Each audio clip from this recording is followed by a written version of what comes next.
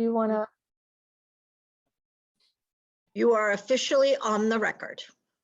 Okay. Welcome back, everybody. This is Thursday, June 3rd, 2021. Welcome to the full board meeting of Community Board 2. Let's see, the first item on the agenda is the Pledge of Allegiance. I guess Debbie, here is my flag. There she is.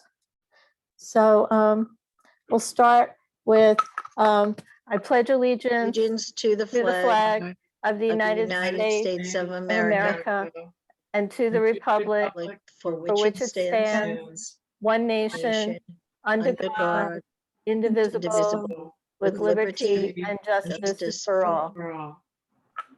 Okay, thank you all. Thank you, Lisa. Thank you. Don't you love her? She's my lady who holds the flag. There should always be. Anyway, the next item is always comments by public officials and guest speakers.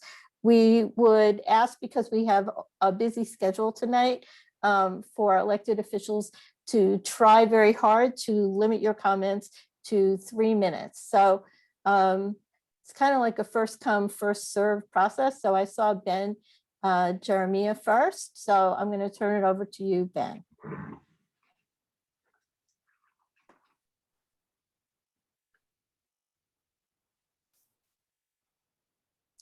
But Ben, you need to unmute yourself. Okay. Okay. Hello. You got it now? Yep. Okay. Hello, neighbors, Community Board 2 members and elected officials. As a civic president and former Community Board 5 member for over 3 decades, serving on nearly 7 committees at some point, Council Member Robert Holden sincerely appreciates the service you all do for the residents of CB2. Our office continues to work hard serving the constituents of the 30th District and can be reached via telephone at 718-366-3900 and via email at district30@council.nyc.gov. No task is too big or too small for us to handle, and we welcome all inquiries. Our office continues to be inundated with phone calls, emails, and social media inquiries on several quality of life issues. We heard from constituents of increased drag racing, speeding, and reckless driving. We have also received complaints of illegal car meetups, including in portions of the 108 precinct, where folks drink and play loud music at all hours of the night. Not to mention, these cars are illegally altered with noisy exhaust pipes and tinted windows. Councilmember Holden's staff literally goes out there at 2 a.m. to help pinpoint the location of the music and coordinate with the relevant precincts to put an end to it. With some sense of normalcy coming back to our city, we will be hosting several events, including pet food giveaways, concerts, animal vaccine and spay-neuter clinics, thyroid scans, self-defense classes, and community cleanups. Please follow Council Member on Facebook, Twitter, and Instagram, and you can join our mailing list where we share these events by reaching out to our office. We hope to see you all at these events. As always, feel free to contact Councilmember Holden's office with any of your questions or concerns. Thank you again for your continued dedication to our communities, and we hope to see all of you soon. Have a good night and stay healthy. Thank you, Ben. Any questions Thank for you. Ben?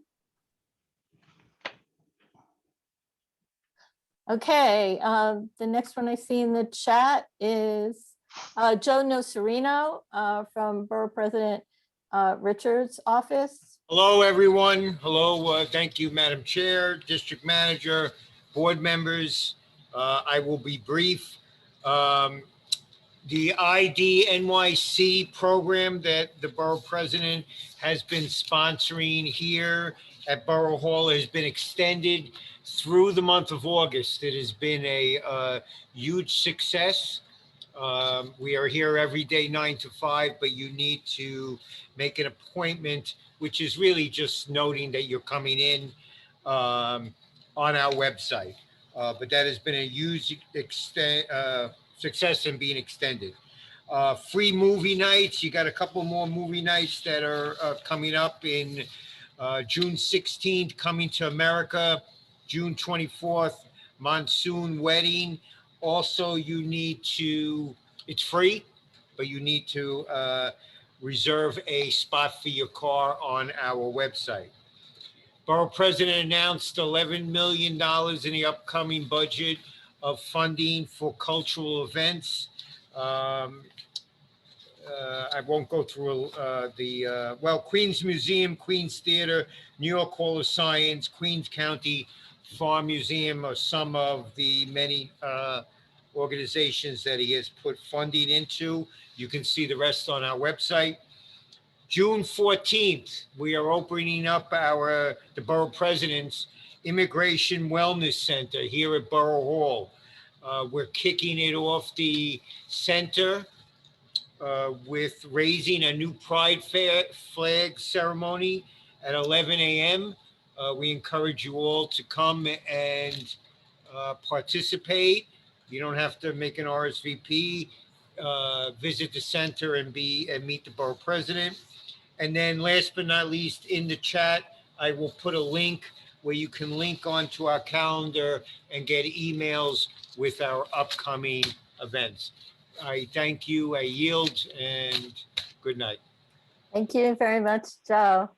Good to see you. You in the office? Yeah, we serve at the pleasure. Yes, I'm in the office. Fantastic. Yeah, Thanks. yeah. Actually, I prefer it, to be honest with you. Yes. Yeah. Well, good to see you. Thank you. See you all.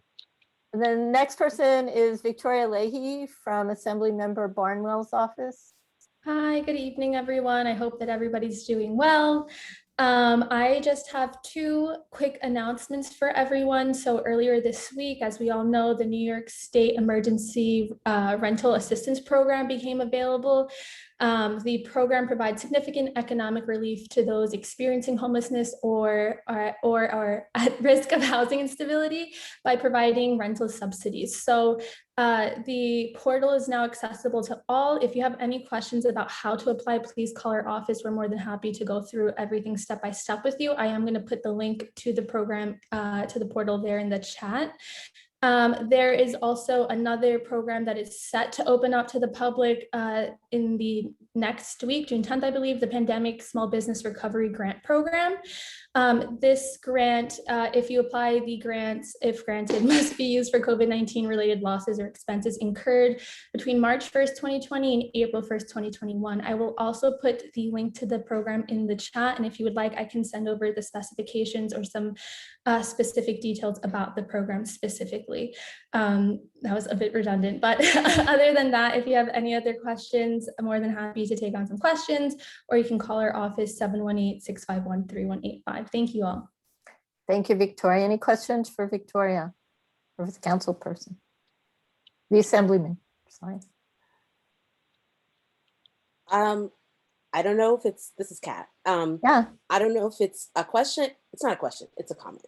I guess I wanted to, I don't know if it's appropriate. Am I allowed to say that ABC, that my organization is allowed to help, help people from the Empire State Development Corporation apply? So I don't know if I'm allowed to say that. Why don't you put that in the chat for Jackie and for Victoria, I'm sorry. Yeah. So Yeah. if she needs people to help people go through it, we are a technical assistance provider. So Thank you so much. Yeah, you can put it would be great. Put your contact in the chat. Thanks, Victoria. Thank you so much. I'll just quickly say, hi, Victoria. I'm sorry that the assembly member didn't choose to take us up on our invitation to return to our meeting to tell us about why he voted against the cannabis legislation. We invited him last month, and I think I'd still love to hear from him in front of this group about how he made that decision and why he thinks that would not have been a good bill for our community. Yeah, of course. Sorry, I forgot to add that he's up in Albany this week for session. But again, if you'd like, I can provide his cell phone number in the chat, and I'll remind him once again. Thank you. Thanks. I just plus one that I know we've asked for maybe 2 or 3 meetings in a row, and just to plus Jake's comment, because we are all remote, and I do understand he's busy. The assembly member is up in Albany, but it would be nice if he could come speak to the community, just to emphasize Jake's point, and I think he speaks for so many people on the board. Thank you. Of course, thank you. Thanks, everyone. Jack from Councilman Van Bramer's office. Do you hear me and see me? We do. Nice Okay. painting in the back. Oh, thank you. So hi, everybody. Jack Bernatovitz here on behalf of Councilmember Jimmy Van Bramer's office with some updates. Yesterday, along with the Sunnyside Woodside Open Streets Coalition, Councilmember Van Bramer brought Drag Queen Story Hour to Scobin Avenue. I wanted to thank the Open Streets Coalition, Drag Queen Story Hour, the Queen, Bella Noche, and all the families that came out and enjoyed the reading out on the street. It was pretty incredible to see. Last week, Councilmember Van Bramer joined the Blissville Civic Association, along with CB2 members Tom Matussis and Warren Davis, to announce $500,000 in funding from our office to reinstall the historic flagpole and plaza, honoring those who lost their lives in service to our country. I want to thank Tom, Community Board 2's Transportation Committee, and the Blissville Civic Association for their long fight on this project and getting the flagpole restored. This month, the City Council passed Councilmember Van Bramer's Intro 1681, requiring the Department of Education and each school to create food waste prevention plans. There's an untold amount of food waste that gets discarded from our schools without real tracing, and much of the waste is preventable. Through these real food waste prevention plans, the Department of Education will divert much of their waste from the landfill to food kitchens, compost, and pinpoint strategies to reduce waste in general. Also, the City Council will be voting on the fiscal year 2022 budget later this month. And as always, the council members fighting for a more just and equitable budget, which includes or must include culture and libraries as priorities. And next week, as y'all may have seen, starting Monday, June 7th, the Queens Public Library will be moving 11 more branches to stage 2, allowing for in-person services and computer access. And that includes Hunters Point and Woodside branch within CB2. Also, the public library anticipates opening all available QPO locations for at least limited service by mid-July. That's all I've got. Happy Pride Month and happy to answer any questions. I have a question about, is there any news on the possible relocation of the Court Square Library? I do not have an update on that. Last I heard from the Queens Public Library, they were finalizing a lease, but I have not received any updates since then. So happy to check in and then follow up with you and the community board office, hopefully tomorrow. That'd be great. Sheila? You have a question? Yes, thank you. That was one of my questions. And because the last news had gone around, an agreement was being reached between the Wolkoffs in that building there to relocate them. And I have followed up with your office. So we really would like to have an update as soon as possible because people are anxious. So, and the other question I had regarding library specifically is, do you know what's happening with the Hunters Point Library and all the flooding issues? From our office, QPL has been updating our office about the work that's going on with Hunters Point Library. I know they've had some issues with their HVACs and AC, but happy to check in with the library themselves and get direct updates from them regarding all the issues. Right, the HVAC and all the issues. Yeah. Yes, people are missing it. Yeah, we are As you missing know. it too. We're excited to see it open for in-person services starting next week. And we don't want these issues to be an issue and prevent that. So happy to check it. Thank you, Jack. Thanks, Jack. And thanks to the council person for allocating money from his budget for the $500,000 for the Blissville Veterans Memorial. It is quite 8 years they've been working on that. It's been quite a fight and we're excited to see the flagpole restored and back where it needs to be. So yeah, it's great. Steve Cooper. Yeah, could you give us an update on what a bike boulevard for 39th Avenue means to us? My neighbors are concerned. Yeah, so on Tuesday at the Transportation Committee, DOT shared their initial plans and designs for the 39th Avenue Bike Boulevard. Our office is also learning more about this project. I know this is a mayoral initiative and putting 5 throughout each, or 1 throughout each borough, so 5 citywide. And we're still learning more about the designs, the impacts this would have, and creating a safer transportation infrastructure for pedestrians, bikers, and cars, and all the people in the streets. So we're still learning more and excited to get more updates from DOT throughout the design process as well. Well, if you can, Jack, remind Jimmy of the, I think it's called the Philadelphia plan, which is used in Forest Hills Gardens, which provides for parking for residents only. If they're going to take away more and more parking spots, as they've just taken away 50 spots with the building of the school, perhaps they should reconsider this Philadelphia plan so that the residents of the gardens will be allotted 1 or 2 spots per building. I'll pass it along. Okay. Yeah, Steve, and June 23rd, we have a special meeting for the 3 ULURP applications by the Department of City Planning, their text amendments. But in addition to that, after the transportation meeting, the Department of Transportation has requested that they do a presentation for the full board about the 39th Avenue Bike Boulevard. So When would they do that, Lisa? We don't have meetings for July or August. no, we're having a special meeting on June 23rd. Oh, so they want to do it at that meeting. Okay. Yes, they want, yeah, we're having that meeting, and they made a special request to be on the agenda for that meeting. So we obliged because it's such a controversial item. So anyway, Caricia, did you have a question for Jack? I did. Hi, Jack. Hi. Just about the library reopening and the flooding issues. My first question is that related to the flooding that's happening in the park ranger bathrooms, and when will those be fixed anyway? I am not familiar with the connection. Like I said, let me check in with Queens Public Library and follow up because I'd love for y'all to get answers directly from the source. So let me check in on my end and then try to follow up either tomorrow or sometime next week. Thanks, Jack. Next person signed up to speak is Mercedes Jennings, Community Liaison for Senator Generis. So Mercedes. Good evening, everyone. Thank you so much for giving me a moment of your time. I just wanted to give 2 quick updates about things that are, well, 3 quick updates on what our office is doing. The first is, as you know, the Senate is really busy right now. Their end of session is next week, which is June 10th, for a lot of the legislation that they're passing.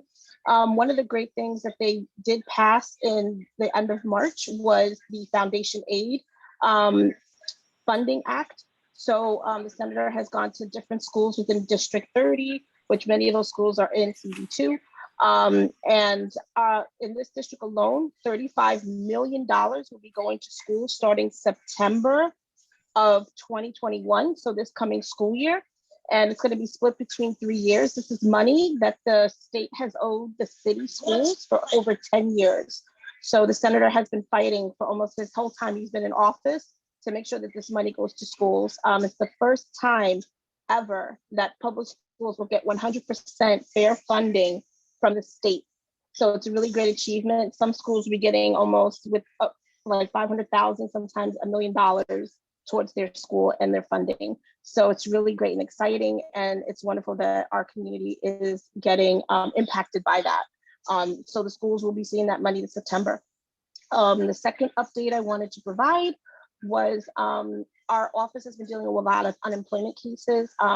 Any constituents that are having issues with getting unemployment on the phone, applying for unemployment, or they're not getting any funding from their unemployment, they can contact our office. I'll put my information in the chat.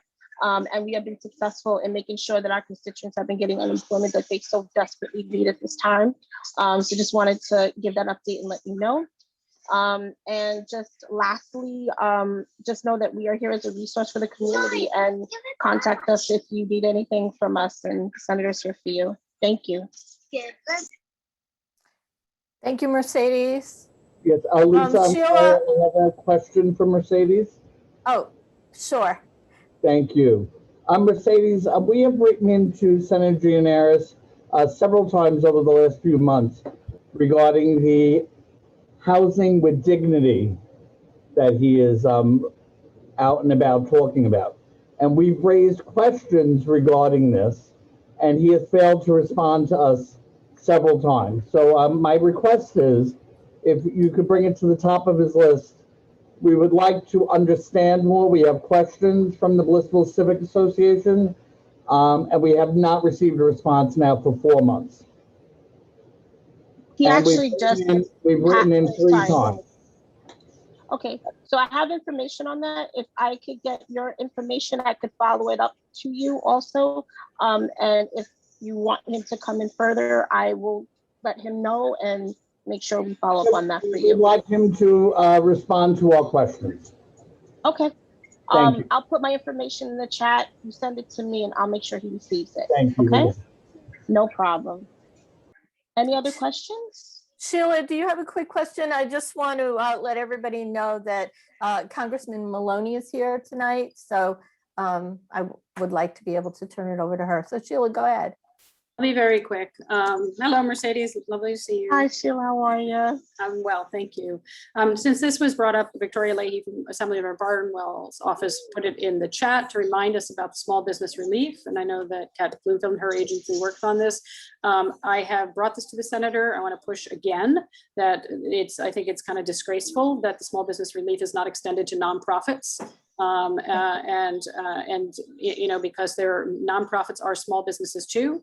You know, I was just sharing with someone in a case of an arts organization that doesn't charge much or doesn't charge, provides free programming. They did not qualify for SFOG, and now they're being cut out of the small business relief at the state level too. So it's like a double whammy for trying to actually make things accessible.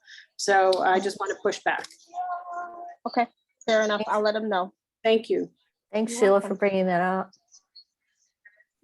Ernie. Murray had his hand. Maury had his hand up. Maury, do you have a question for Mercedes? Yeah, but Ernie can go first. Well, no, yeah, okay, Ernie. Yeah, do you mind? No, I don't mind. Go for now. Okay, Ernie, go ahead. Ernie Brooks. No, I'm just saying, I'm just here to usher on Carolyn. That's all, because I would give the report, but she's going to give the full report now. Okay, fantastic. Congresswoman Maloney, we'll turn it over to you. Thank you for attending our meeting. We always appreciate your presence here and all the work that you do. Thank you so much, Lisa. And it's a very exciting time to be in Washington with a Democratic president, a Democratic House, and a Democratic Senate. It's just great because we can get things done like passing the American Rescue Plan, $1.9 trillion. And now we're working on an infrastructure plan that will bring all kinds of good things if we can get it passed. And then the American Family Plan, which would bring all the work-family balance and family support issues that I've worked all my life for. I remember being threatened to be fired because I was having a baby, and people wouldn't hire me because I was married, or they wouldn't hire me because I was a mother, all these things. And one of his priorities, and I'm having a hearing on it later on this month, is going to be on paid family leave, and sick leave, this support for families. It's very exciting. One area I do want to mention that Queens did not have, we do not have K-3. There are some places in the city that have K-3, but because of all of the money that is coming into the city, and because of all of us working with the mayor has agreed to bring it to both of the school districts in Queens that I have the privilege of representing. And the 3K program will be there and available for all families. Number one, the researchers say the most important thing that we can ever do for children is get them in school early. And that was the big push for pre-K. Now 3K is there. Now, one of the things that we've got to work with the borough president's office on is finding the sites. And I'd love the support, Lisa Deller, of your education committee, and making sure that that money gets out the door and in the ground. I have been working in other areas of my district where 3K is coming in. I haven't met with the heads of the superintendents in the areas that I represent in Long Island City and in Astoria. but they are saying they don't have the sites. They don't have enough sites. So we're going to have to go out in the community to find the sites, but the money's there to pay the teachers. And okay. Anyway, excuse me, what do you want me to say?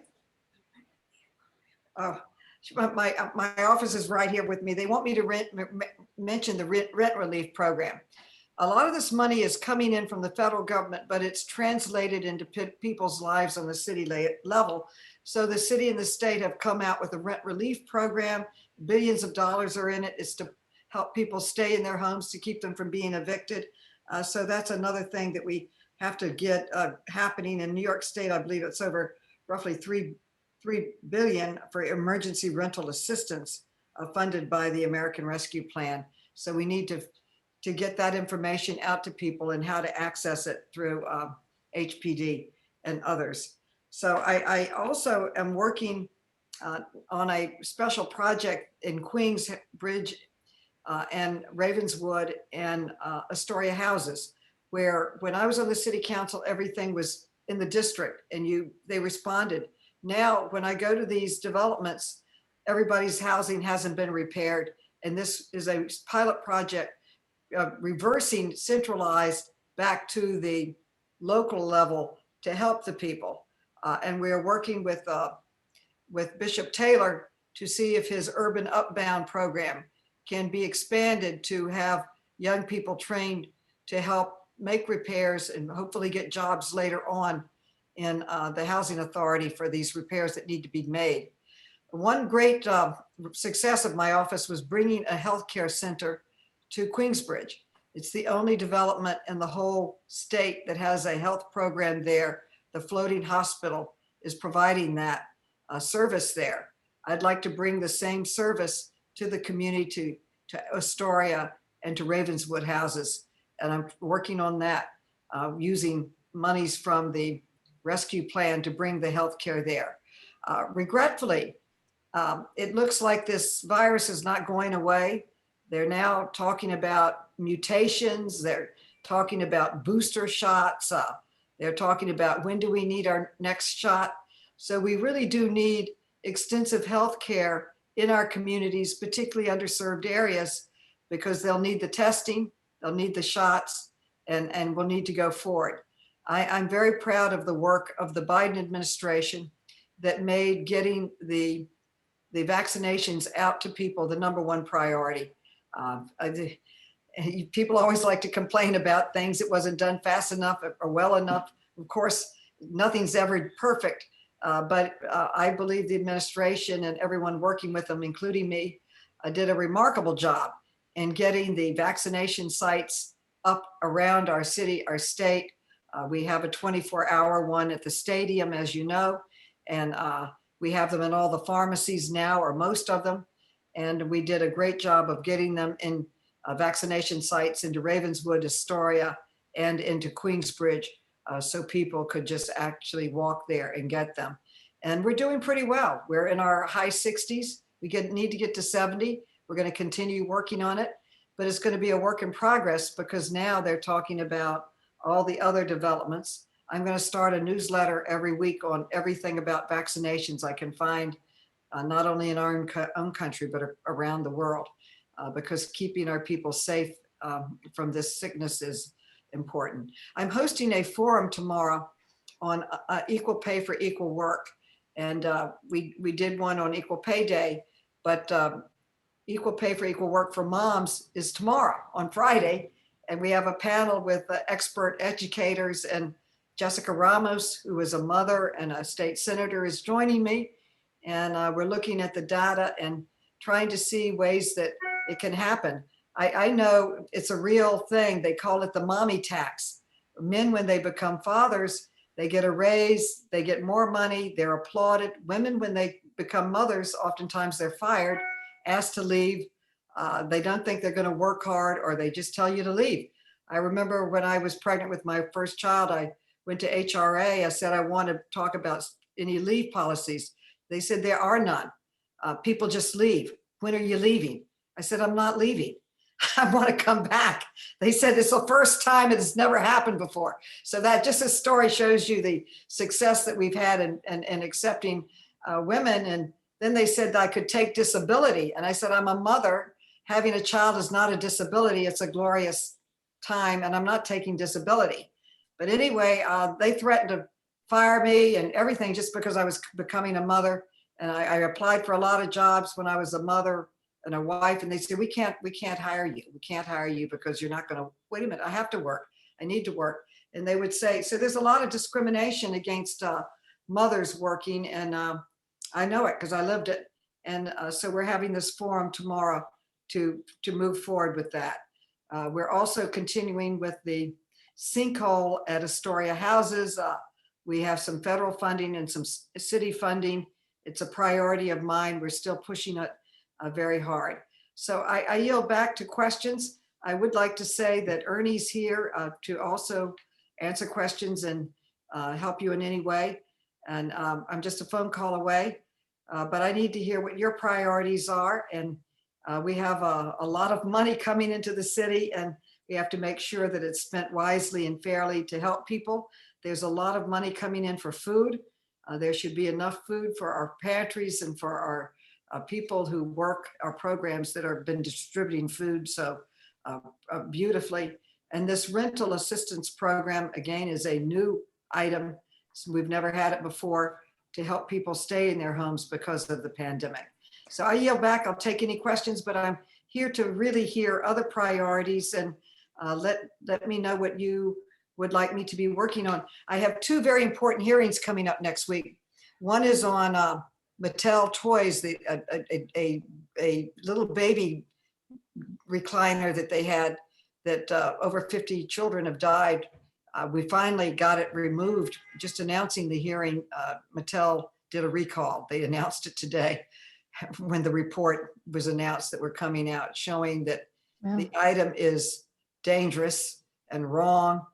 The health officials in the federal government were telling them that they weren't doing anything. We've got to strengthen the ability of government to do recalls if manufacturers want with items that are literally killing babies in this case. And secondly, we have a series going on the high cost of prescription drugs that really affects everyone in the country, not just this community board, but everyone. And we're having a hearing on the Sacklers. They created opioids, they pushed them, they lied about them.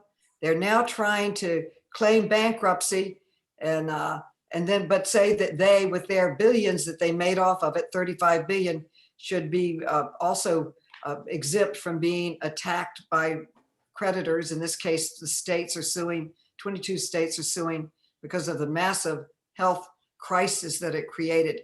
What's astonishing to me is more people have died by opioid overdose than COVID-19. They're very close. It's over 495,000, and COVID in our country is roughly 500,000. Yet this was a researched, manufactured, produced product that they pushed out and sold this family. And my bill, I call it the Sackler Act, would say that they cannot excuse themselves with the bankruptcy, that they can be held liable for the deaths that they have caused. And they were fined before, and it was like a tease. They were fined 600 million, but they made 35 billion. They thought, hey, that's nothing. I'm going to go out and manufacture more. They came out with another pill that was even more addictive that killed more people. So if we don't stop these people, they're going to just continue because they're making so many billions off of it. So I'm really worked up over it. No, that's really important work. I just want to, I want to thank you for, and the Congress for working on the rental assistance. That's really important to so many families in New York City. And it's a little, kind of late to be rolling out this program. And, people are applying for tens of thousands of dollars in rent arrears. And my concern is that we're just gonna, plow through that money very quickly. So there are two things. One, is there any thought that you have about, kind of reallocating money for rental assistance. That's one. And secondly, Section 8 vouchers. Section 8 vouchers are the lifeblood of a lot of people in this city. And there were emergency vouchers that were allocated to New York, but they're only for homeless or formerly homeless families right now. So do you see any opportunity to increase the number of Section 8 vouchers? Well, I think these are all very important points that you raised, and how it works. And one reason that I ran for Congress in the first place is when we went through financial downturns under Reagan and Bush, they cut aid to the city of New York by 75%. And I did a report about it. I thought everybody would laugh at me, but I was on the city council. All we could do is cut, because we didn't have the federal money. It's very hard to do anything without federal money. So I ran against a Republican, Bill Green, who voted against the city of New York and voted to cut the money coming to the city. I think that I would really like to understand in a deeper way how the rental assistance program is being translated. What I look at and what I push out the door is billions of dollars coming to the city of New York for this rental assistance program. But then it will be translated into your life by the city HPD, I guess. I think that we should look into having a forum here in Community Board 2 with the federal government and people on exactly how this program is working. And then we have to develop the data that it's not enough, and then start working to get other data. Nothing happens in government without data. That's why the census was so important, that we got our people counted. All our formulas are based on the census data. So right now, we've got to start working on building the case for more money, but we've got to see the need. We have to see where the money's going. I'd like to do it in my district so that it absolutely my people, but we could figure out a place to do that. And in July, I think June is really filled right now. But it's all going to roll up into, the eviction moratorium and, the housing, rental assistance. So, it all, we can imagine a tsunami of evictions, when the eviction moratorium expires. And I just want to kind of bring that. Why don't we take a look at it? Why don't we do what I'm doing on the moms? Let's not have a hearing. Let's have a sort of a community discussion, with That'd be people great. involved in it, and who are the people that translate it into people's lives in the community. Right now I guess you go and you apply for it at HPD, but we've got to figure out how you apply for it, how many people are applying for it.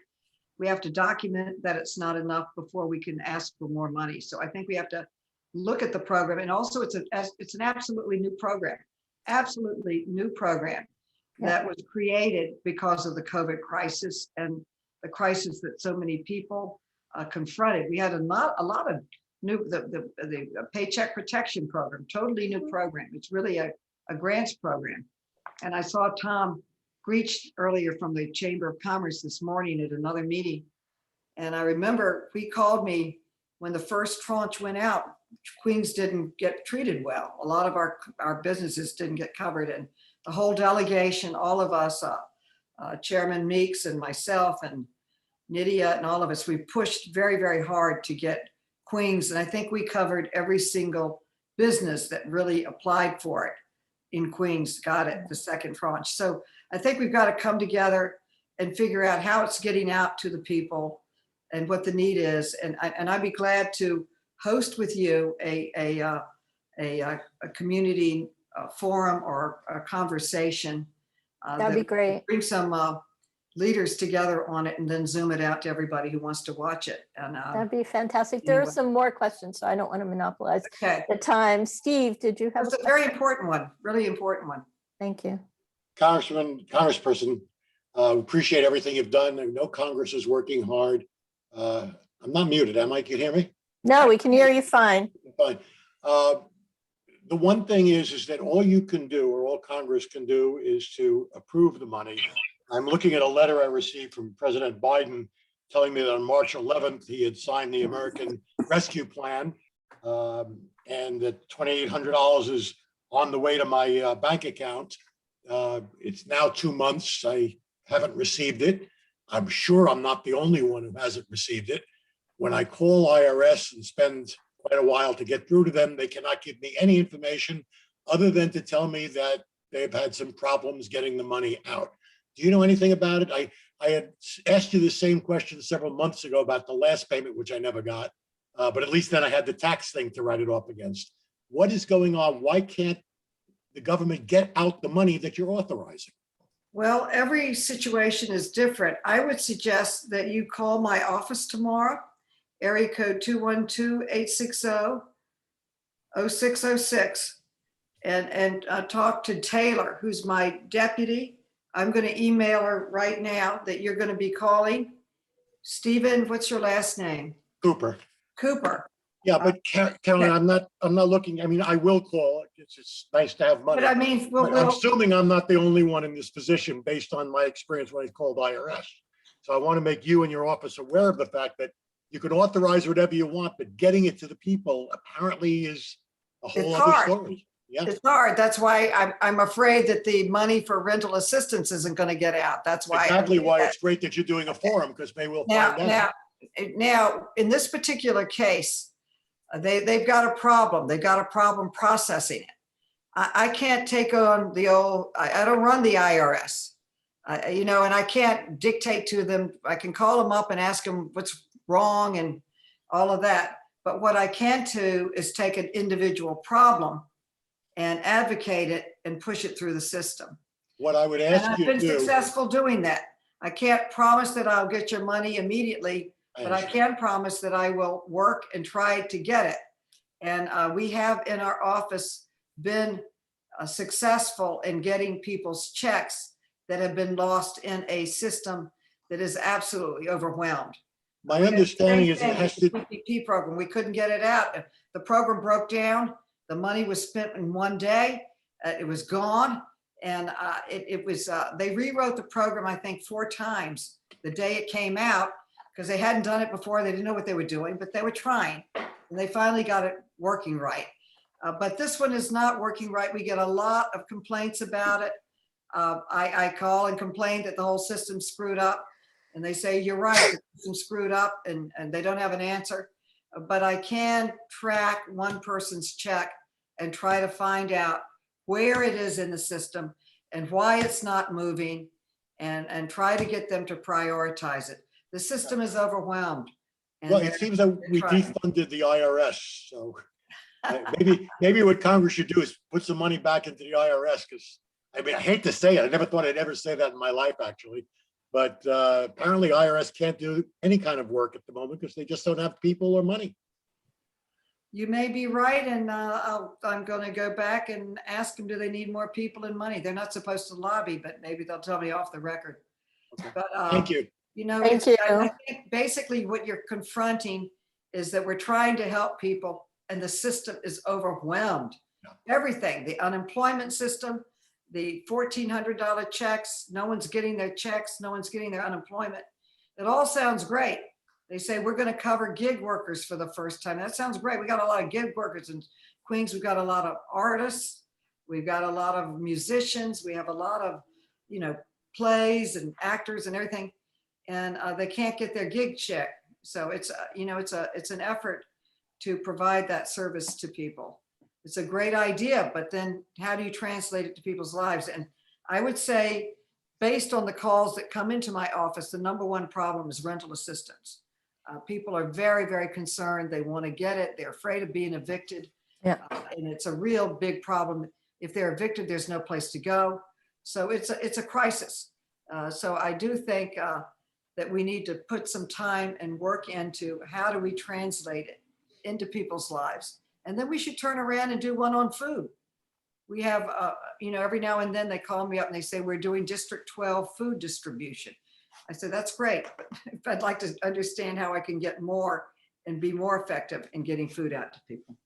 Anyway. Thank you. Thank you very much for your time. Wait, Lisa, I And- had one quick question, Oh, or go is it ahead, okay? Frank. I'm sorry. Oh, sorry. I just wanted to say, Congressman Maloney, thank you so much for kind of personally coming to this committee board. I think everyone here knows how busy you are, and I think you're a good example of other elected officials within our community board, right?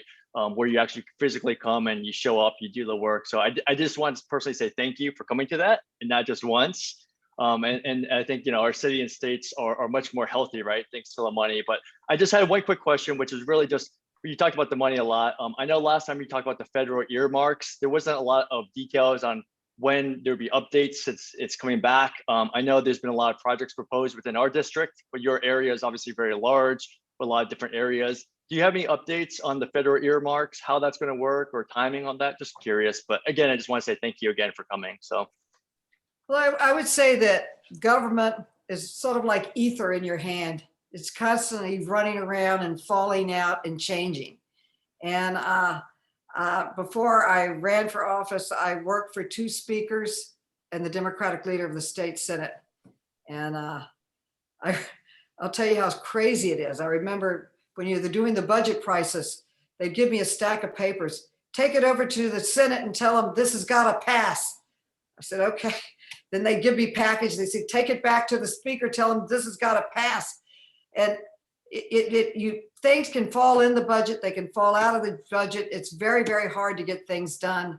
And there's nothing solid now on any earmarks because the Senate has not gone along with approving them, meaning the Republicans, but then they say they haven't made up their mind yet. I mean, so I don't know where it is. All you can do is get the applications in, push for it, hope that it gets approved. And a lot of times I put in a lot of applications and one time we got into this financial crisis and I had all these applications that were very grandiose. And then all of a sudden we got in a financial crisis and they wanted to move projects quickly. I got them all funded. That's how I got hundreds of millions of dollars for the floating hospital because it's credible and it was serving the public and it was something that could move out. My top priority right now is, and I feel very important, I think this is very important to Queens, and that is getting a stop in the Sunnyside yards with the LIRR. And I am pushing that. They are, what are you telling me? These are the earmark requests to answer I know, Frank's question. I know. I'm just talking, that was my earmark request. Okay. So it's if we can get that done, and they give a limit of $20 million for an infrastructure project. I'm putting it all 20 million into trying to get that Sunnyside yard spot done. And I think a letter from the community board supporting it, I think would be very helpful. I have not, just to tell you something about how complicated it is, I'm not going to tell stories out of school, but when I pushed for the 2nd Avenue subway that had been planned for 100 years and never happened, the governor was opposed to it. The mayor was opposed to it. I couldn't get letters of support and I had to just push it alone. But it would be helpful to get a letter of support, ask the mayor and the governor for a letter of support. If we could get that stop there, then it would turn into a transportation hub for Queens. And it would be a quality of life issue. It would get the Queens residents into Manhattan, out to Long Island. It would help economic development and jobs in that area. It is absolutely critical. The East Side Connector, which was a D'Amato project, but I supported it because I support all infrastructure. Anyway, it is like a $10 billion project. And to me, it would be criminal if that stop is not in there in the Sunnyside yards. Now, I have not taken a position on any of the plans for the Sunnyside yards, but I did take a position that I want that stop there with a park around it. And the city has made that request. It's part of the city planning request. So I'm pushing hard for that. I'm also pushing, I'm very proud of one of my most proud achievements is the floating hospital, you know, helping them during the crisis, but also there was an RFP out from the feds for a health clinic in a public development. And I competed for it and got it for the floating hospital. It is the only hospital that is in a development and in the whole state. And these developments have 10,000 people living there. I mean, they're really huge. So this is very, very important. Now, I also have a grant request to get 2 other health units, get what Queens has also in Ravenswood and in Astoria houses, which I represent. Now, the bad news is this COVID deal is not going away. You know, I am starting a new series. I used to do a series on COVID. I'm going to switch it to vaccinations because I think it's so important. And we're not going to get back economically or anything else if we don't get everybody vaccinated. Now they're talking about booster shots. When are you going to need your booster shot? They're talking about variants that are out there. So it's going to be continuing to test and to be vaccinated. And we need more sites in Queens for vaccinations. So I have a request for that. Also, I'm very proud of a project that I started in Queens. I don't know if I talked to it about, but I care a lot about public developments. And it worked beautifully when I was on the city council because we had the workers in the developments helping people. Then they centralized it down to a centralized place in downtown Manhattan. I don't even know where it is. Everybody sends in their request, nothing gets repaired. Nothing gets repaired, nothing. And so I have gotten the Housing Authority to support a decentralized pilot project in Queensbridge, Ravenswood, and Astoria houses. And I am supporting a grant for the Urban Upbound Youth Program to take the young people and train them to do the work. Now, I don't even like talking about these because I don't have the, you know, I haven't produced it. It's something that I'm working on in Congress. I don't know if that's going to happen. Congressperson, there's one more question from Maury Gallinoy.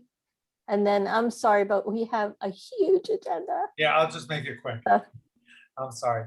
Congresswoman, thank you again for coming here again this month. I just wanted to reiterate something that came up last month, and it's with the Small Business Administration and the EIDL, targeted EIDL.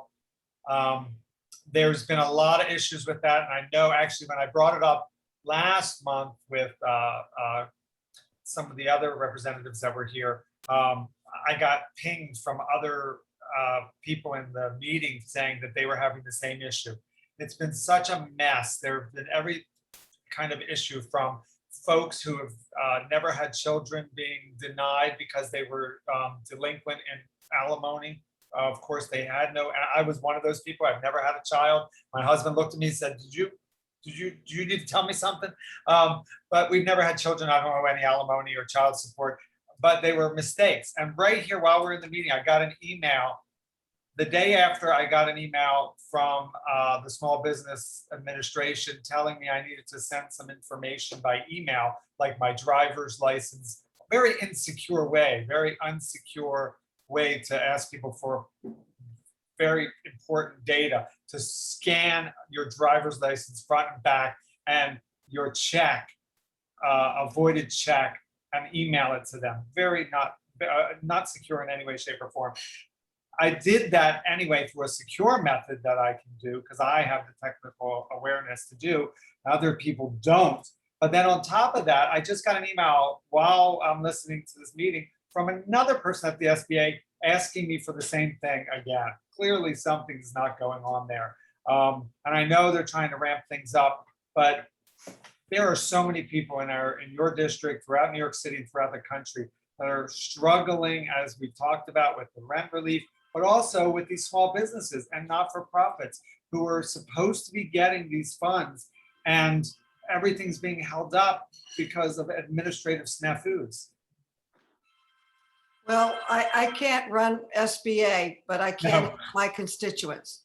And if we are working very hard, and we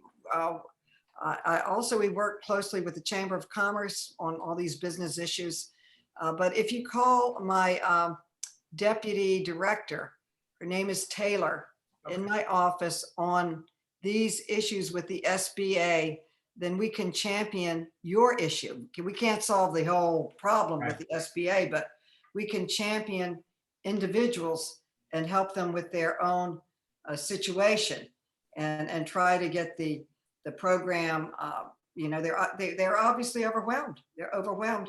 It shows we're still in a crisis. People need help, and there's not enough people there to help them. So we can add my voice in my office to working to help you, Marty. So if you will, Maury, if you'll call Taylor, and I'll email her tonight to expect your call, and we'll see what we can do. And make the phone calls and try to get it straightened out so that you get the support you need. Hopefully, Congresswoman, thank you so much for being Thank you, here, Lisa, for taking the time. We look forward to doing a forum on rental assistance. All right, moving right along is Jacqueline from the Queen's DA's office. Thank you, Ernie. Thanks, Lisa, and good to be here with everyone. I'll try to be quick. I just have two main items at the top from our Community Partnerships Division. So first, Queens District Attorney Katz will be joined by City Council Member Daniel Drum to host a 2021 virtual Pride celebration in honor of Pride Month. The event will take place on Thursday, June 10th from 6 p.m. to 8 p.m. And we invite all to attend and join in on the celebration by visiting queensda.org to sign up and register for the online Zoom link. And finally, DA Katz will be hosting a gun buyback event in partnership with New York Attorney General Tish James and Gateway JFK to give gun owners the opportunity to trade in their operable firearms in return for cash cards and iPads. This event will take place on June 12th from 10 a.m. to 4 p.m. at St. Mary Magdalene Church.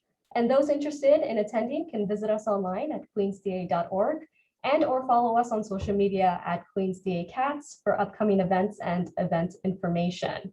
So that's all I have from our Community Partnerships Division. So thanks so much, and we encourage anyone to reach out with any questions on these events. Thanks, Jacqueline. Thank you very much. Najee Phillips. Yes, hello? Hi, how are you? I'm doing well, thank you. Hello, I'm here on behalf of Congresswoman Ocasio-Cortez. Can you guys see me? No, I see your name in Phillips. Oh.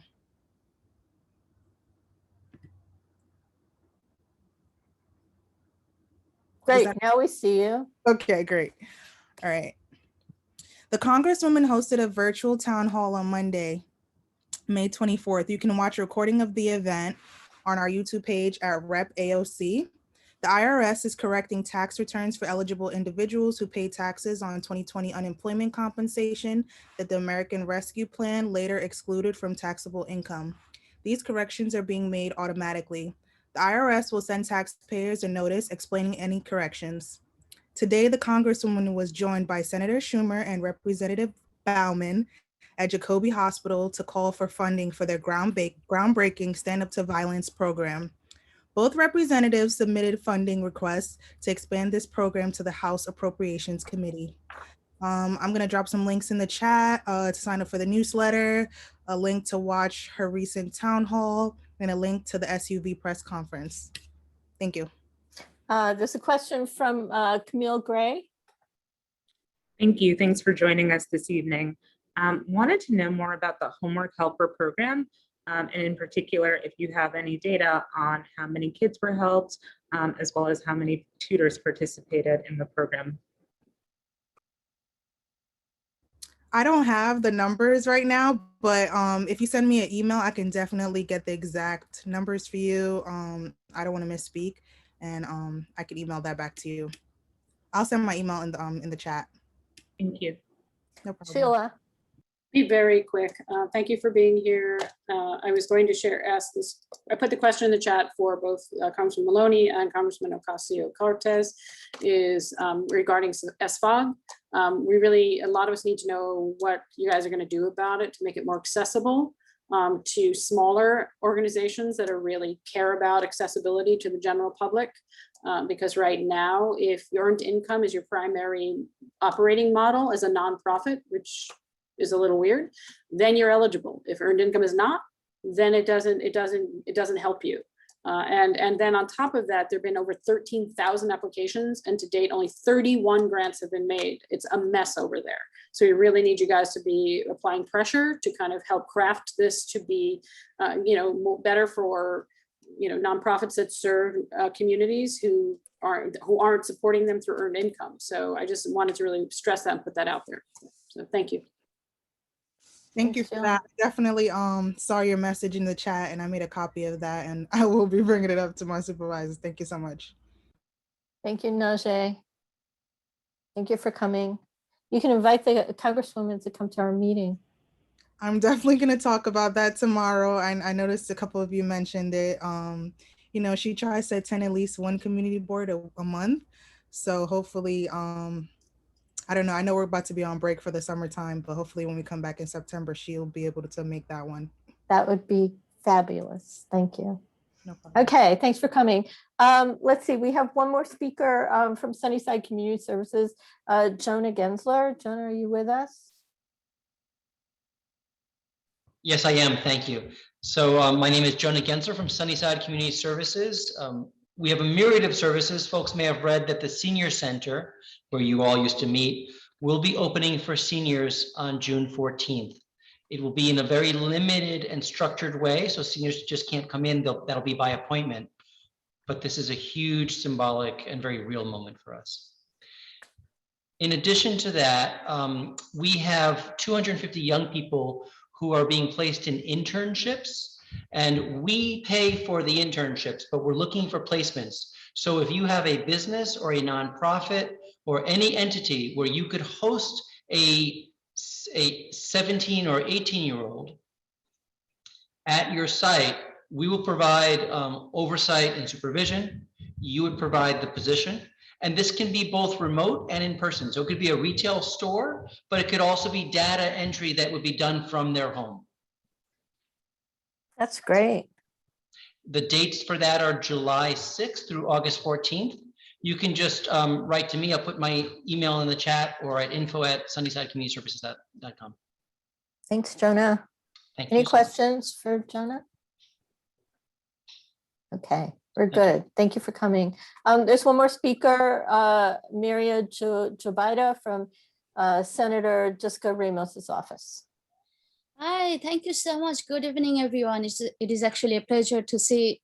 Coincidentally, this is my own community board too. I reside in this community board, and I'm representing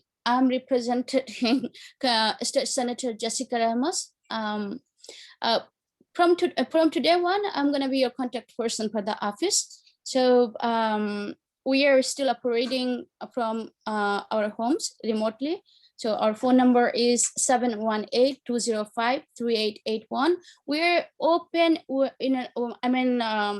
a limited capacity, only by appointment for folks who really need an appointment. And for the district update is like we usually get a lot of calls related to excluded workers fund. We still do not have the application or application form or complete application requirement available, but we have very limited information at this point. It looks like we're not gonna have the application available before end of summer. So anyone who wants to know more about that excluded workers fund, we actually ask them to call our office. Again, the phone number is 718-205-3881.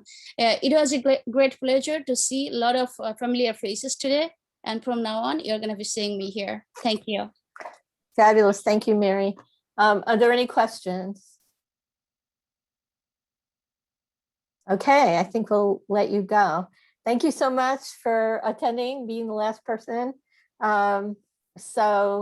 That concludes this portion of our meeting of comments by public officials and guest speakers. We're going to move on now to considering 3 important ULURP applications that we need to vote on tonight. The first one on our agenda is application 190260ZMQ 48-18 Van Dam Street, which is sponsored by the Teamsters Union. So I would like to turn that over to Eric Palatnik, who's the attorney for the applicant. Hello, good evening, and thank you very much to the board and all the members for having us this evening and to listening to us. My name is Eric Palatnik, and thank you, Lisa, for introducing us. I'm representing tonight, I'm proud to represent the Teamsters Local Union 813 Benefit Trust Fund. And they are here tonight to ask you for a rezoning for their property that's on Van Dam Street. You've probably driven by it a bunch of times. It's just one next to the big self-storage building that's right off of the Long Island Expressway.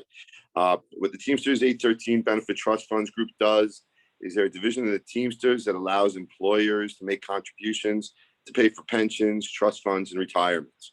So they handle the money part of the Teamsters organization. On the phone with us is Sean Campbell. Sean is the president, or the director, I should say, and Sean's responsibility is to make sure that the funds are allocated and spent properly and invested accordingly. The building that we're here to ask you for the approval on tonight is located within M21 zoning district, and it allows a 2 FAR. The Teamsters have purchased the building, spent a lot of money on it through the past few years, and made substantial improvements that I think everybody will like to see, if those who haven't seen it already. They'd like to add 4 stories onto the building. By adding 4 stories onto the building, that'll enable them to create sort of a union building that'll attract not just their own headquarters, but headquarters for other unions with their fiduciary components. Unions are required to keep tremendous amounts of records on site under federal regulations. They're also required to have space to have members come to vote. This building will achieve all of that by providing conference rooms and rooms big enough to allow membership to come and vote, also to have room for 49 accessory off-street parking spaces, voluntary, and you don't see that too often, and that's being created because the members do need to come to and from the building, mostly in either the evening hours or on the weekends, because they're working during the week. So that's when most of their activities take place, when they have their votes and whatnot. I'll go through the proposal right now and I'll show it to you in greater detail. Austin Corey is with us. Austin, if you could please pull up the presentation. Hey, CB2, could you just please give me screen sharing privileges? I should be up on the Zoom twice, so just share it with both of them if that's possible. What's your name? Austin Corey. Austin. Okay, hang on, Austin. Thank you. Got it. You now have screen sharing privileges. It still looks like it's not being provided. I'm on there twice, so it may be the other account. All right, hang on. Let's try the other account. He does that just to see if you're paying attention.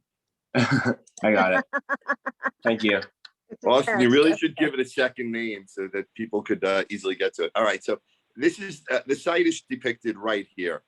It's a rather iconic location. I dare say almost everybody in the room has driven past it at least 1 million times in their life.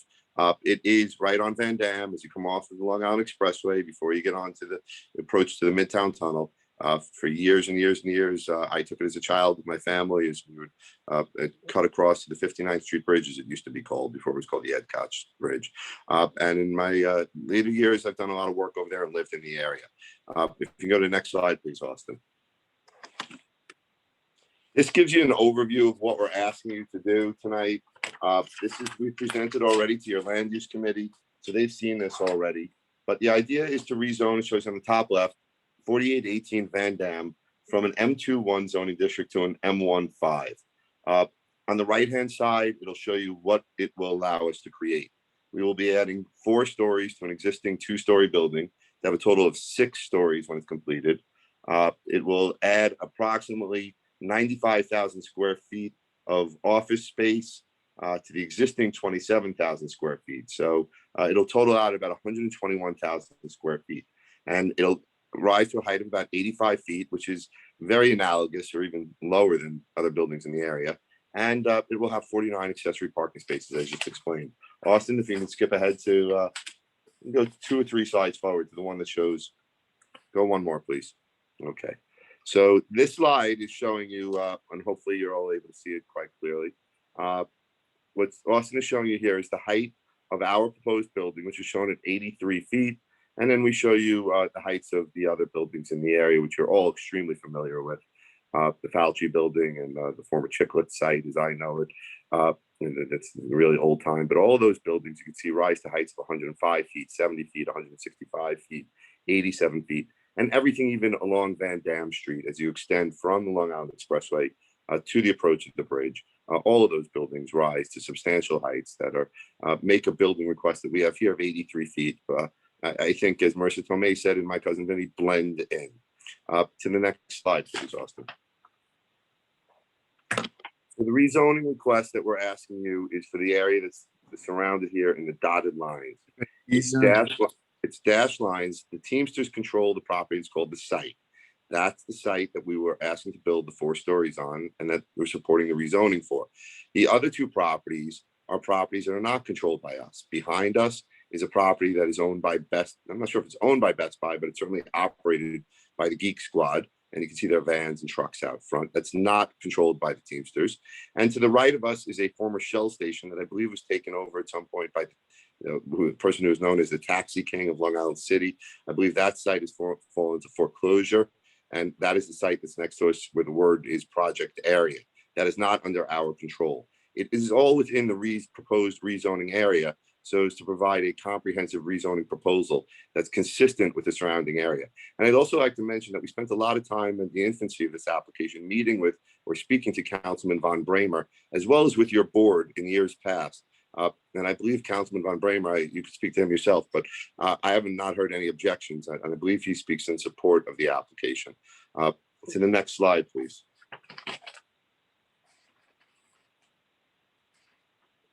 This is a good picture that I asked to add to the presentation to our last meetings with your board. I noted it when I was driving into Manhattan one day with my family. And as you come across the Long Island, I didn't take this picture. You can see this is taken by Google. You can see the shadow of the Google car. But what it shows you is the public storage building that's on the left. There used to be a Tesla service repair on the left right there. But our proposed building that's 85 feet tall is right after the public storage building. For the old timers in the room, that used to be a big yellow storage building. But the building is 5-6 stories tall, this public storage building with a water tower on top of it. We're very consistent with it. Also, what this calls out for you is, of course, the extremely wide nature of Van Dam Street.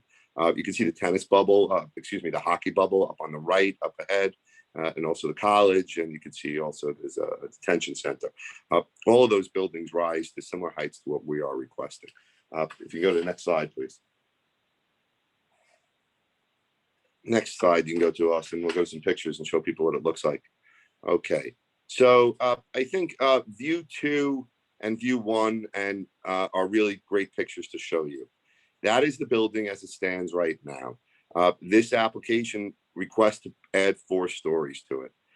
If you just take a look at the building, for those of you who have not been there yet, I know some board members have, the Teamsters have invested a lot of money even before this rezoning request. They bought this building. It was a former rope braiding building. It was built with tremendous support columns within it back in the 1920s. It could handle quite a bit of weight on top of it. It was built 100 years ago to accommodate all of the weight that we're seeking to put on top of it. Through the years, everything that you see in view 1, all those glass windows, when I was a kid, and I'm 52, those were all loading berths. When I used to drive into New York with my family, we used to sit while the trucks backed up across Van Dam, 7 or 8 trucks back and forth across. When the Teamsters bought the building, that was the permitted use of the site. And that's what anybody who wanted to do any trucking out of site could have bought it and done. The Teamsters decided to buy it, and although they kept a couple of loading berths you can see there, they're not really tremendously active loading berths. They just allow goods or any materials that may have to come in to get into the building, but they're not meant to be an active manufacturing use. Rather, they spent millions reinvesting in the existing building. And if those of you who might have seen it before, know that it looked nothing like what it looks like right now. And we know your arts committee has had a chance to go inside the building, I believe, or at least speak with Sean. And we've had the chance to demonstrate to you the personal investment that Sean, who runs the Teamsters at this location, has spent to try to invest in the beautification of both the building and the property. And with that in mind too, if you go to the next slide, please, Austin, we can show you they've made a commitment to have a public park, or I should say not a public park, but really an outdoor pocket park seating area in view 5, where you see the cars parked on the sidewalk, and view 4, excuse me, where you see the cars parked on the sidewalk. We see the white pickup truck on the right side of view 4 on the sidewalk. That is the Teamsters property. As many of you know, the common practice in Hunters Point is for people to park on the sidewalk over there because that is their property and there is no real parking. And I'll show you that condition all around the area over there. That is going to be eliminated by this proposal. The proposal seeks to provide 49 accessory off-street voluntary parking spaces, self-park. So you won't have cars from the Teamsters on the sidewalk or anywhere around the site. Rather, they have a commitment that they put in the form of a restrictive declaration, which I'll show you at the end of this, that promises that they will create a little pocket park right there. Also, as a request of your community board during the application process, and that's being done at the expense of the Teamsters, using union money, by the way, to build out that amenity. In addition to that, at the request of your committee, there was a request for more bicycle parking to be located there. So the Teamsters have agreed to invest more money in bicycle parking there. In addition, during the public process, the committee asked that Teamsters invest more money in putting better indoor bicycle parking inside and better access to it. And the Teamsters have agreed to do that. So virtually everything that's been asked of the Teamsters out of pension money that's being paid by people that literally drive garbage trucks for a living, they are trying their best to invest back into the community and give what they can while simultaneously improving things. I should mention also, we've agreed to meet with the Blissville Civic Association. We just got a little tied up the last few weeks for union responsibilities, but we'll be meeting with them shortly. Next slide, please. This gives you this view of the site from the side. Now, when you see the cars on the sidewalk, that's going to be eliminated. There will be a parking garage entrance on the left where you see the Verizon car right now. That's in view 9. That's going to be converted into a garage door, and you will not see any cars. Rather, where you see those cars, I'll show you pictures of the substantial public improvement that the Teamsters are doing as a part of this application. And of course, like I said before, it's on their dime. If you can see to the left in view 7, that's the Geek Squad building I was mentioning before, that's within the rezoning. And I'll take you around the site right now so you can see it on the rezoning area. Next slide, please. If you can go to the next slide, this one doesn't show people too much. If you can go to the next slide, please, Austin. Keep going until you get around the back. Maybe only get around the back. There you go. View 23 on the right side, that shows you the back area. That's now you're at the Geek Squad. As I mentioned before, it's common practice in this part of Long Island City for the wide area of the street. And that street is wide because I've learned that used to be a railroad spur. So it used to happen a century ago is the trains would roll right up there and they'd offload their goods into the building. So the railroad spur doesn't exist anymore. So now these buildings all have that elongated sidewalk, which through the last 30 or 40 years has become common practice for people to park on, which they should.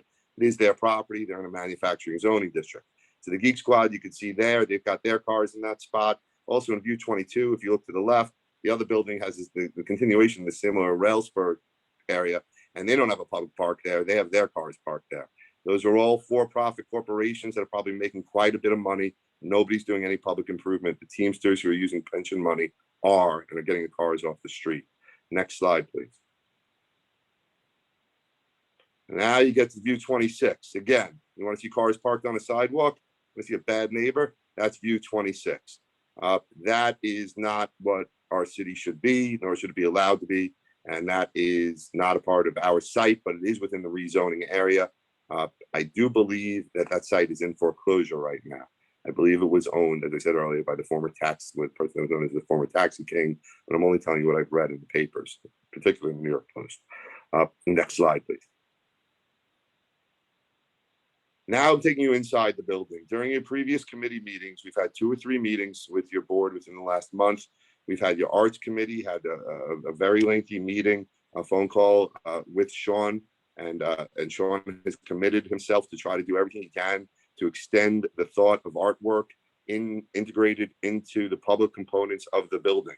So what you're seeing here is Sean's commitment to maintaining the existing infrastructure of the building, the exposed mushroom columns. And I said before, the building was built to handle a lot more weight.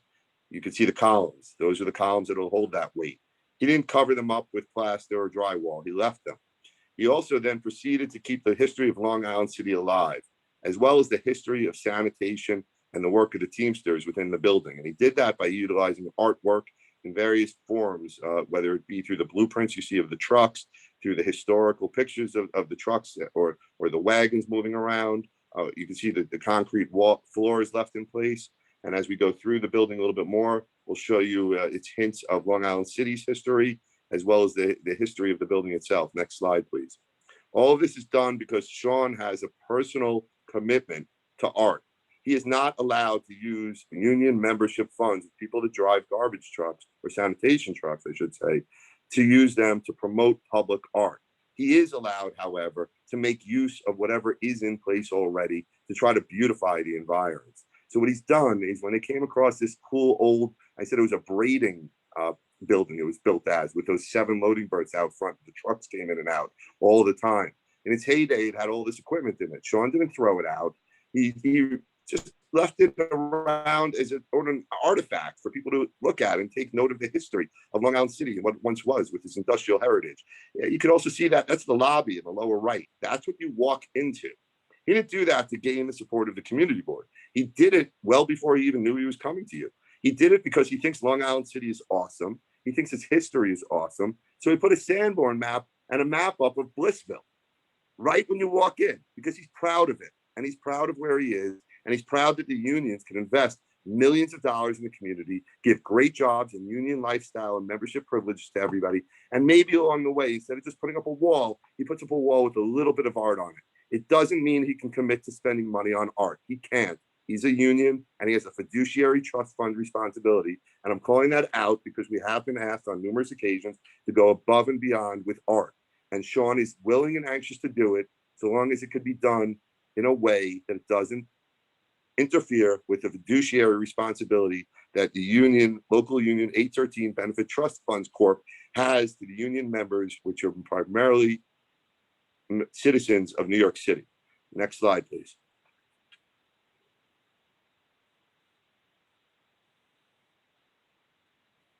Here, I'm just going to show you some more artwork. And to those who are wondering why it's important, there was an inordinate amount of time spent at meetings, in previous meetings, where Sean was called upon to demonstrate his commitment to art. And he is extremely committed, but there's a limit to what he can do. So what we're trying to show you is what he was able to do through his own personal desires. Here again, you see that the column spacings have been left. Next slide, please.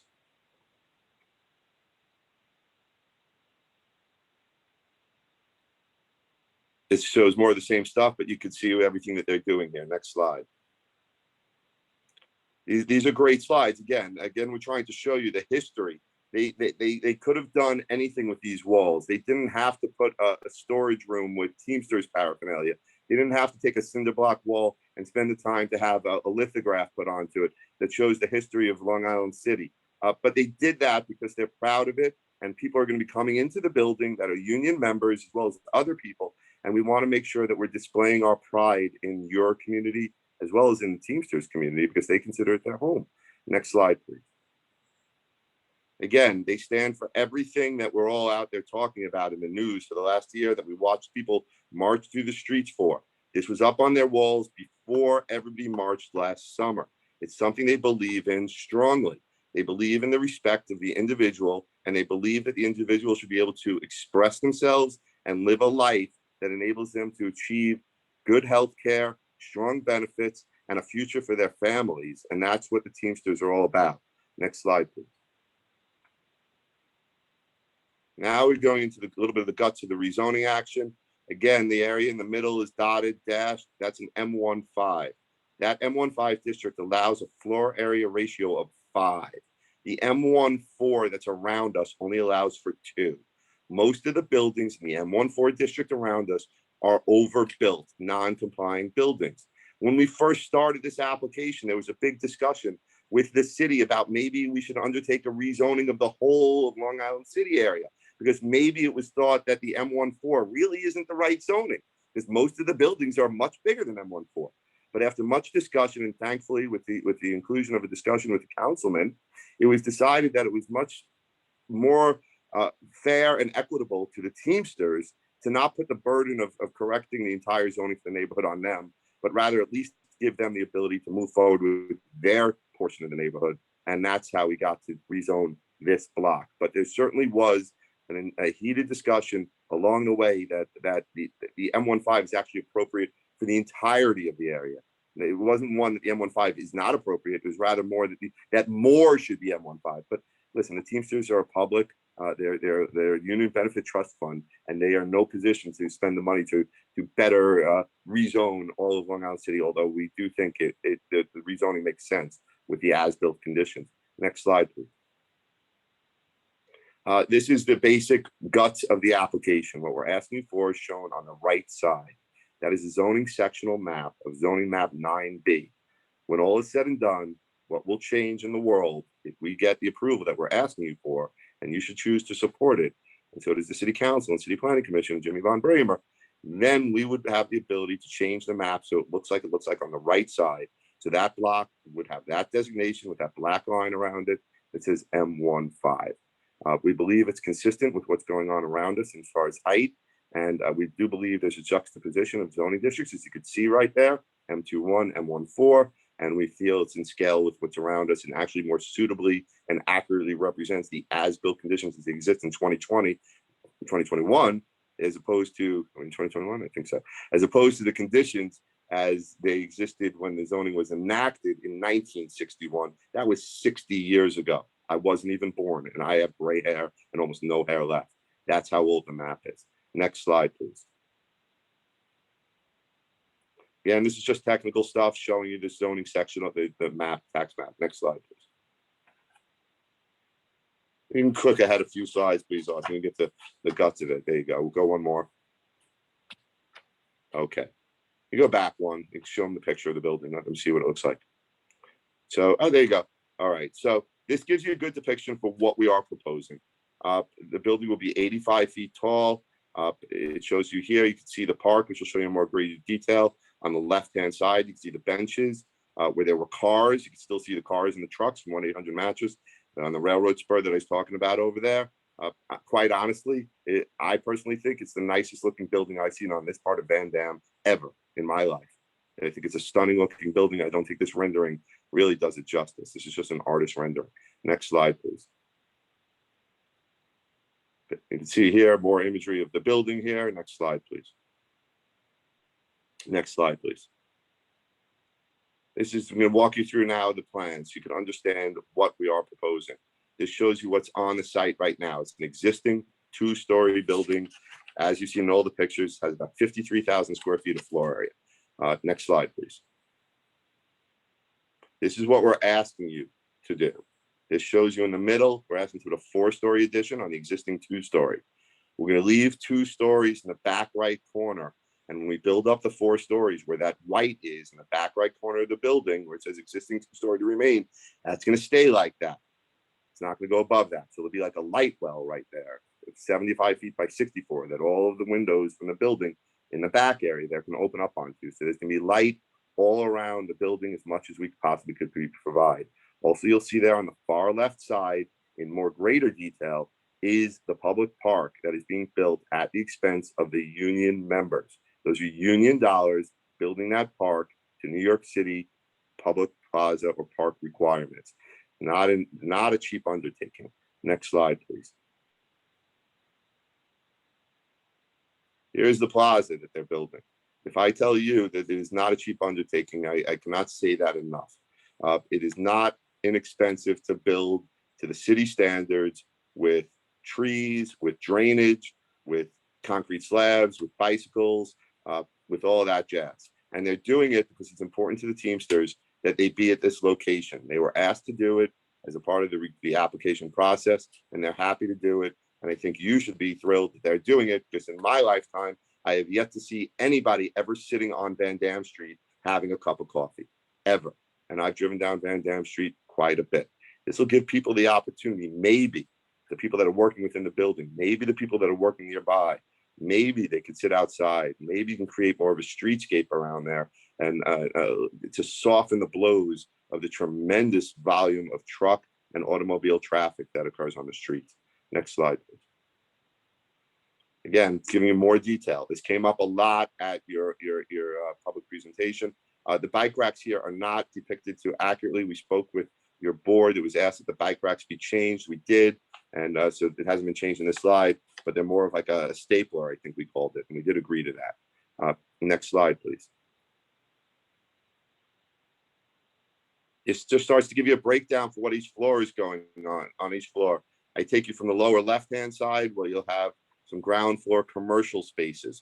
None of the ground floor commercial spaces have been rented yet. The idea with the ground floor commercial spaces when we started was to try to attract some type of medical use in there or something like that. And then it's become down to more of a local retail type of use. Of course, COVID, first of all, we're not in the best retail location in America to begin with. And we know that, but we are trying to provide some local retail there. And COVID, of course, stalled us tremendously. But Sean is on the phone and we're optimistic that we're going to get some tenancies into that space. And we have spoken with your arts committee members about, maybe putting up in the windows while the spaces are for rent, some art and making use of some spaces there as far as the window displays go. But again, I'm not here to try to offer up any sort of art institutional items. That was discussed with your arts committee and Sean has made his position clear. We are showing you here clearly, though, the first floor on the lower left. The second floor shows you the parking area, and I'll go through these on bigger plans.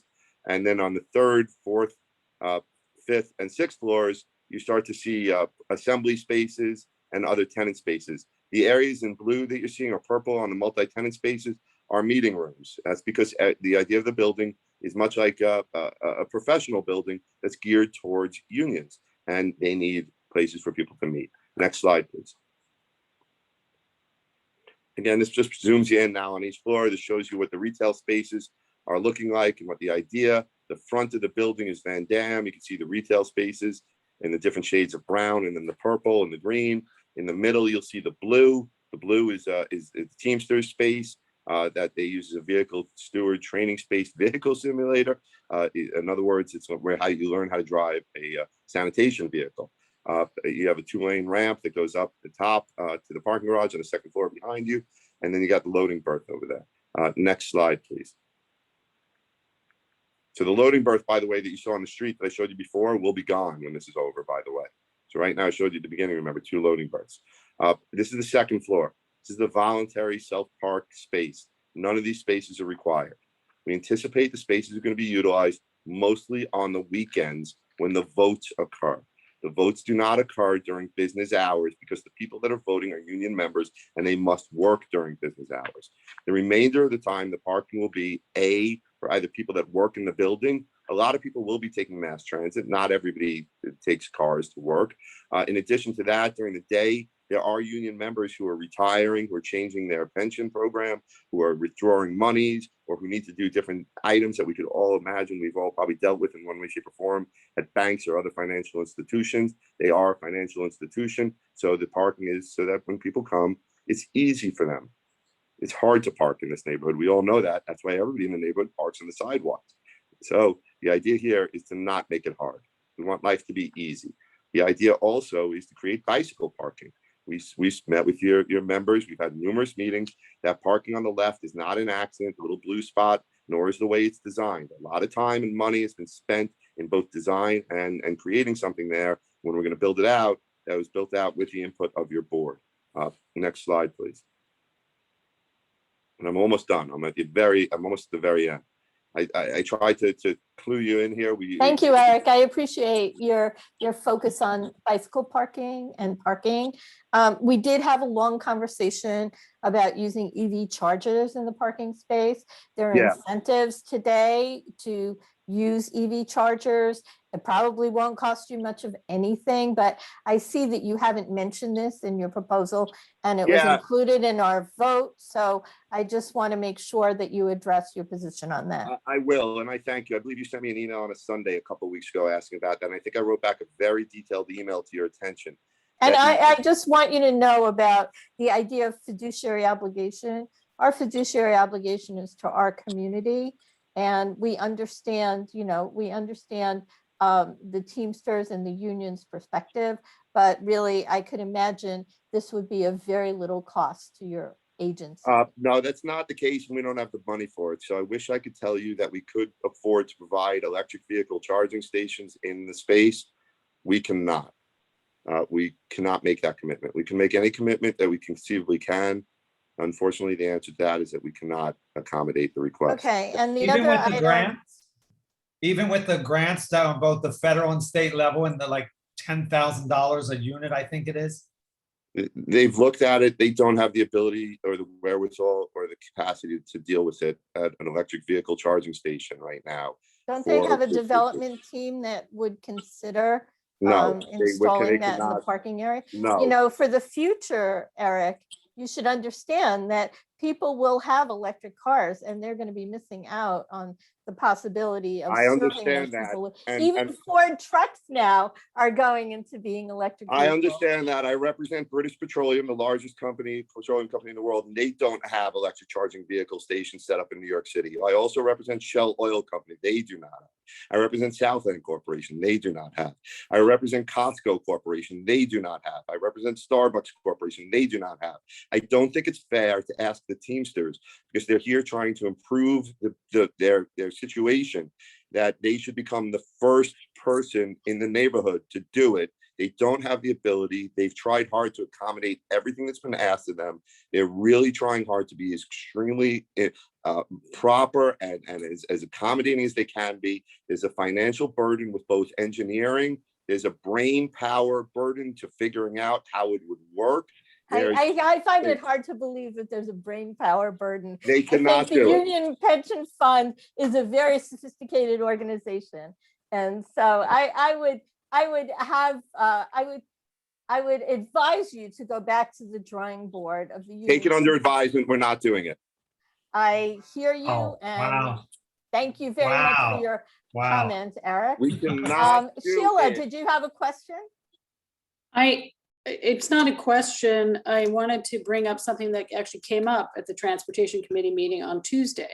When Revell presented, they said they are actually looking for physical location partners for them to install EV charging stations. And this project came to mind for me. So, knowing you would be here tonight, it was something I was going to bring in. And they are looking to invest the money. And find the partners who have the land. If that's the case, Sheila, and this is what I've tried to express to everybody, the Teamsters do not have the ability to do this.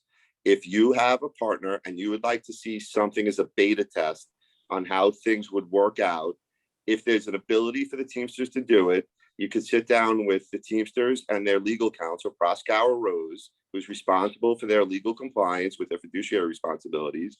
And we could meet at their offices. We can go through how they could possibly accommodate this request. Up until now, after the request was made of us, it was made on a Sunday 2 weeks ago. We immediately had a conference call that morning with Proskauer, with the Teamsters. We spoke about it, and it was a decision of the executive committees that unequivocally they don't have the capacity to endeavor in such a novel concept that has yet been done yet, and that it needs to be more from somebody else. If you have a partnership that you feel you can bring to them that could alleviate the financial burden and wants to utilize the voluntary parking and infrastructure that they put in place to try to find a system that may work, I can't tell you the Teamsters would not be amenable to listening to that. All I can tell you is it is not up to Sean on this call, nor is it up to me. It's up to a committee of many more people who are put in position, and Sean could tell you what the makeup is of those committees.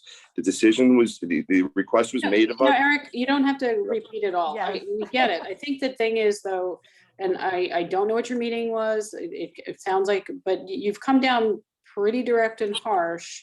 And you know, I'm just saying, maybe you want to bring that down a little bit, and take some of this back there, because I mean, I can't speak for everybody else, but otherwise, I mean, this is like, it is, I'm seeing more and more electric cars out there. And if they're building this for the future, and there are grants, and there are potential partners, somebody else put DOTs looking for partners, but I know Ravel brought it up the other day, and I was like, oh my gosh. Yeah. Right, And Eric, I it just is saying- not, Eric, it is not our responsibility to bring you a partner. We are asking you to seek a partner and to accommodate this request.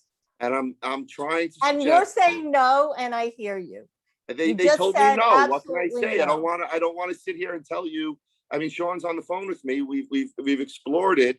If now Sheila is mentioning something that nobody ever said, that there's a for-profit financial partner who is a capitalist developer that's not a fiduciary trust, who makes money off of transportation related issues, that has excess surplus capital, probably from a hedge fund or something, willing to invest. That's a much different story than asking the Teamsters to take it on. That was presented earlier in the conversation. We're happy to, the conversation of Teamsters solo doing it, they cannot do it. A conversation. Thank you, Eric. I mean, we hear you and we don't agree. Maureen. I just want to say, I just am really uncomfortable with the tone of this right now. We're supposed to be representing and looking into the interests of the community. We are trying to represent what we hear from our community, like charging stations, etc. It's not my responsibility to inform a developer or an organization that wants to build that there are grants of $5,000 from the state per charging station, but I do that. And, you know, I feel like it's almost like a presentation in bad faith, and I don't want to get into a big who said, she said, he said, we said, but I'm a little uncomfortable with how the tone, and I understand you're in the middle, but the bottom line is we're trying to represent the community. The community wants to see charging stations. I understand that you have a responsibility to your client, but for me to get to a yes vote, I want to see good faith negotiating. And I also would add that last month when you came, there was a big to-do when Lisa asked about the cost per square foot. And to be honest, there were people that came in after that and came into land use committee the several weeks later, and the same questions come up. People just answer it, and it's not. I just feel it's very hard to feel that we're being heard, and we have to represent what the community wants. And this is with the way the world is going. We're in climate crises, and if it's not going to cost the Teamsters anything, and they can get all these grants to do it, why not do it? Listen, we're happy to, as I said, explore the ideas that you are giving us right now, and that were given to us by Sheila about bringing Revel into the application, into the discussion. We're happy to have that discussion with you. We're not saying we're not. And I think we've tried to express to you up until now, with all the meetings that we've had, everything that we're trying to do. I think Thank you, Eric. The disconnect, that if I could just finish, the disconnect I think that you might be seeing. Because I mean, look at the bicycle parking, look at the pocket park, look at the artwork. He's met with, Sean has taken time and he's trying to meet with the committee members. We're meeting with Blissville. We're not opposed to this. The way it was presented to us originally was, can we pick up the tab? We can't. Now, Eric, I don't, thank you. We've heard this from you now. You don't need to defend your position anymore. I'm sorry to interrupt, but Steve has a question. No, Lisa, I'll let it pass. I mean, just one thing, you know, Eric has been before the Land Use Committee and the Community Board for the last 30 years.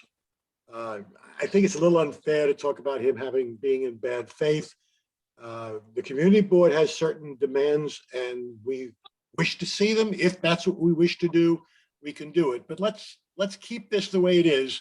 We're going to have to judge us on what they are offering us, and if it's not enough and they're asking too much, then we turn it down. But let's not get into bad faith. I mean, Eric has been quite honorable for 35 years of my experience with him in front of the Community Board.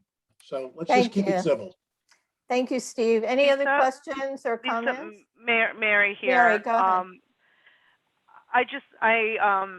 I think you're missing the bigger point in that going forward, electric vehicles are going to be the way that we're going to be moving towards, and the city has made it very clear that that's a priority for the city as well.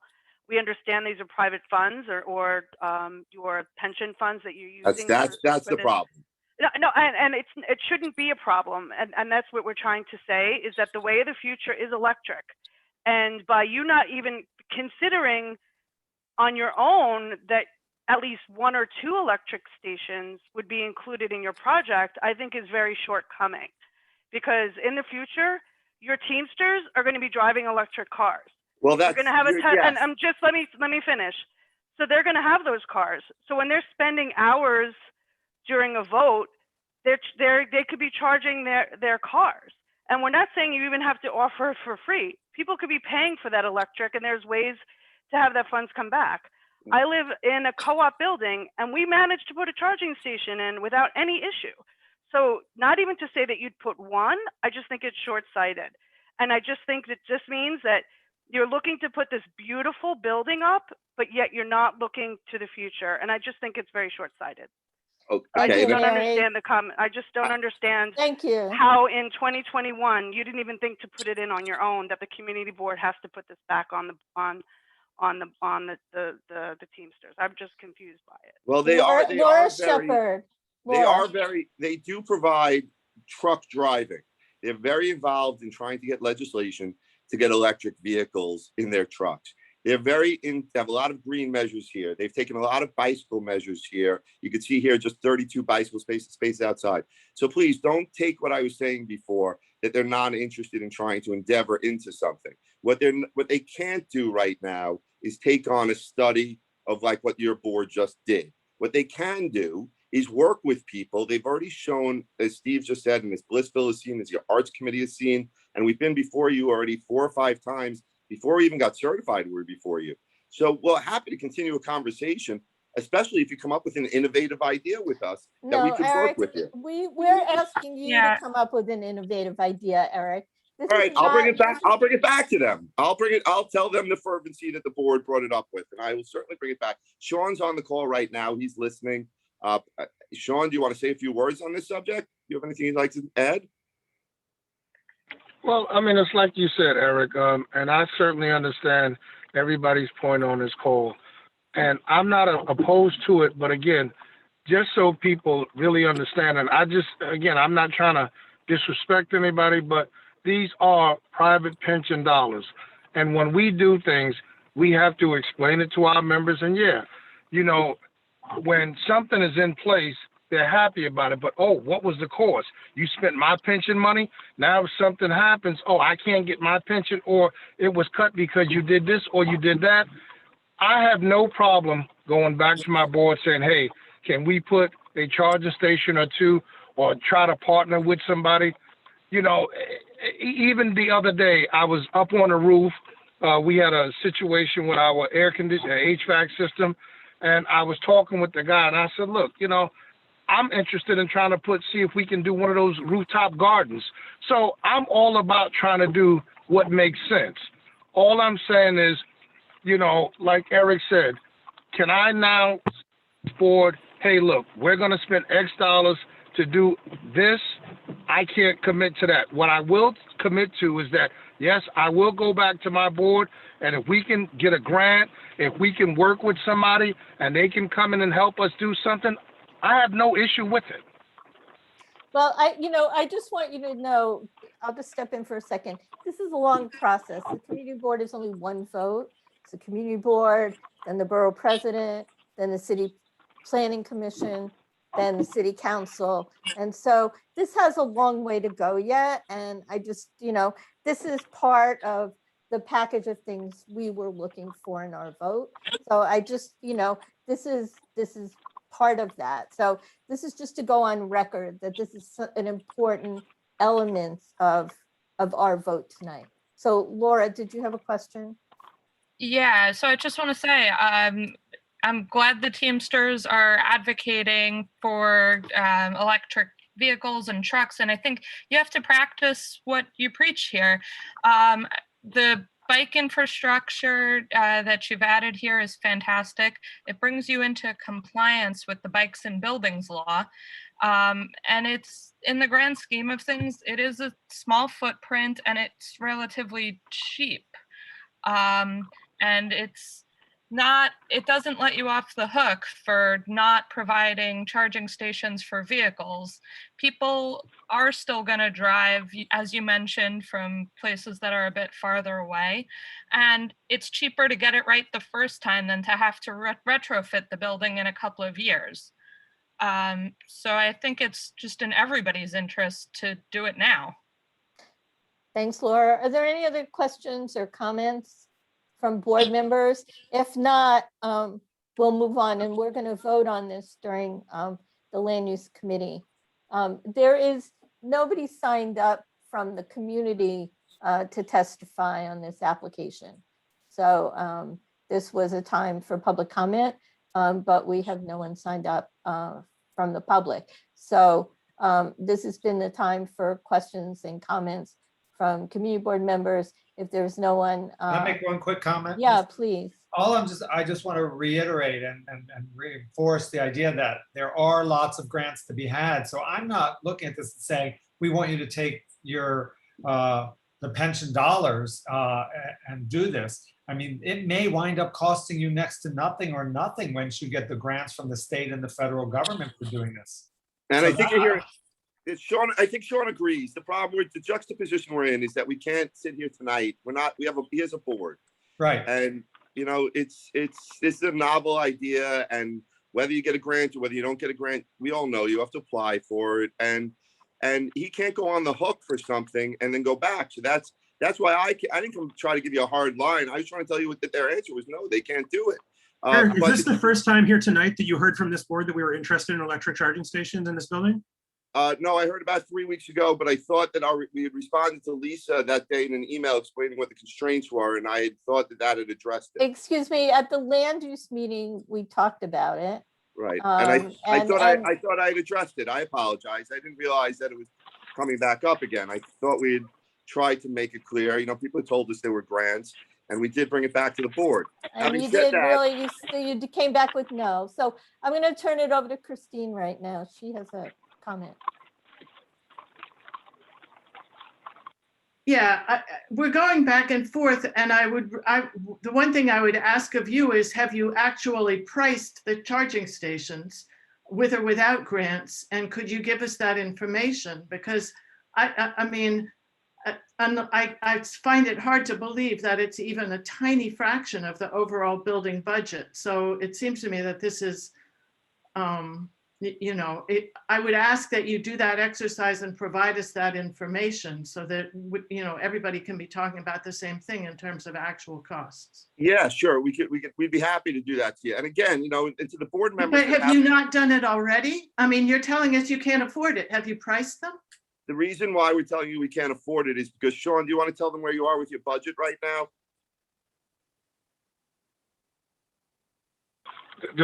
You know, what we had budgeted for this project, we're definitely outside of the budget arena at this point, because every time we think we are at a certain point, there is extra added overall cost.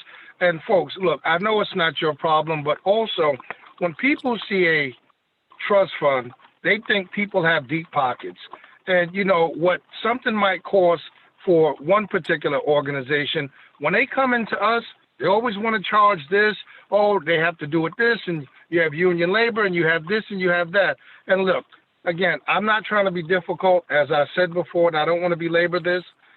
We will take a look at this. If there's a way that we can get something done, we will get it done.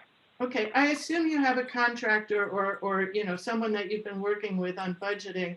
I would just ask that you come back to us with an actual breakout of what you feel this would cost you, with or without grants. this could end up being a revenue stream for the union. I mean, there's a lot of options here, and for you to come back saying absolutely no without having done the exercise of pricing, and as Christine's saying, just feels really disrespectful to the board. Having heard about this weeks ago, you come tonight saying you can't just make a decision on the spot, but this isn't on the spot. This is weeks of prep, and this should not be, it should not be like a gut reaction of no matter what we ask without even looking into it. It's really upsetting. And we don't mean to upset you. I don't think it's a gut reaction of no. And I think that, to me, is kind of harsh as well, because I think that just about everything the community board has asked us to do, I think we've delivered. And if I'm wrong, please tell me. Sean, unfortunately, I do think you're wrong. We asked for, the incorporation and display of local artists' work. We asked you to display artwork and as per the Long Island City storefront program, to work with the Long Island City bid, to kind of facilitate that. We asked for the EV charger. And I said no, to that. I met with the art committee, and we're gonna have one of the artists coming. I think he's looking to come in the next couple of weeks. He's gonna take the entire ground floor. We talked about the windows. So when did I say no? Yeah, Lisa, I'm like Kenny and I are happy to update everybody on our site visit and speak on their commitment on working with the artists. Yeah. By the way, Austin, can you pull down the screen that's on here? You don't need to have that up there right now. Thank you. Yeah, we can do that now. I do want to clarify though that I think what's happening here, in terms of the what some of us are feeling as a gut reaction and the harshness is to be honest is really coming from Eric's approach, and I know that you may not mean to do it. It's a very charged, you're under a lot of pressure, there's a lot of budget dollars. Thank you. Yes, and we don't mean to do that. Thank you. Right, but I just want to clarify that that's, we are all volunteering here and you are not. So, there is a type of respect that needs to come with us looking out for the community and wanting to work with the proposal and wanting to work with Teamsters, which will really lead into Kenny and I's visit. And Kenny, you can definitely let me cut me off whenever. But the feeling and the impression that we got from the site and from speaking directly with Sean, and we thank Sean for taking his morning to meet with us, is that they are open to working with artists and figuring out a way to make that partnership meaningful. We did see all of the history and the collages on their wall and the photos, and we heard about the process in which Sean thoughtfully displayed that throughout their building. And we did see the vacant first floor space. So the most immediate thing that we were able to help connect with is an artist, Mark West, who has actually come up in previous meetings. He was looking for a pop-up space after losing a space that was facilitated by Shishama, actually, over at the S&P space. And they are now in talks to have a pop-up gallery for Mark West's show there in the first floor. And I did also know that they are really following through with Westville and figuring out how to coordinate a possible meeting space for the artists in that community. So I think as long as we have a clear and reasonable proposal in terms of making this an easy process for the Teamsters building, which we understand is governed by a board, then they are definitely open to it in terms of working with the artists. So great, thank you, Christian. Kenny, do you have anything to add? Well, just to play a little, I'm very happy and very thrilled that Sean gave us the time to show us around. The thing is, though, to play devil's advocate, this is all basically word of mouth, and it's not to say that I distrust or disbelieve. I think Sean is thoroughly sincere. I think we had a good sense of what we are asking, what we're not asking. But I would just point out that this, in a sense, particularly as it relates to empty retail space, is potentially a temporary situation without anything actually specifically binding. And I'm not trying to be, critical. I'm just pointing out the reality of that. In terms of actual art space within the building, it's pretty well already taken up by very appropriate works that depict the Union and the Union history, and I doubt that there's much room in there for actually something substantive for an artist to work on. Maybe there was one wall there, but I think that would take a kind of a very deep conversation and probably approval by the Teamster board, because I'm sure they would want whatever messaging to somehow be at least understood or approved. And we understand that they don't want to get into a 5 points kind of situation. That's thoroughly understandable. So, I mean, to summarize, what I'm saying is we're actually very happy and thrilled that they're willing to work with us on the empty retail space, and that we do actually, there is something actually in progress this minute, as we speak. But at the same time, I want to point out that none of this is binding in any way, memorialized in the ULURP, going forward into the far future. Right. And that's not necessarily a criticism. We are where we are right now. I'm just pointing out Thank the you. reality of that. Yeah, and there really is a long way yet. They're with the agencies to vote. So, we are only at the beginning of a long ULURP process that, ultimately resides on the desk of the council person and the mayor. So, okay. So if there are no more questions or comments, we're going to close this part of the meeting and move along now to our second ULURP presentation of the night, which is for 6204 Roosevelt Avenue. So thank you, Eric, and thank you, Sean, for being here tonight. We're going to discuss further and vote during the Land Use Committee section of the meeting later. Okay, thank you. Thank you very much. you. Okay. Justin? Jordan, I'm sorry. Jordan, do you need sharing rights? Yeah, please, if you would.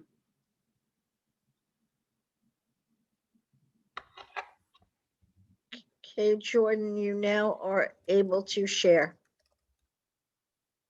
Thank you. And Lisa Arantia is actually going to kick us off here. We will try to keep this, I know we've been running long, we will try to keep this as quick as possible since we have met with everyone a number of times.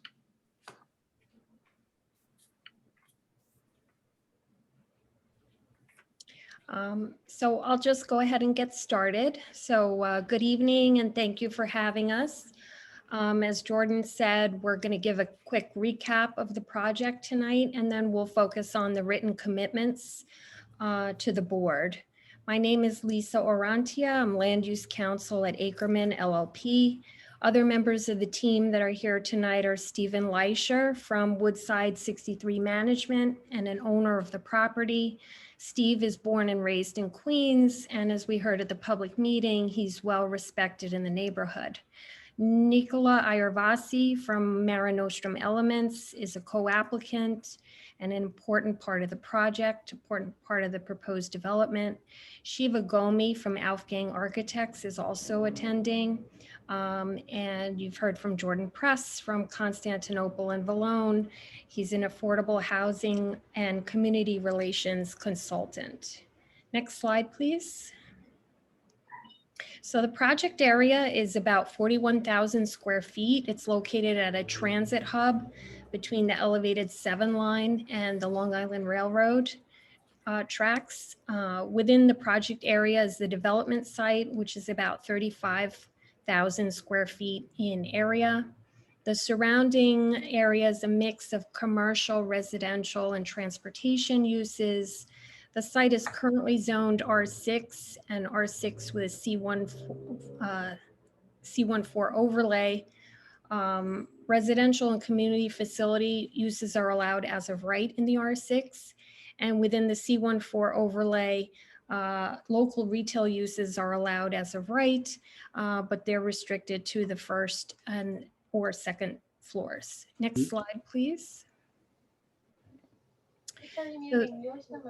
This shows you the existing conditions. In this area are 11 small local retail and 2 industrial businesses.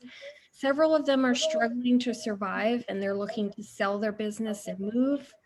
The 1- and 2-story buildings are constructed before 1960, and there are no residential or community facility uses here. Next slide, please. So the proposed actions is to change the zoning map from R6 and R6C14 to a C44 zoning district, and to map the area for mandatory inclusionary housing. So this proposal would allow a moderate amount of growth and would include required affordable housing. It's at a site off the commercial corridor. It's at the intersection of an 80-foot wide street and 170-foot wide Long Island Railroad track, and it has ready access to transportation. So I'll turn the presentation over to Sheba. Sorry, Jordan, if you could mute your mic when you're not speaking, it's getting a little bit of echoing. Thank you. Good evening, everyone. Thanks, Lisa. Thanks, Community Board, for having us again tonight. I just wanted to mention that we talked about this in our previous presentations, and you will see it throughout the presentation later tonight, that it's important for the community to know that the as of right scenario for this development is a 9-story building, mixed use, retail and residential, about let's say about like 120 residential market rate units. And the as of right version obviously doesn't need any sort of approval from the community, and it can get built right away. And we see, like, the whole team sees the opportunity here for offering affordable housing with additional, with the rezone, we can get additional 4-story building, and I'll explain in the next slide. Yes, thank you. So with this rezone, as I mentioned, we can get about a additional 4-story building, and that would get us to 13-story building with about 211,000 square feet of mixed use development. And as you can see in the renderings, and I'm sure you've seen it before, we incorporated the comments from the community before into our design. And we have we're trying to accommodate and pay attention and respect the existing context and the character of the community and the neighborhood, with paying attention to the material, the setbacks of the building. And we're here in this scenario, in the rezone scenario, we're proposing a 13-story building, about 213 dwelling units, that 54 units of that 213 units are going to be permanently affordable. You're also proposing about 7,500 square feet of community facility for performance art, and local retail and office space on the ground floor and the second floor. I think I covered everything. I'm passing it back to Jordan. Thank you. Great, thanks. So as Lisa mentioned, we've had a number of meetings with the board really over the past 3 years, but more intensely over the last several months. And we had a public hearing in April. Thanks to those board members who were able to attend. We were glad to get such good support from the community at that meeting. And then at the Land Use Committee meeting, we had a very good conversation, really productive. And my understanding is that the decision was no, but with conditions. And so we've come kind of back to the drawing board and have delivered a letter to the board that commits to every single one of those conditions. And we hope that with that written commitment, that the board feels that this modest increase in floor area is a better alternative to the as of right scenario. So we'll go through all these really quickly, again, respecting your time and where we are in the evening. So let me turn it over to Nicola to talk first about the art space. And Jordan, if you have the opportunity to upload the letter into the chat so people could see it, I don't know if you can do that, but if you can, that would be great. Yeah, I will try to figure that out. Okay. Okay. Yeah. Nicola? Hello, good evening, everyone. Thank you for having us again tonight. So yeah, as Jordan said, I am the director of Maranos Elements, and we've been in Woodside, one block away from the site for 10 years, almost 11. And so I'm gonna briefly illustrate to you what we've been researching with Steve for about 3 years now. We also connected with smaller entities than us, bigger entities like such as Spaceworks. So we came out with a hybrid model, which we basically what you're seeing here in blue. It's a mere hybrid of subsidized rental spaces. We have a written agreement with the developer for our space, which is about 2,000 square feet, which is the studio on the top left and the studio on the bottom left.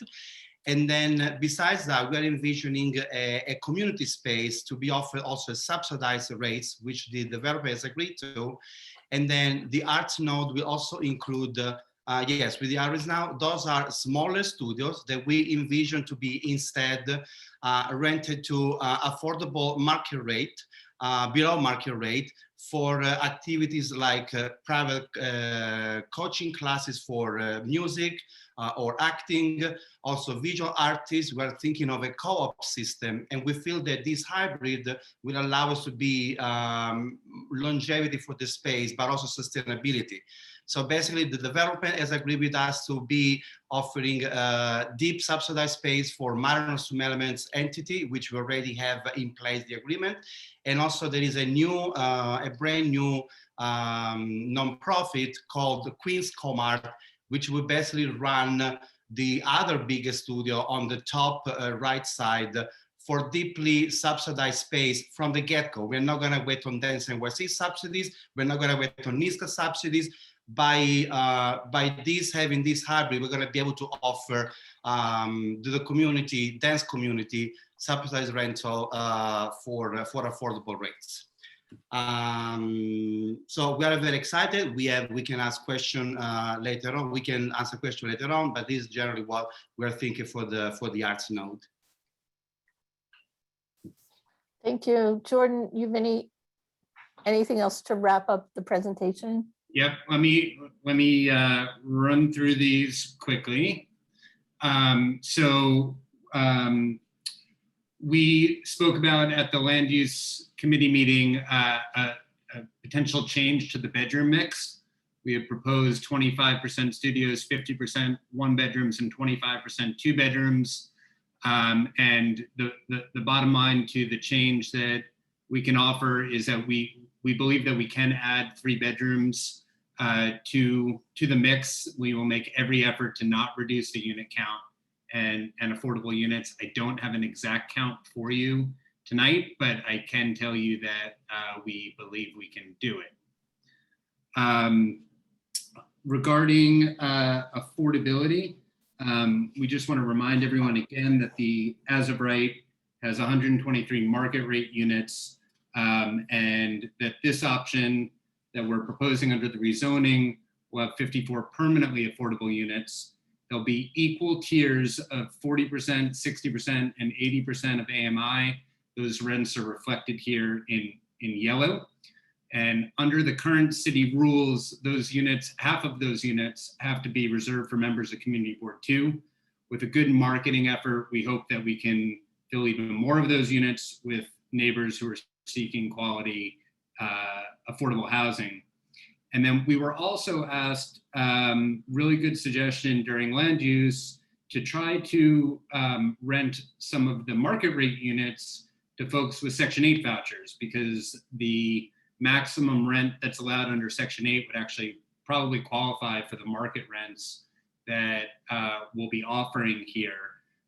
That's a commitment that we're happy to make, and we're also pleased to announce that we've brought on HANIC, a local and well-respected nonprofit, to help us with the marketing and lease-up process, and spoke with them specifically about helping in the process of bringing in residents who have Section 8 vouchers to make the building more affordable. We're going to work with HANIC and also any other local organizations, Woodside on the Move, community board, local elected officials to advertise advertise the spaces. So we talked about parking. We know that there are mixed feelings about parking in the neighborhood. These 156 spaces are required by code, but we did discuss at the hearing a desire for two things. One was car sharing to try to reduce the number of new cars in the neighborhood. We've reached out to Zipcar, had a good conversation with them. They're evaluating the site, and we hope that we can work something out with them.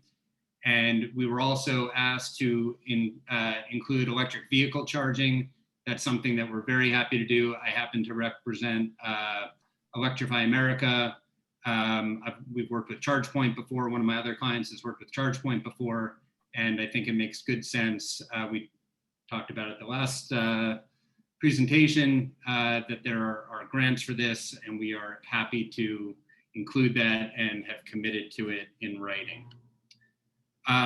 Regarding parking, we're required to have 116 storage spaces for bicycles within the building. We've spoken to a great New York City-based and Black-owned company called Uni about trying to sponsor attractive bike storage either within the building or potentially out in front of the building, or potentially both.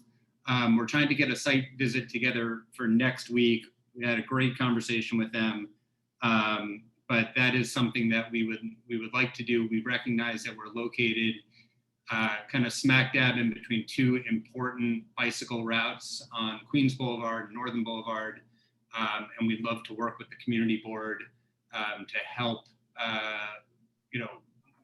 work with DOT on a north-south connection between those two routes, because we think residents of our new building will have that interest. We were asked at the community board about what's going to happen to existing businesses. Steve Weissayer, who's with us, is associated with the E.J. Stevens Group, who works in local retail. Specifically, we have done the right thing during COVID. We have not been evicting people who couldn't pay rent. We have stuck by them. Many have closed despite rent concessions, but in the meantime, we are offering and committing to the board that we will help any business that wants to try to relocate locally to try to find a spot. We discussed union labor. We do have a signed agreement with 32BJ to ensure that the permanent workers in this building will be able to join a union, prevailing wages and benefits. And we also discussed with 32BJ trying to get their help in identifying local workers in particular for those jobs. We were asked to commit to solar panels on the building, which we have committed to in writing, as well as a number of other green items. We presented that we, with thanks to the board, we have been introduced to NYC Mesh, which is a volunteer organization trying to provide internet at low cost to communities. We've had a very good conversation with them. We have made a commitment to them in writing to make roof space available for that network hub to be stationed, to purchase a radio equipment, and have it be available not only for our residents, but via the web. My understanding is it's got about 1.5 mile radius. I think we have a representative from NYC Mesh in the crowd who can confirm that. And then the last thing that I just wanted to come back to is about this as of right development. And, you know, we have a lot of respect for everyone's feelings about this, but we just want to be honest and clear with everyone about the plans. The as of right building, should the rezoning fail, will be 9 stories. They'll have 123 units, more or less.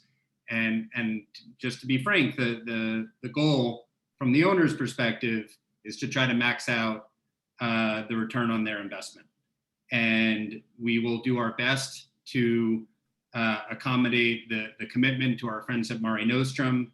But other than that, we do not expect this building to include a lot of the community benefits that we are able to commit to in the rezoning. This is not our preference, and this is why we are coming to the board and asking for your yes vote tonight. We know that there's been a petition circulating. It solely noted the project size, and I think it failed to note the chain that development is happening.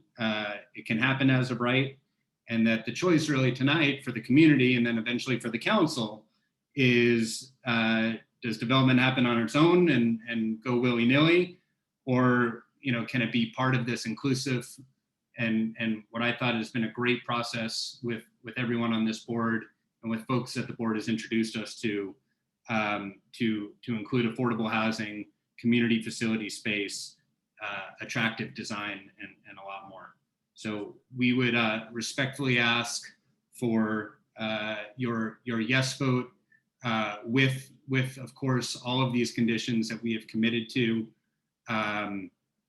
and I will, as I stop sharing the screen, try to get that commitment letter uploaded.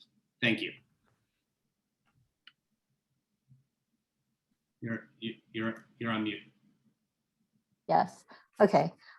Sheila, and then Steve, and then Laura. Hi. And then before you speak, we also have a number of people signed up to testify. So we'll do some questions from, but we also have public comment. Okay. Hello, thank you for your presentation. I have a couple of questions. It would actually be helpful if you would put the presentation back up and go to the slide before the Q&A slide.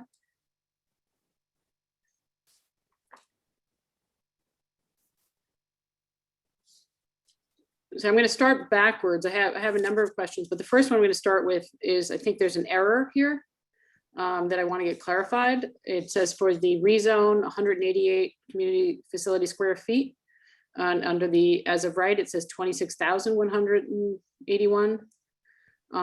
So what are the numbers for that? Yep, that's incorrect. I guess this was an old slide, but Shiva, do you want to? Jordan, I can take that. Jordan, I could take that. Basically, thank you for the question. What it should, if you look at the second floor on both. Just tell me what the square feet are.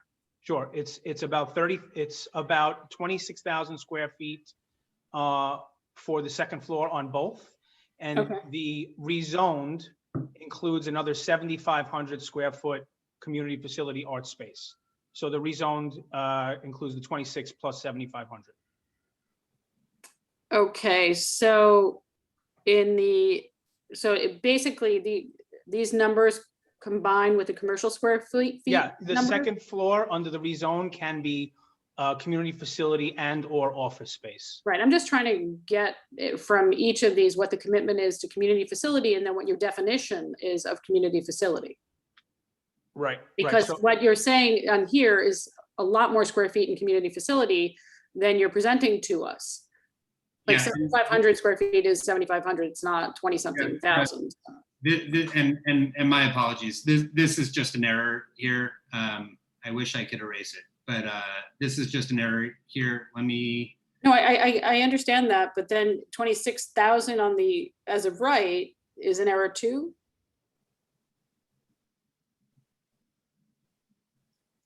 So just tell me, like, okay, then what I really want to know is, you know, how much of this is commercial space, how much of this is, because it's all blended and not put in, the numbers are not right here. So if you want to work on that while I ask my other questions and then get back to that, that would be great. And so a couple of questions I have. One is, and I've said it at this board meeting before, is that my feeling about any community facility is that it should be permanent. You're getting a permanent increase in density by including things and asking for the community to buy into them. And it's not like after a lease ends, we go in and take off the expansion and density.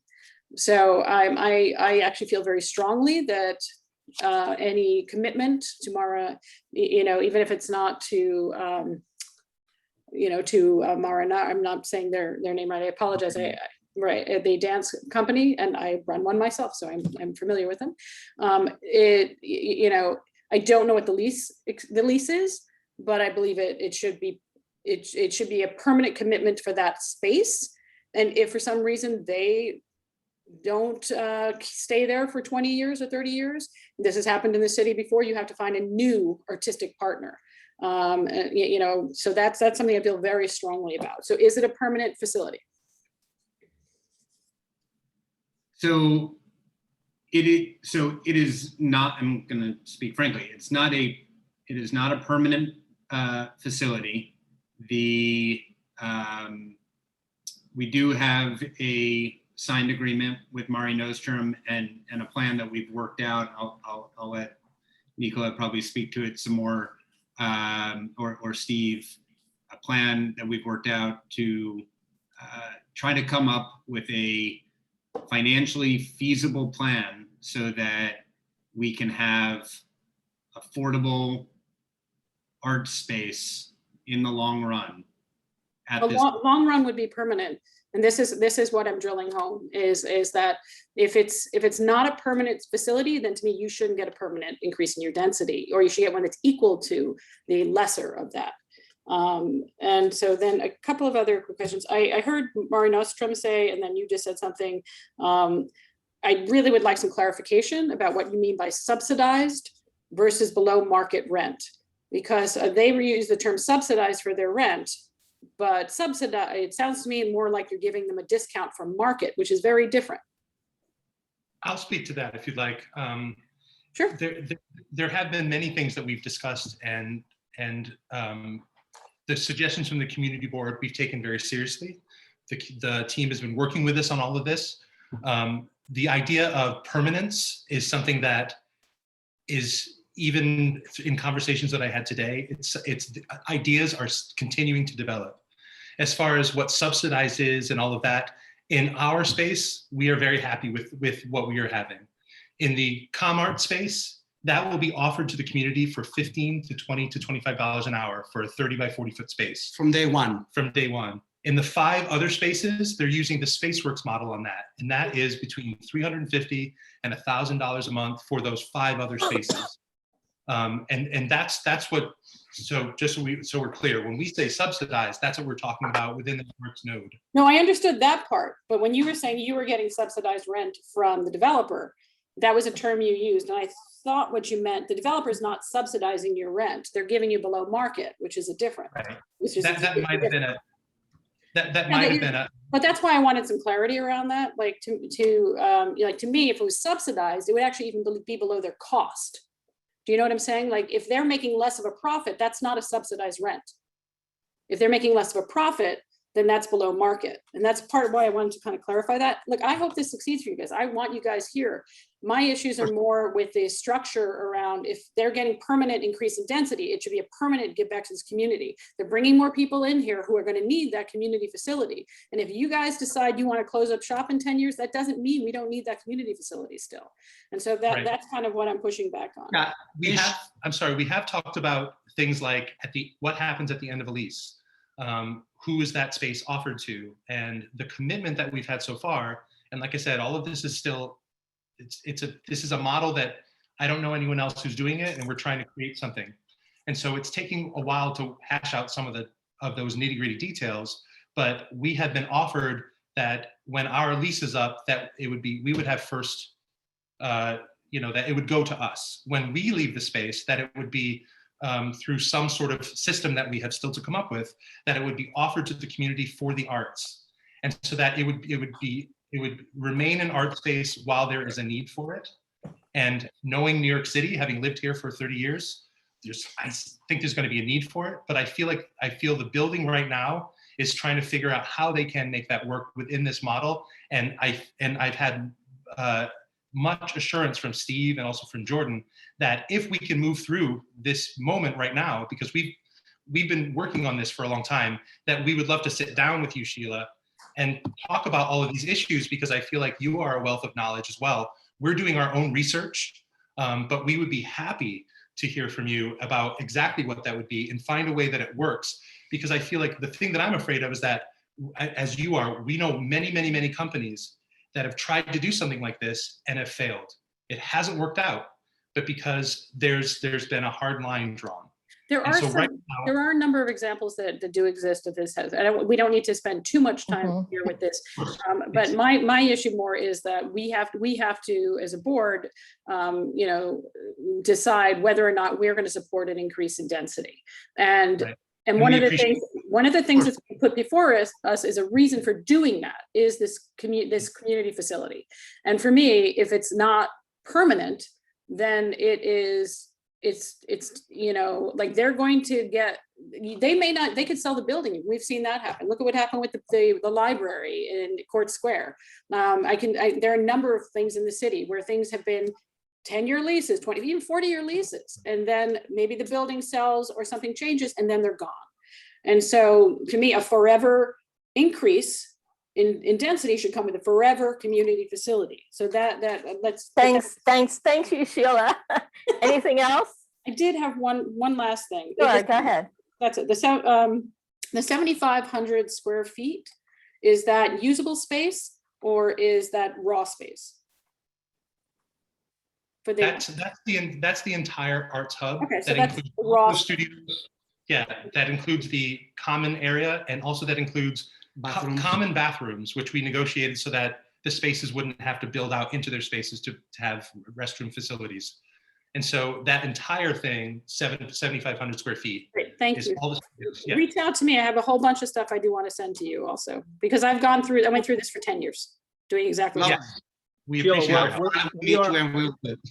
Yeah, Sheila, this is Steve. We're happy to sit down with you and pick your brain on that. I think if you not even rely on me, but rely on Nicola and Kevin, you'll see that, originally this was just a Mare Nostrum space of 2,000 square feet. And then the community board asked us, can you make it bigger? And so we did that.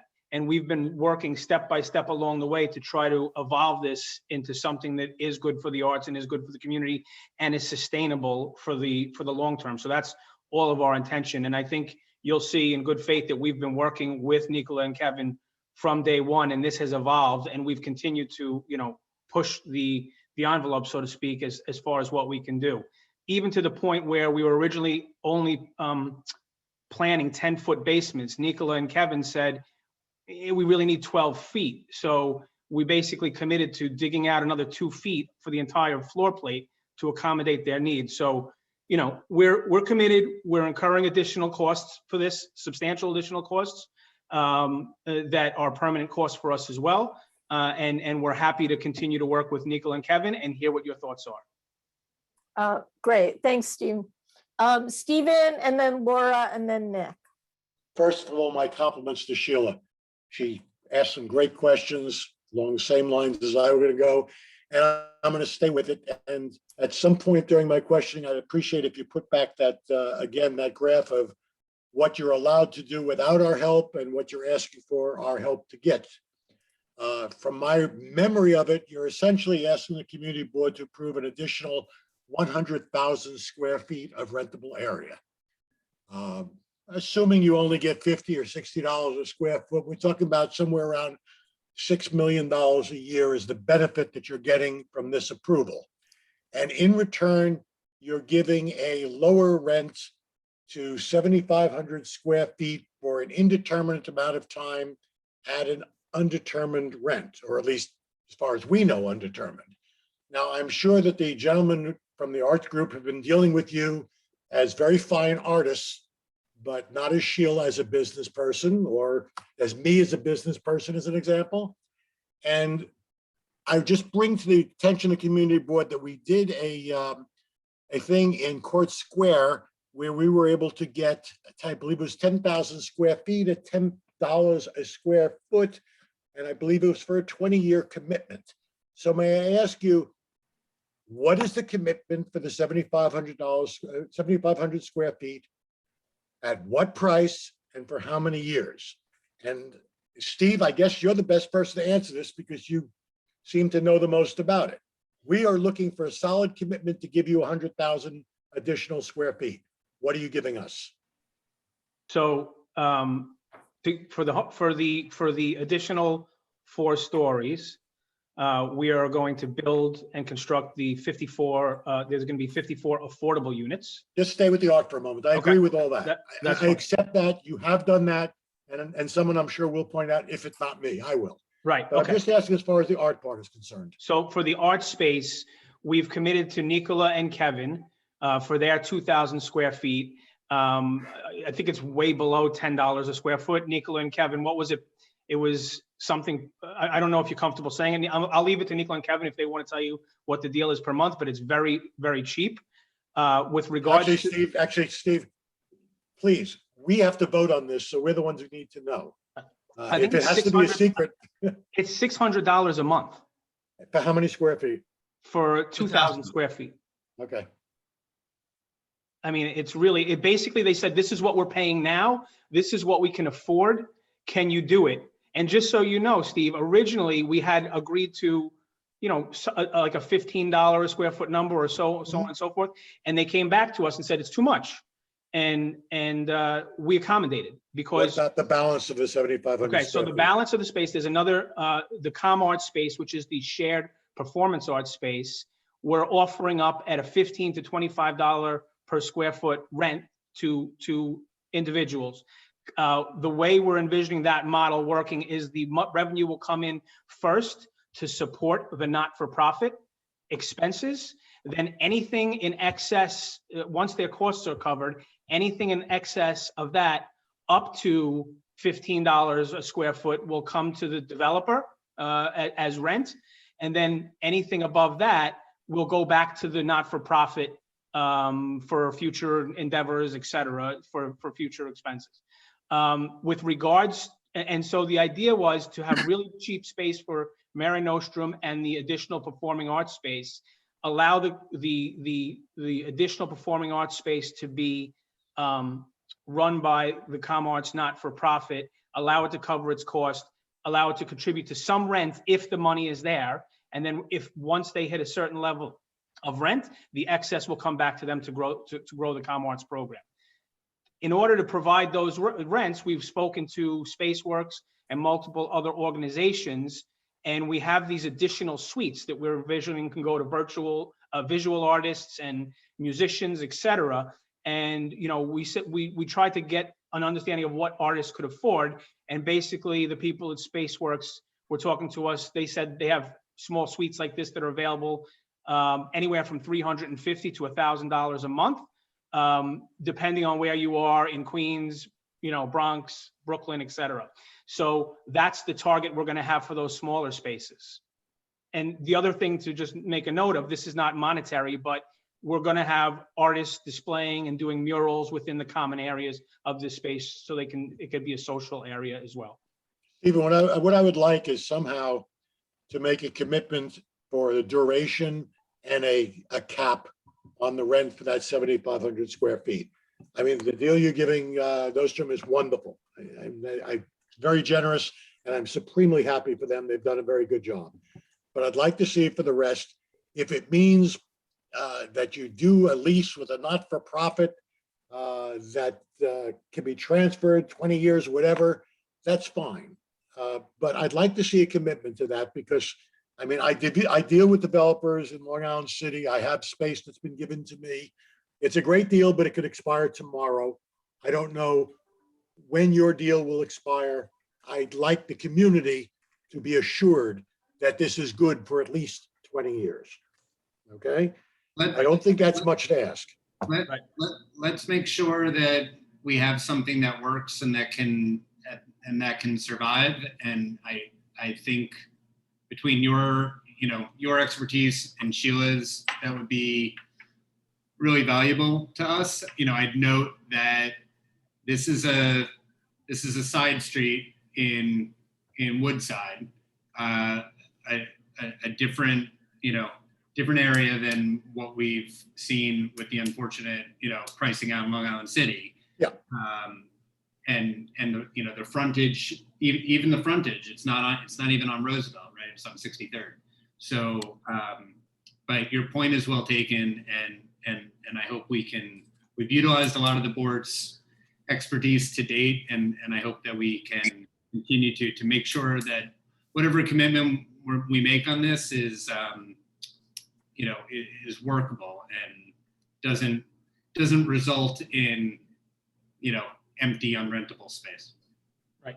Yeah, correct. If I may jump in, Stephen Cooper, if I may jump in, that one of the reasons why they're not able to provide this number is also because they have agreed after our desire, and also speaking with Carissa in this term, they agreed to basically allow us and Comar to develop a co-op system of artists, which is something which doesn't exist in reality in real estate. That's why we have this promise that they will allow us to collect rent for multiple people from either long-term or short-term. And that's why it's hard for us to come up with a model which legally will be able to say, okay, this space can go for X. So we are developing this, but I would love to point that as a development, I didn't hear anybody else in the city as a developer accommodate this request of allow us to have in one space 4, 5, 6 entities providing rent and whatever they can support.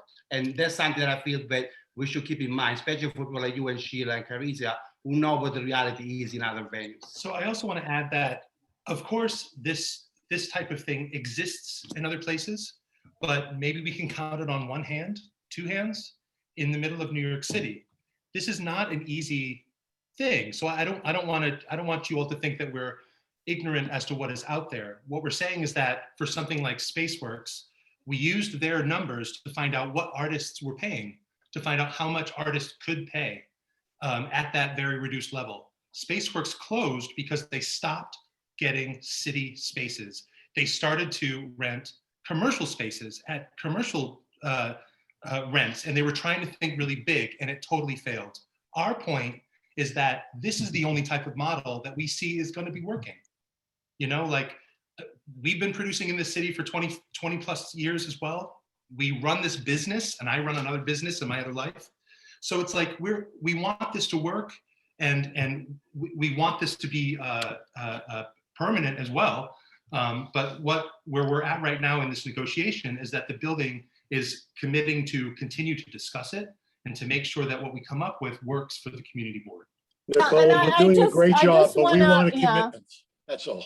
I just want to jump in for a second. I mean, we've seen this. This is now, I'm working with another not-for-profit who's negotiating with a real estate developer on similar terms. They don't do arts, but, and it's the longevity. It's really the time, and it's not your issue, Mayor Nostrum. It's really the developer's issue, what he's willing to commit to for that space, because you could fail, something could happen, but for the community, they would want it to be another space and another arts related space, right? And it may be that if you weren't doing well, you would want to sublease it to a space to a dance company that you would recommend. And in the negotiation around the lease, you could have a provision that says, well, we're not going to use it anymore,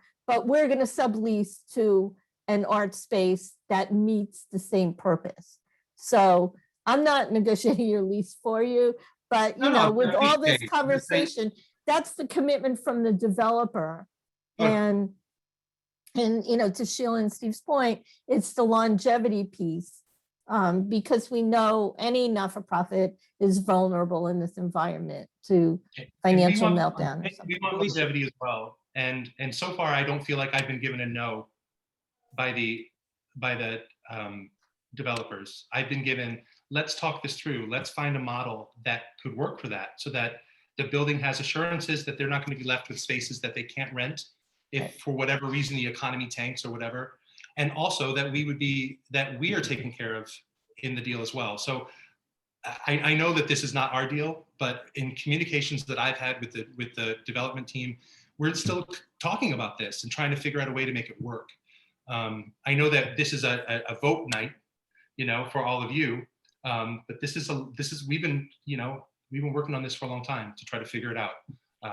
And I know that it's not our decision about the longevity. I know that comes from it's the developer's commitment. So, yeah. So I'm going to turn it over to Laura, and then Nick, and then Kat. All right, thank you. Thanks for the presentation. I really appreciated the slide where you addressed a lot of our concerns. We mentioned that including the 156 parking spots as required by the code, steps from a transit hub is pretty much climate denial. So I just want to hammer out some of the specifics on that. I'm really glad that you've agreed to include electric charging stations. Will this be for 100% of the spaces?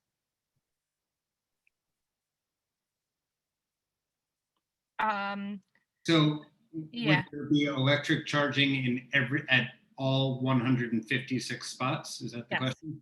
Yes. I don't think that that's practical. And let me just say, like in my own garage, which uses electric charging in my co-op, you can rotate cars. So there are, I don't know, 10 electric cars that all share the one charger. So that wouldn't be necessary. We haven't settled on a number, but it's not one. Okay. What percentage of the spaces will you commit for car sharing? So that will be up to what we're able to bring in. And so we have reached out to Zipcar. We did it right after the last board meeting. We can stay in touch with you on it and see, my guess is that they do kind of a demand analysis and then say, they're willing to put a certain number of cars there for it. Okay. I would personally request at least 50%. I'd love to hear other members of the board weigh in as well. Also, last time we asked if you'd spoken with the MTA regarding any upgrades to the, because your property is directly adjacent to a major station. Yeah, that was an unfortunate conversation where basically they did not have anything, any information to offer in terms of what's in their capital plan for the future. They do have, beautification, lighting. They told us to reach out if we want to discuss, something like it's called, I think it's called TransArt is their program to bring art into the stations. But I think the big issues at many of our subway stations are much more capital intensive than that. Okay. Thanks. Nick, and then Kat. I'm happy to do yield. that right? I'm sorry. I'm happy to yield to Kat first. Okay. Hello, can you hear me? Yeah. Yes. Okay, I always like to check. So I'm not under 100% sure what this means, what this conversation about like leaseholders, like being able to like recommend next leaseholders for any sort of community spaces. I'm really concerned about that because, I mean, we like Mare Nostrum, but they white, and white people tend to go and give more things to more white people. That's how it works. If we look at the CII and the CASA, that is exactly how that works with white principals to white-led nonprofits, right? And the council members just go along with it. So I'm like concerned. I'm concerned about that one. I don't know if that's if that's really what's happening here, if that was just an idea, but that's not. Kat, I'm not a fan of that. Kat, if I could respond to that just right there, is that, like I said, how that would all go down is we're developing right now. You are specifically a person that I would come to see if we could come up with exactly what organizations we need to reach out to make sure that what you're saying doesn't happen. That's where my mindset would be. We haven't made those plans yet, but I would say with conversations with you, that's my commitment, is to make sure that I could name several organizations, even Queens Council on the Arts, or like I said, reaching out to you to make sure that there is a voice there to make sure that what you're saying doesn't happen, because you're exactly right. It shouldn't be up to us necessarily. There should be a community outreach to make that happen. Exactly how that would happen, I'm not sure, but you would definitely be somebody that I would speak to make sure that we are hitting all those marks that you're wanting us to hit as well. Because we want it. We want that as well. We want this diversity. And as a company, we're already working in that direction. As a company, in terms of selecting choreographers, selecting staff, we are already working in that direction, regardless of the development that we are involved with. That's our vision. That's our criteria.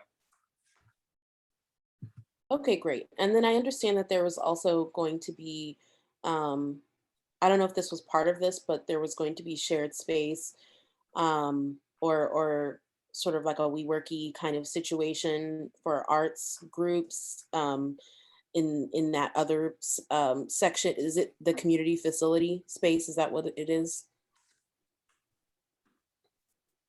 Yeah, those smaller studios, basically that's what as of now, we're leaving it open, because those could be a communal visual art space. We can maybe reach out to 2 or 3 visual artists who want to share the space. There are models in Astoria and in Long Island City already, or visual artists who share the space. We can also be having music or singing or theater coaches, private classes, people that don't want to do it in their house. We can also have that. So that's what we're talking. It's a model that we know it's feasible. It just is not extremely developed at this level of small community-based organization. We are very small. You might think that we are an organization, but I'm the only employee of the company for 20 years. So we are very small, and we have a very small budget. So we know what is feasible. We just don't know how to do it yet. And that's what we like that Steven has been open to. They're allowing us to think out of the box. And we don't have a capital campaign behind us. We don't have a big name or a big company behind us. We're still a one-man rent company, well, basically. 2, 1.5. So that's why we know there are models out there, but we are not, companies that they have a big budget or a big planning already. We are trying to increase our activities and also our reach based on what we're able to do in this development. And so are you then, so is the rental going to be up to y'all who are in that space, or is it up to the developer or the owner? I'm just trying to understand. That's where the hybrid model comes in, and maybe Steve can talk more to us. So the 2,000 square feet from Mare Nostrum Elements, it's us. So we run it, we give it, we rent it to people that we have about 45 choreographers who've been working with us. So it's not difficult for us to find people to rent for us by the hour. And then Comarts, which is the space next to us, will also be functioning at the same, with the same criteria. For what in regards with the smaller studios that we don't have tenants yet, we are trying to, once this move forward, we are trying to find the tenants now, and we're already thinking of you to find craft people, develop smaller businesses they are involved with the art, they might need a lab, but they don't need a full rental. They might need a few hours a day for 3 hours, for 3 days a week. That's the model that we are trying to develop. And that's why there is not a lot unless you are not an organization already has this model as is around right now. We are trying to get a model that at our level does not exist. I understand that Sheila says that our New York, but our New York is a big organization. We are not that organization. We would have rent already the whole space if we could. But that's why we're trying to develop this model. And Steven and developer has agreed to allow us to create this co-op. So being a co-op, we need to look for tenants. We need to look for people that can help us in creating longevity. We, as a resource, because we've been around for a long time, and we know a lot of people, we have committed to help to curate that space. But part of our curation process would be to come up with a group of people. Once again, I would probably be calling you, Kat, to pick your brain and see if you would like to be a part of that committee to choose who goes into the space.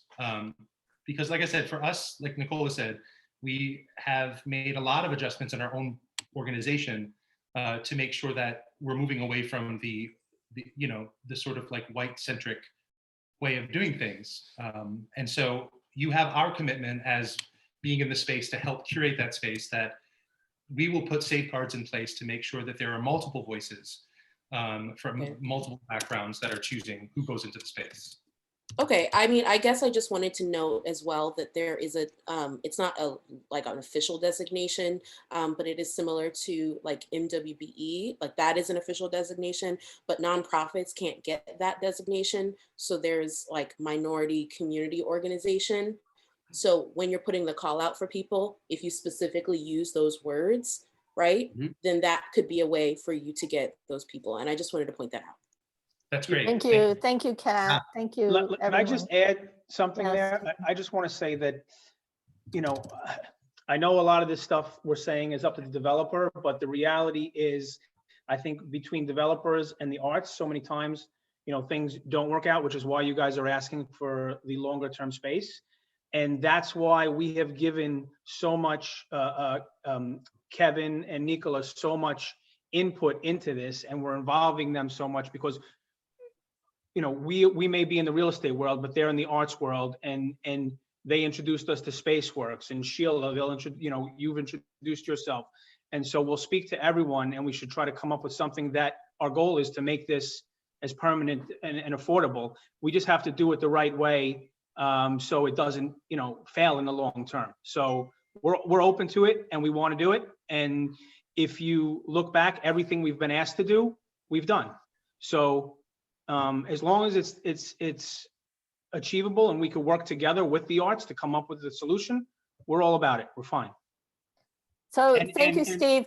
I just want to remind board members that it's 9:30. We still have some more questions from board members. We have another presentation, and there are 14 people signed up to speak in regard to this project. So just for time, Nick, and then Steve Raga, and then Mary Torres.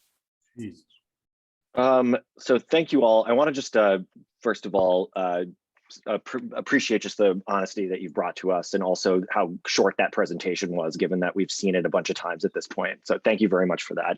I also want to thank you for the follow through on making sure that you've accepted all of those items, and I thought that checklist slide was very useful. I only have 2 questions, one of which is left over from a question I asked maybe 2 times ago.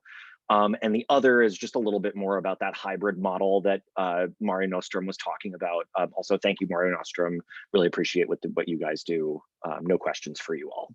So that first question, you know, we've heard a lot this evening, and Steve put this very directly in way more complicated terms than I can understand, sort of about this space. And a couple of sessions ago, I asked you, how much more are you making with this variance?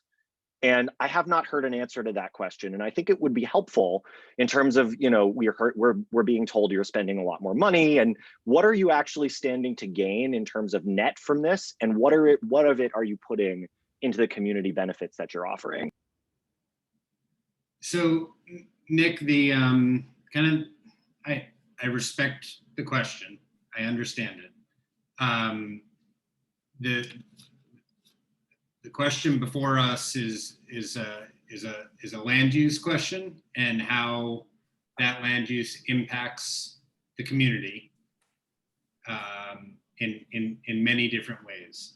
The economics of the project change based on how the economy is going, the cost of concrete. I don't mean to interrupt you, Jordan, but I know you guys have done a cost benefit on this. And what is it?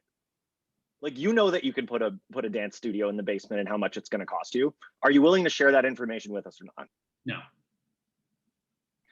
Okay.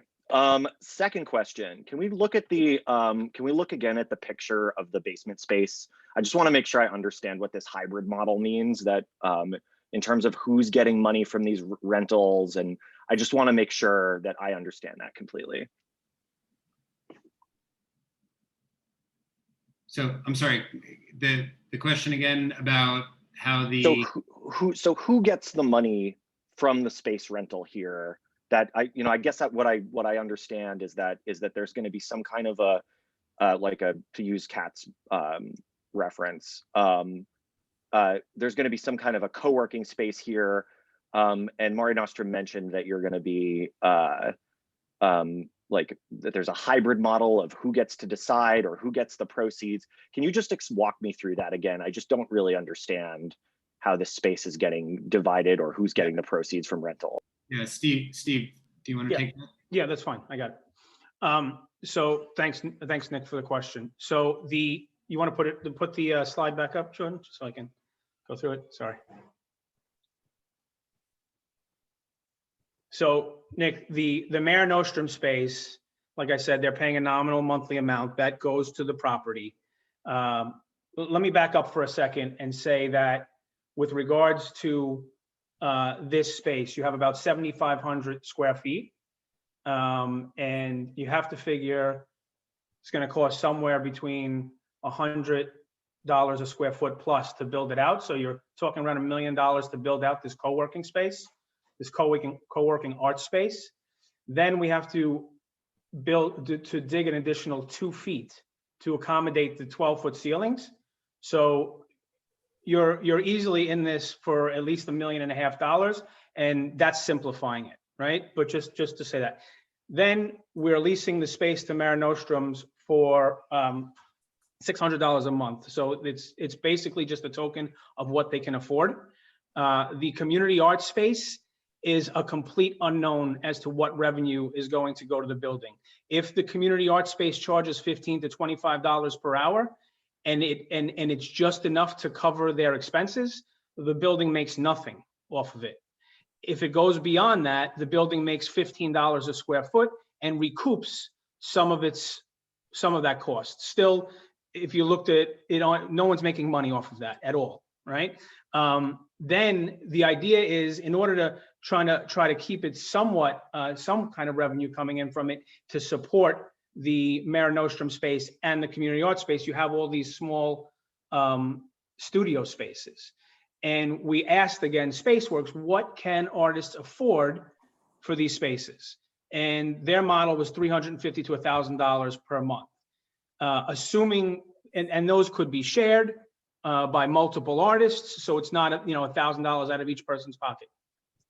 So when you pull all that together, the building will be getting some type of revenue, but it is not at all anything meaningful compared to the cost to build the space.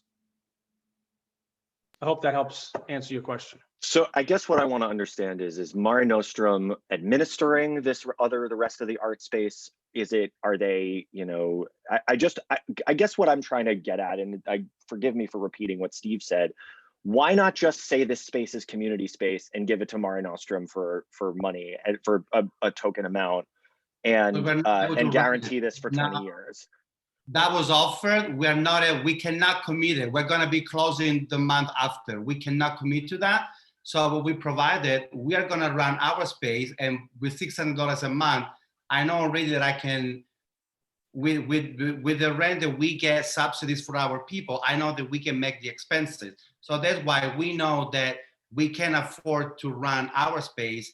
And what we offer in exchange for our sweet deal, we offer to manage finding new people and run. But then how we run it is going to be probably online rentals. It's going to be probably somebody on site. We don't know that yet because it's a model that we are developing. So we're going to get we're going to basically run our own space and help set up how the Colmart and the All Hearts Hub will be run. So we're going to help, but we don't have the capacity, the time, or the infrastructure to run the whole thing. Otherwise, yeah, that's what Steven offered.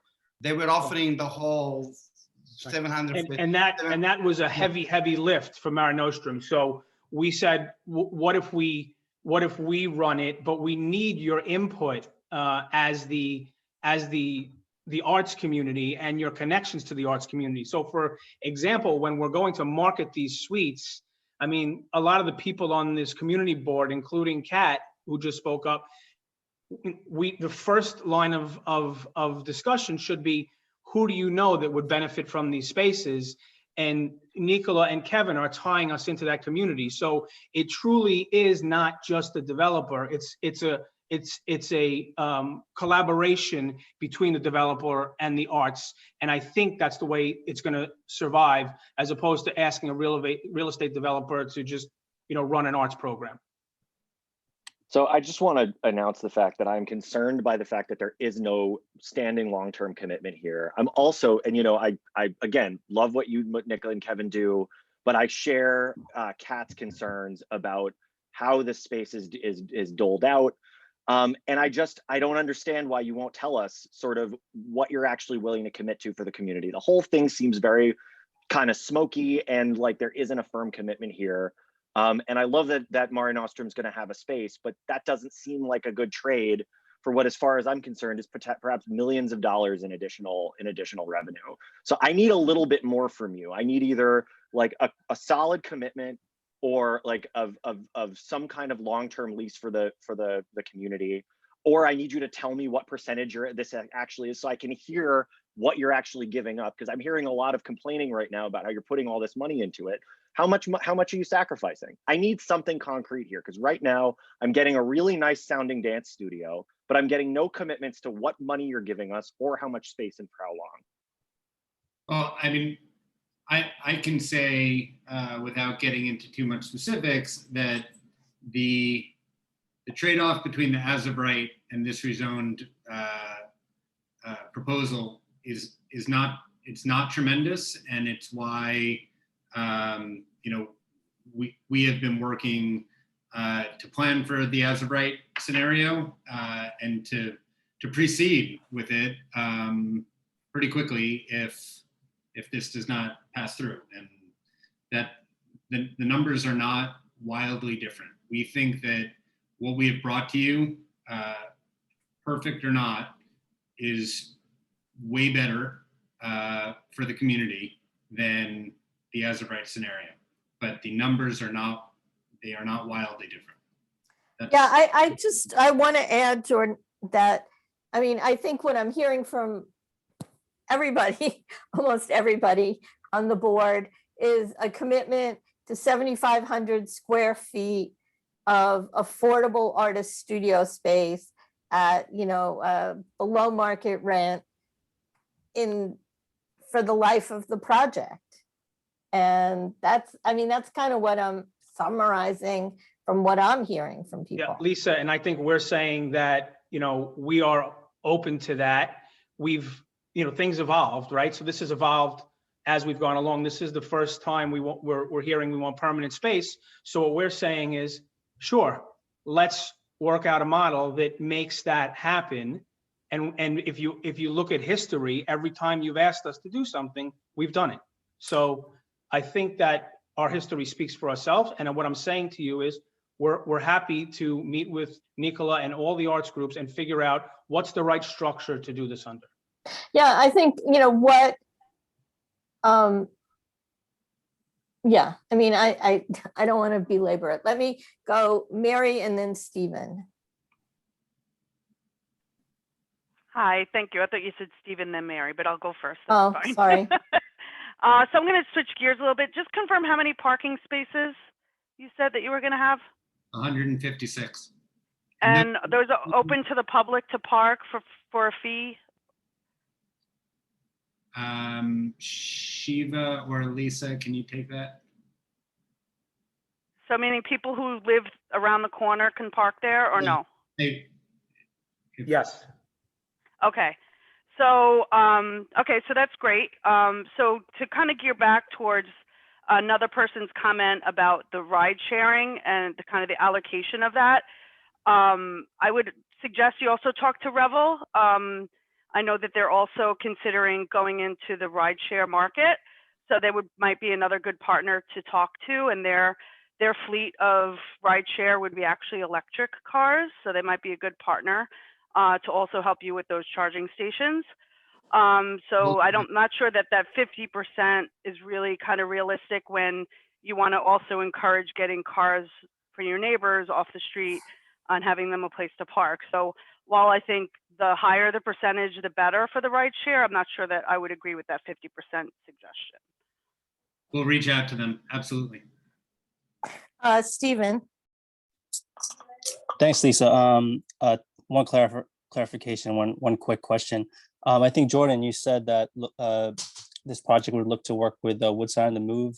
If I heard that right, has that discussion already started? And if so, who did you react? Who have you been reaching out to? And second, for anybody, anyone who hangs out around 63rd and Roosevelt, which I do a few times a day, I'm a few blocks away, knows that that is in that neighborhood, that few block intersection or area is in is directly under the flight pattern for the planes going into LaGuardia. Does this project trigger anything in regards to changing, directly attributing to a change in that flight pattern, east or west or otherwise? Yeah, I'll let Shiva or Lisa take that part. Let me just answer quickly regarding Woodside. So our friends that we had spoken early in the process to Neighborhood Housing Services of Queens, and they introduced us to Michael over at Woodside. I know there's changes going on in the organization. We tried to connect, but we're unable to, unfortunately. The commitment that I wanted to make was that Woodside does great work with the Housing Ambassadors Program and connecting people with housing. And so that is an organization, and we relayed this to HANAC as well. We now have a signed agreement with that we want to work with Woodside on the Move, the board, elected officials, just to like pack the ballot box with local folks for the available affordable units. And then Lisa or Shiva, could you, I know that flight pattern was an issue on something. Yeah, can you repeat that question, please? Yeah, sure. On Roosevelt Avenue, right between like 60th Street to like 65th, that's a direct flight pattern of planes touching down on LaGuardia. So just wondering if a project that goes up 9 stories out of character of that part of the neighborhood, let alone 13, does that at all trigger any impact in the change of flight pattern? And if so, what does that process look like? I can take that, Lisa. Stephen, thanks for your question. We already checked the map from the LaGuardia Airport for the cones that when the planes take off, what area is going to be impacted, and we should be fine. We're outside that the area that's going to be impacted, and the height is not going to be affected by the flight pattern. We can provide that map. I have it saved somewhere. I don't have it handy now, but we can add that to the presentation. Sure, I will just really quick comment. I used to live on Woodside Avenue and 61st Street, like a block away from this area. I was on the 2nd floor and I heard every plane come in nonstop with the windows down. So I'm just wondering how that would impact something that's 7 stories up. But for sure, any information would be helpful. Thank you. Absolutely. Thank you. Any more comments, questions from board members? Well, questions from board members? Okay, not seeing any more questions. Can I Yes, just have one point of clarification? sure. Sheila Lewandowski again. Just a point of clarification with all this discussion. I want to know, did I hear you say you're open to making the community space of 7,500 square feet permanently dedicated to community, as a community facility at a rate that is affordable to community partners? Because you said you were open to things. So I Yes, want to. I said, yes, I said we're open to that. And I want to meet and figure out the structure where that can happen and try to come up with a solution to it. Yes, but I'm open to it. We've been open to this is the first time I'm meeting you, Sheila. We've been through these committees many, many times. I'm not on and- land use, so. Okay, so. And I couldn't make it to the public hearing. No, but- that's okay. That's fine. But I'm just saying that I'm happy and to meet with you, Nicola, Kevin, and come up with solutions. We're open to it. Okay, just wanted to make sure that was clear. Thank you. We're voting on it tonight, aren't we? Yes, we are voting on it tonight. So what Sheila is saying is that she wants to know whether you're going to be acceptable if our resolution puts a commitment in there. Yeah, Or are you expecting us to leave it open for further negotiations? Thank you, Stephen. I think I'm saying if you guys put it in there as a condition, we will do everything in our power to meet that condition. Okay. Does that make sense? Yeah, absolutely, Steve. Thank you. Okay, so we're going to close this part of discussion. We have 14 people signed to testify on this. So I'm going to start with Christopher Anderson. Are you still Christopher Anderson?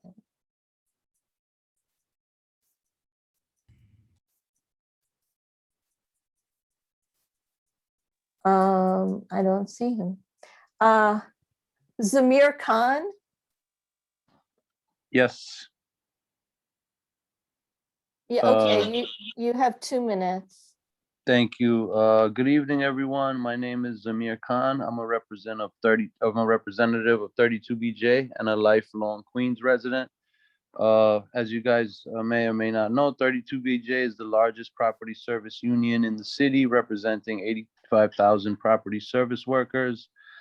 We represent workers who maintain, clean, and provide security services in buildings like the one being discussed on 6204 Roosevelt Avenue.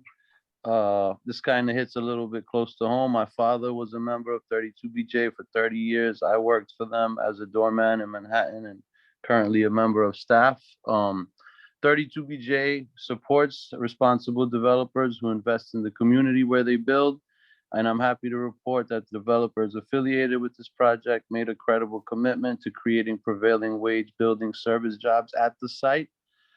Their commitment is an investment in Queens by providing wages and benefits that give working families like my own opportunity for upward mobility and economic security. We estimate that the rezoning will allow the construction of 213 units, of which 64 will be permanently affordable, and it will lead to the creation of 4 cleaning jobs, which would be brand new. We're in support of this project, confident that the developers will be responsible employers and have positive presence in the community. For all of these reasons, we respectfully urge you to approve the rezoning. Thank you for having me, and thank you for allowing me to speak on the project. Thank you, Samir. We're going to go back now to Christopher Anderson.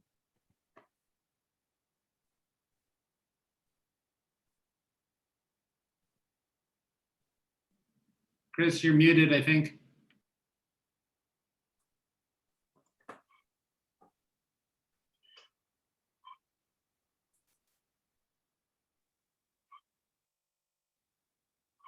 Okay, Gregory Musiel.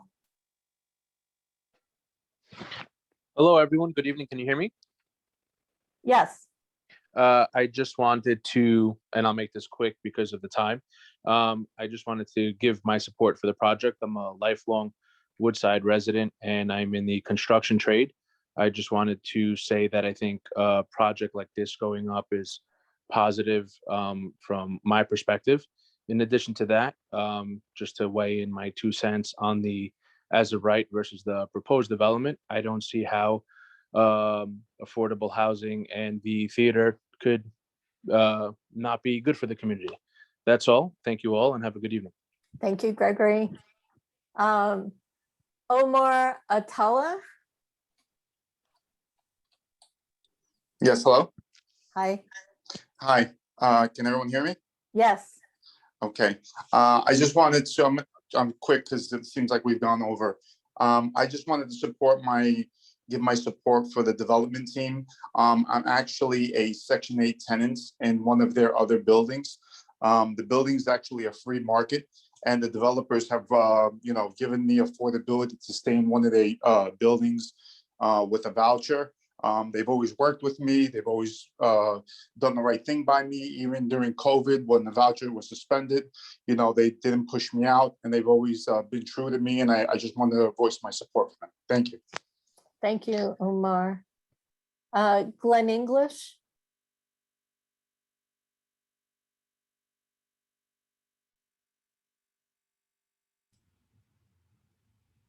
Peter Chu.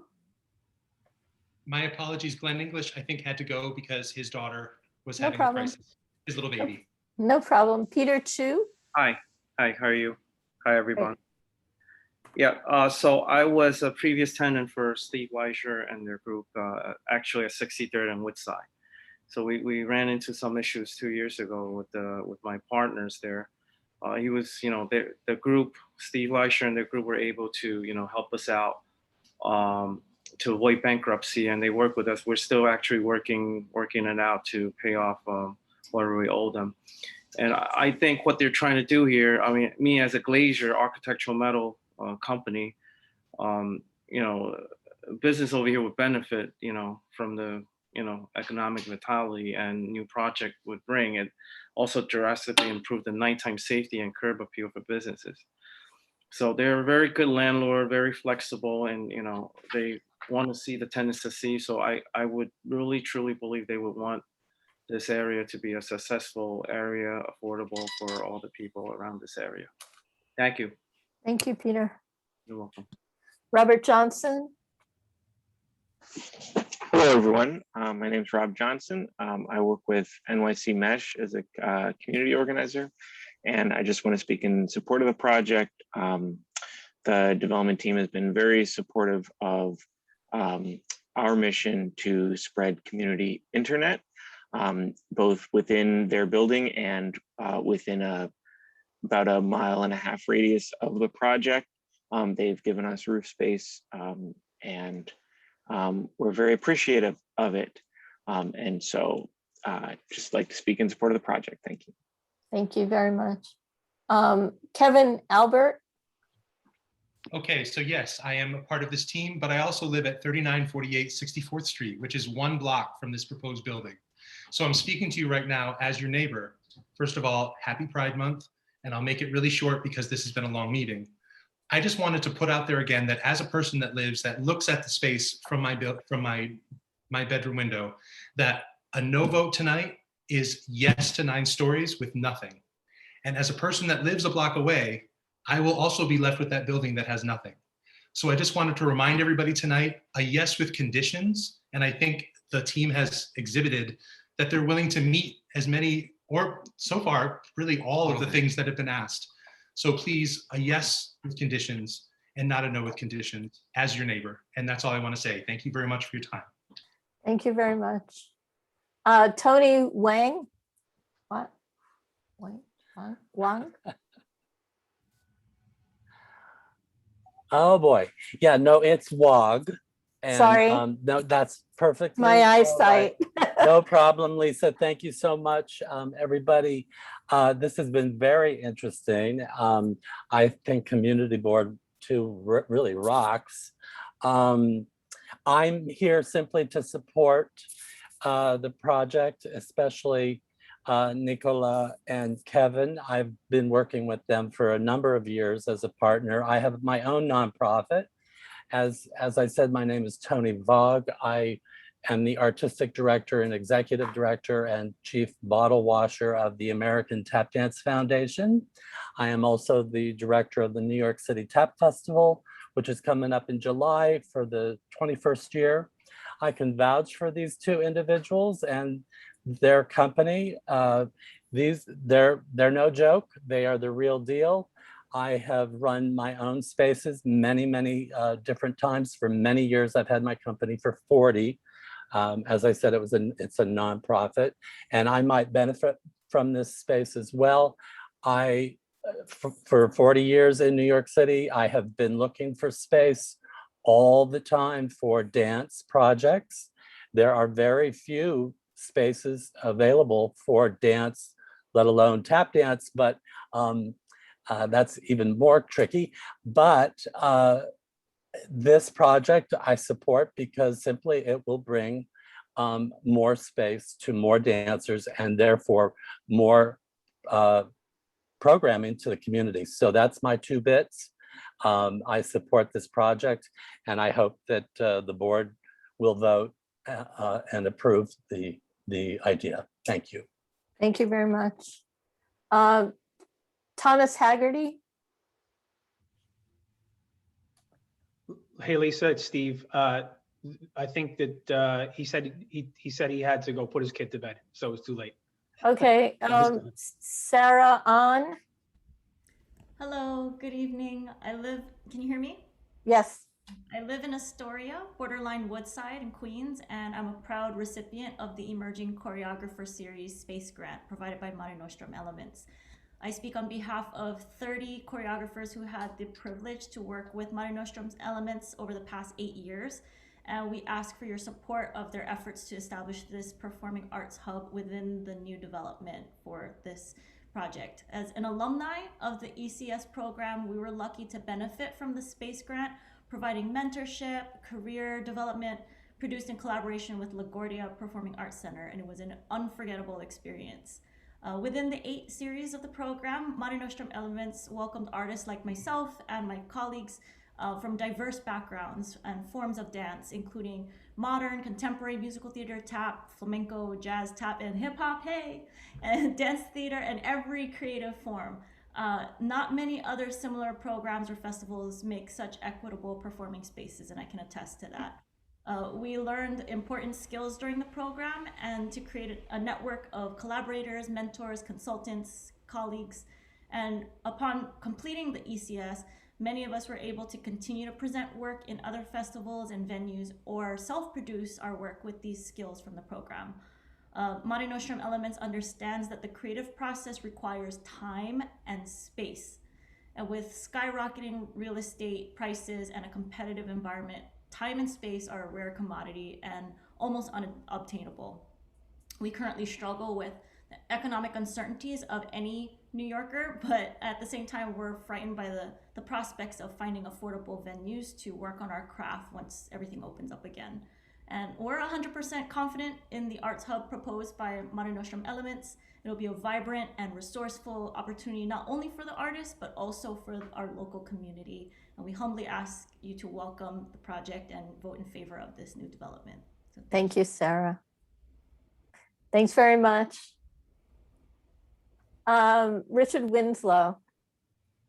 Good evening. My name is Richard Winslow. I'm the Director of Property Management and Building Operations with HANIC. As I guess most folks know, HANIC is a nonprofit based in Astoria. We've been in the community since 1972. We serve over 30,000 community members. We own 650 units of affordable housing in Queens, and we're also the property management agent of affordable apartments located in 4 buildings throughout the borough. HANIC's been brought on to this project by ownership, and we're going to play several important roles. As the administering and managing agent, we'll be responsible for ensuring that all the affordable units in the development are leased up to eligible households that comply with all the city laws and regulations, and that all the units will be maintained and affordable in perpetuity. We've also been asked to help in connecting New Yorkers with Section 8 vouchers who are looking for housing in the market rate units to occupy these units. We think this is a real great way to expand the affordability of the building, and it's certainly a task that we look forward to assisting with. We're Also committed to hiring individuals from the community. HANIC has several social service contracts that have a higher NYC requirement where HANIC has to hire individuals on PA. So for every $250,000 received from certain social service contracts, HANIC has to hire one person on PA. HANIC also works with the HRA to achieve this, and we're very proud to be complying with the requirement. And we're committed to providing New Yorkers living wage jobs. Additionally, we strive to hire community members that are diverse in their cultural experience. In the last 3 years, HANIC's hired over 500 individuals for different positions, and 325 of those are from Queens. So we very much look forward to working with you all. Oh, thank you. Thank you, Richard. Yes, thank you. Deb. Amy Harrison.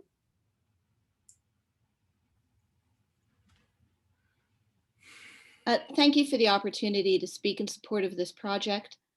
My name is Amy Harrison. Now retired, I was a former executive director of Ryu Dance New York, which had built a home for dance in Long Island City several years ago. Additionally, I am a patron of and have collaborated with Mare Nostrum Elements for more than a decade. Adequate and affordable space to accommodate arts, especially dance organizations, is limited and is very much in demand. Dancers travel from borough to borough seeking space to work, to rehearse, and to hone their craft. Additionally, space is rarely available near where dancers live, which is largely in boroughs like Queens. While I was with Ryu Research for years for a space that was right sized, conveniently located, and met the specific needs of dancers. Unfortunately, with a market rate rent and narrow operational margins, my understanding is that the burden during COVID was unsustainable. Regarding this project, I ask you to vote yes and support the development and rezoning of the 6204 Roosevelt Avenue space, making room for the arts, making room for community space, Mare Nostrum elements so they can thrive at a below market rate, rent, important to the cultural fabric of Queens and making it possible for dancers to work. Thank you. Thank you. David Tianga. Hi, how are you? How you guys doing? So I'm the owner of Urban Vegan Kitchen, which is in Manhattan right now. I've known Steve for a very long time, since high school. He came to me and told me about this project, and I asked him if there's any way we could get in there. We're a Black and Latino owned restaurant, and we're looking to expand. I grew up in Queens. My mom lives on 76th Street. My dream has always been to go back there and bring the vegan message to Queens. I also was a writer, TV and film. So when he started telling me about the project, it made me super, super excited. It actually made me jealous, because when I was a kid, I wish there was something like this where I was growing up, because there was nothing like it. So, you know, I just hope that you guys vote yes, because I would be excited to go back. I'm actually looking to move back to Queens, and this would be a great opportunity to do it for me. So I'm talking selfishly, but I also think this sounds like an amazing thing for Queens, which I love. It's always been in my heart. I'm really glad that you guys worry about the arts. You know, what we do at the restaurant, it's not only food, we bring culture, we bring music, we bring art, you know, so I hope you guys do it, and I hope to be a part of it. So thank you for your time. Really appreciate it. Thank you. Thank you, David. There's one more speaker, Chris Anderson.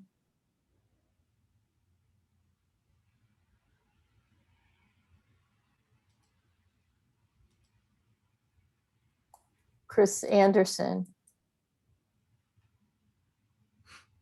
Chris is having some sort of issue with his audio, and so I think from his moving fingers like this, he's going to submit his notes. Okay, fine. All right. Yes, Sarah did speak. Just whoever, Anatol. Yes. So okay, so that is the end of the public comment. Thank you all for staying. Just to thank you for your presentation. I'm just going to do a time check. It's 10 o'clock, 10:04 to be exact. that's the end of the second rezoning application. We have another ULURP application for elevated transit zoning text amendment from the Department of City Planning, and we're going to turn that over to Teal now. Lisa, have we taken attendance yet? We have not. Hi, everyone. I'm going to share my screen.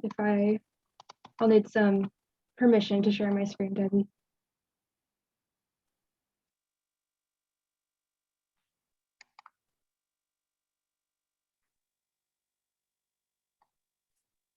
You have sharing privileges. Thank you.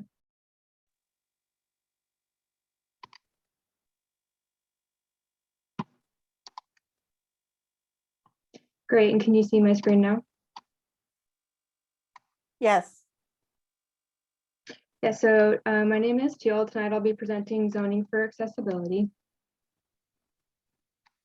So the Metropolitan Transportation Authority and Department of City Planning are proposing a citywide zoning text amendment that would allow the MTA to work more efficiently with private developers to help achieve system-wide accessibility more quickly. And this proposal includes a system-wide transit easement requirement, as well as expansion of the transit bonus improvement program. Right now, only about 136 of 493 subway or SIR stations are accessible, and about 25 of 39 LIRR and MNR stations within city limits are accessible.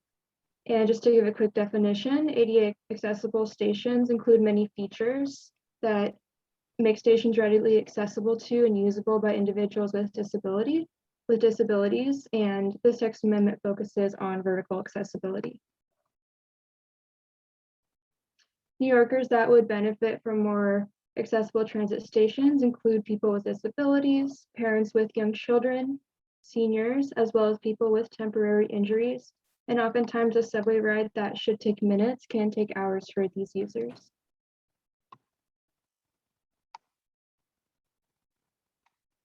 In Queens, there are many residents with an ambulatory disability, as well as many young children and an aging population, and all of these groups would benefit from more accessible stations.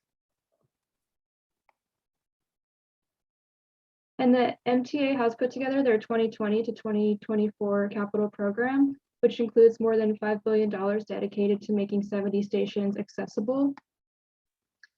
And this means that 43% of transit stations, which serve over 60% of riders, would be fully accessible. And the ultimate goal at this time is that no subway rider would be more than 2 stations away from an accessible station.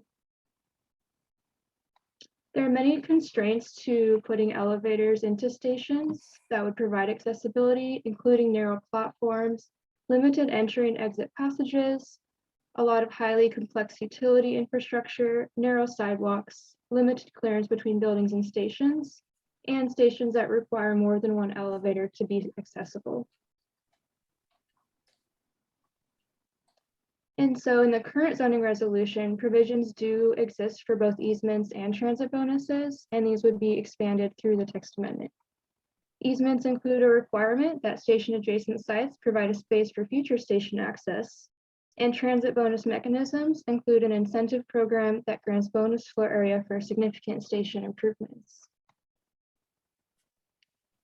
Zoning for accessibility is a citywide proposal that's meant to expand these zoning tools to help create more opportunities for accessibility throughout the transit system. In Community District 2, the easement requirement would apply to all stations except for 3 along the 7 train on Queens Boulevard.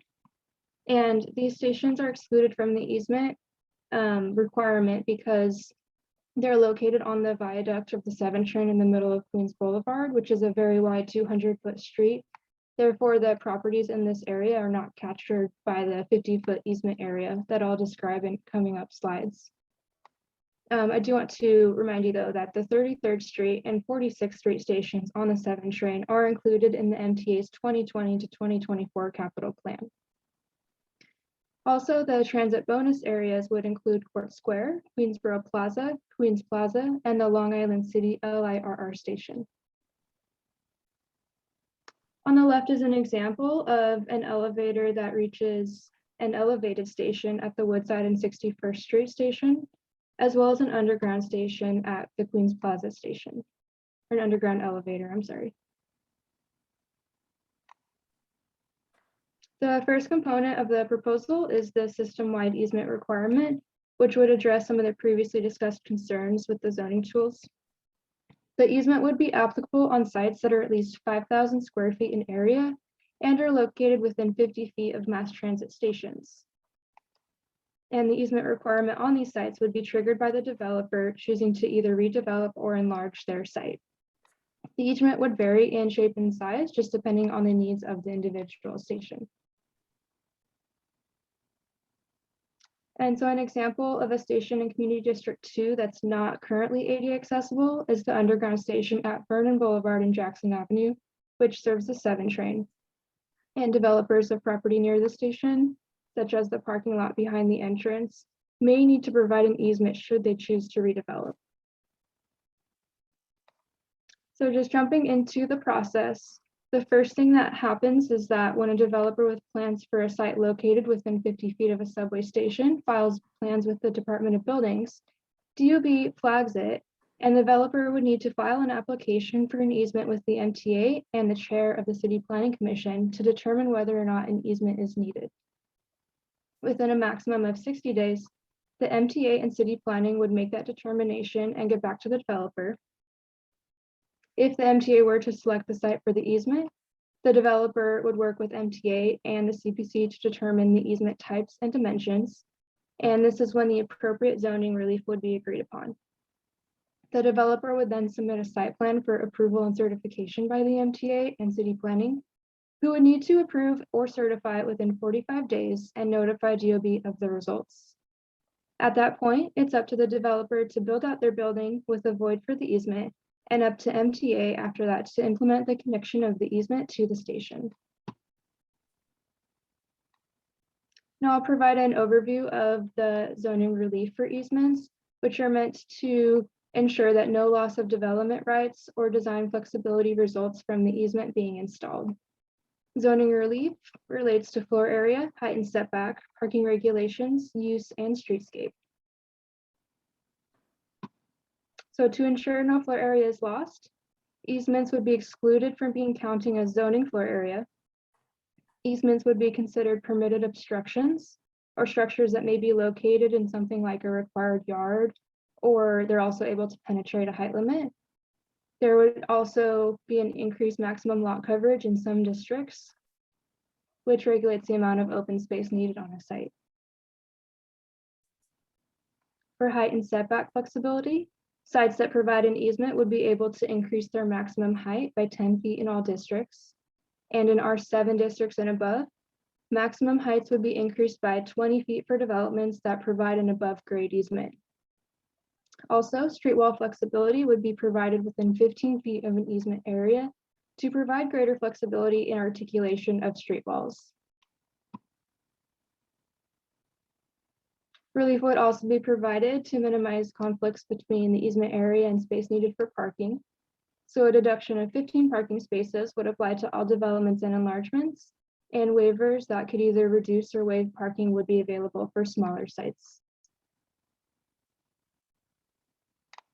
In some instances where an easement may not be improved immediately with a new station entrance, and such volume could be left vacant for some time, temporary uses could activate these spaces between the time of construction of the building by the developer and the time when the MTA implements the easement. Easements that would be allowed include commercial, community facility, as well as lobby space.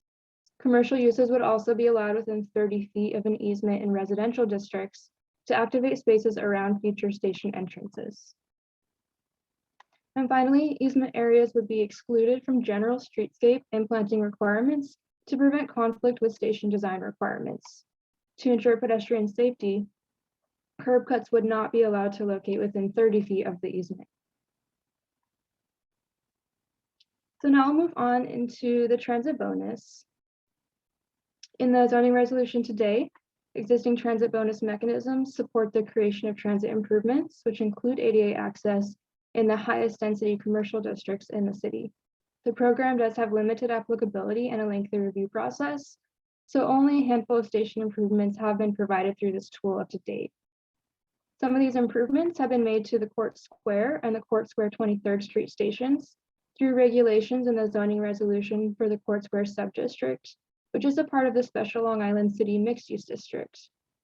The subdistrict contains regulations that are actually not a part of the transit bonus program, but they do have mandated subway improvements upon development of certain lots in blocks 1, 2, and 3, as shown on the screen, which allows the developer to build to a max floor area ratio of 15. And moving forward, the proposed transit bonus would not apply to these blocks, but the transit easement would.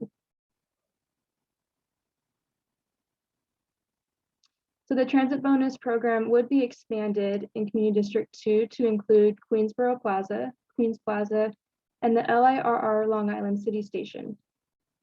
Queensboro Plaza and Queens Plaza are located in R9 and R10 zoning districts, respectively. They're also in the Central Business District. The LIRR station is located within 500 feet of an R10 zoning district. And they're the things that make these stations eligible for the transit bonus. And then the Court Square transit bonus mechanism would just remain as it is. The transit bonus program would continue to grant a floor area bonus of up to 20% of the maximum floor area ratio for developments and enlargements that construct station improvements, as well as expand the geography of areas where a transit bonus may be used. So building on the previous slide, the proposed bonus would expand the geography to all R9 and R10 districts in the city, as well as their commercial equivalents and M16 districts. And the new transit bonus would allow sites that are within 500 feet of a station to participate in the program in exchange for an offsite improvement that would be constructed at a station that is not immediately adjacent to the site. And within central business districts, such offsite improvements would be provided within a distance of 1,500 feet from the development site. To receive up to a 20% bonus floor area, the owner of the development site must construct significant station improvements where ADA upgrades would be prioritized. So beyond elevators, construction may also include station entrances, mezzanine expansion and platform upgrades, and additional signage and lighting. It's important to note that the amount of floor area bonus granted relates to the degree to which the proposed improvements enhance the station, which will vary depending on the station need and its unique conditions. Also want to highlight that the additional floor area generated from the bonus can only be occupied once the MTA determines that the improvements are complete and usable by the public. The transit bonus follows an authorization process, and this means that applicants for the transit bonus would go through a process in which they first discuss the needed station improvements with the MTA and provide schematic plans to the MTA for approval. They would then file an application with the Department of City Planning, and they would then go through a modified ULERT process for approval, where their proposal would need to meet the findings of the authorization. This modified ULERT process does include referral to the community board and the borough president. Only after community board and borough president review would the City Planning Commission vote. The City Planning Commission does not hold a public hearing. They do just vote on this, and the City Council does not vote on authorizations. In terms of elevator maintenance, MTA does expect most elevators to be maintained by the MTA.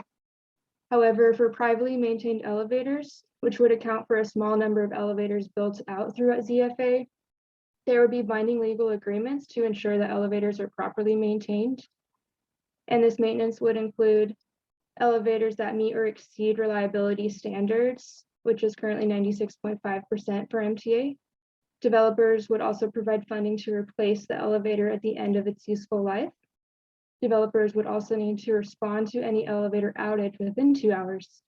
And these elevators would be monitored remotely by the MTA. In summary, Zoning for Accessibility proposes a zoning text amendment to establish 2 new ways to facilitate ADA access and transit station improvements. Within 50 feet of mass transit stations in applicable zoning districts, developers will be required to consult with the MTA about providing an easement. Where MTA and CPC determine easements are needed, targeted zoning relief would be available to ensure development rights and design flexibility can be maintained. And the second component of the proposal is the expanded transit bonus mechanism, which would grant a floor area bonus up to 20% of the maximum floor area ratio for developments that construct station improvements. And the areas of applicability for the transit bonus would be expanded to new high density locations. So this is the end of my presentation. I am happy to answer questions.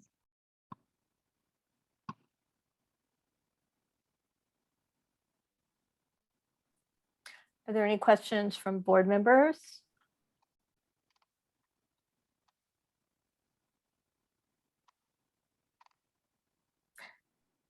Seeing none, and there is no one signed up to speak about this, we will close this part of the meeting.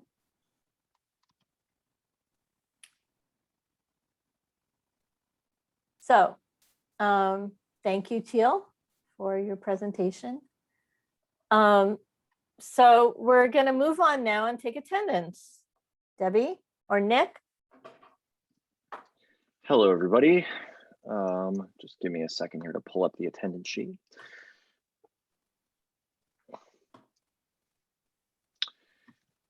Amparo Abelbay. Present. Serena Andres. Here. Anatol Ashraf. Here. Karisha Baton. Here. Nicholas Berkowitz is here. Sandra Bagichka. Here. Kat Bloomfield. Here. Danielle Brecker. Present. Johanna Carmona. Present. Gianna Serbone. Gianna Serbone. Not here. Tanya Chavez. Tanya. She was here. Oh, here. Osman Chowdhury. Yes. Stephen Cooper. Good evening, Nick. Warren Davis. Present. Jake DeGroot. Here. Lisa Deller. Here. Sally Frank. Here. Maury Gallinoy. Still here. William Garrett. Absent. Somnath Gimire. Excused. Dr. Rosamond Giannoutzis. Camille Gray. Here. Kenneth Greenberg. Here. Benjamin Gutman. He was here earlier. Ben? Christine Hunter. Here. Here. Mohammed Chowdhury Jewel. Absent. Badrun Khan. Absent. Jordan Levine. Absent. Sheila Lewandowski. She'll be back. She just had to. I'm back. Oh, she's back. Thank you. I was gonna say, I see her name. She's still here. Sheila's here. Dominic Lapolis. Absent. Kristen McGowan. She's excused. Ty McShane. Absent. Tom Matusas. Here, thank you. Clara Oza. I didn't see her. Absent. Bianca Ozeri. Here. Elliot Park. I didn't see him. Carla Perez. Here. Stephen Raga. Here. Selena Romero. Here. Catherine Sabal. Here. Norberto Saldana. Good night here. Regina Shanley. Absent. Laura Shepard. Here. Lauren Springer. Here. Mary Torres. Present. Anthony Tudela. Here. John Vichunas. Absent. Adrian Virilli. Absent. Julie Wan. Here. Frank Wu. Here. Second. You have a quorum. We have a quorum. Well, moving right along, just a time check. So I want to say, well, we're going to vote on the minutes. Let's first vote on the minutes. Has everybody read the May minutes? Anybody have any Yeah, comments, questions? Yes, I have Jay. a comment that unfortunately it seems like the chat transcript was not included in the minutes email again, even after for several months we've been requesting that. So I plan to vote no on the minutes today. I'm sorry, say that again. I plan to vote no on the minutes today because the chat transcript wasn't included. Oh, okay, that's fine. Table it and so that we can all vote together with it being. Yeah, complete, why since don't we just- Well, why don't we just, what? I just want to say that the chat, when you save it, saves it in all kinds of different parts. Depends on if you save it throughout, you get different files. So it's not as clean as it should be. Is somebody Why- making a why would- motion to table the minutes to the next meeting? Is that what I'm hearing? No, we're having a conversation right now about the inability of the office to have included the chat in the May minutes. And what part of the chat would we include? I mean, there are private chats and there are to Oh, everyone chats. A lot of the chats can be something that. Steve. We were just- talking about the No, public no. transcript, the The chat public- that everyone has access to. Public transcript of the public chat that happens to all participants in the meeting is included in the video recording that the office downloads at the end of every Zoom meeting in one file that could easily be attached to the email or included, pasted at the bottom of the minutes. We've discussed it for 3 months in a row. You know, that we all are, you know, the tech committee is more So than happy Jake, to continue to. we have been unable to do that yet. So, and that's it's fine. If not other gonna, peop- it's not gonna happen for May. So just so you know, it's not gonna happen for May. We can, you know, we'll work on it for June. So does somebody want to make a motion to approve the minutes? Well, Lisa, can we table these minutes in the hopes that we can work out She this was glitch? unable to do it for May. I mean, it's already, what I'm she saying. has the file. It's downloadable from Zoom. It comes with the video recording. It's there's no reason it's not doable retroactively. Well, then, Jake, are you going to volunteer to provide support to do that? Of course, as I have every month for the last 4 months, an hour or two of my time doing tech trainings. Okay, I actually great. remember last Lisa? meeting, we were Yes, discussing how Steve. to do it. No, I mean- I understand that, Amparo, but we have been unable to do it. And I'm we are not- working on various technology improvements. And I just want to say, we can table this and we can, you know, work on including it. But, you know, next month you might still vote no on the April minutes because they're not included there. Or maybe you'll vote yes and they'll be in the June minutes. Lisa, So, I yeah. have a problem. I mean, I'm not tech savvy and Jake obviously is, and he knows how to work this stuff, but it seems to me, I mean, from my own personal viewpoint, I don't see every chat that goes on there. That's So- exactly why we want it included. Well, but wait a second, Maury, I understand that. But the meeting, which I sit and attend, I hear everything, assuming I'm listening, I hear everything that happens at the meeting. I don't necessarily have the chat screen going on. Why should that be included as minutes of the general meeting, which is heard and seen by everyone who's attending? I'm just wondering about that. I mean, some people are on that. Looking at it now, I see there's like 3,000 chats or something. I certainly didn't see them while they were happening. And I'm just wondering, should they be included in the minutes? I think that's a separate discussion. One is technical, whether they can be. Now, my question is, should they be? You make a good point, Stephen, because there's sidebar conversation happening when we do this in person. And many of those sidebar conversations never get into the minutes. So that's that's a very good point. I have my hand up. I think they're distinct from the minutes. I have, but Roz had her hand up before me, so. Roz? Yes, I'd like to make a motion that we table the minutes. That's fine. The minutes are tabled. No, they have to be voted to table. Not if you table them, Steve. All those in favor of tabling? Aye. Aye. Any opposed?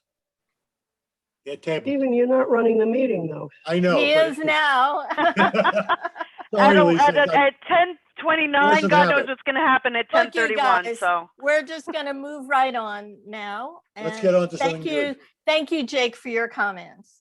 Okay, Lisa, I know we want to get going. I don't want to leave it on the point that Stephen made. And only that, when we're live, if I go to the bathroom, I missed some of the public comment, but that doesn't mean it's not included in the minutes, Because they were public comments. right? But so is the chat. The chat is public. Yes. It is public.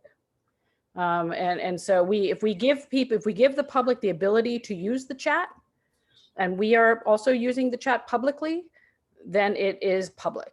Yeah, and we critically often refer elected officials to leave things in the chat for people to follow up Yes. with, and for that to be threads that we need in order to fully participate in what's happening at the meeting. I'm And so if not you saying they choose to not shouldn't watch be it, that's included. fine. Jake, So- I'm not saying they shouldn't be included. I'm just saying that's a separate discussion as to whether it should be.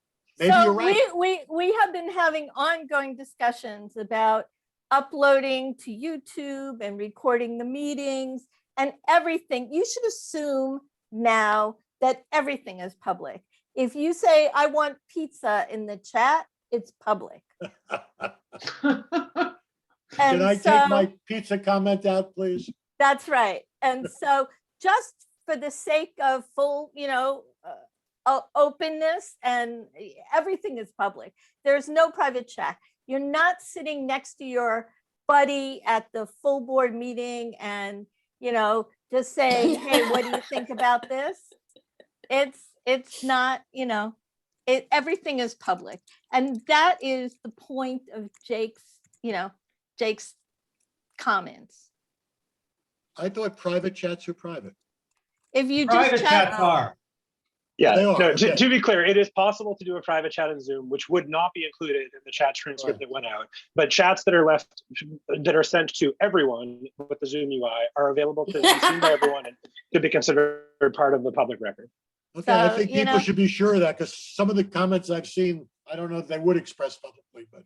And the Yeah. chats get downloaded to individual computers. you know what? Can we not And they're on talk a lot anymore of about different our chat computers. now? So I want, no. That has to be realized.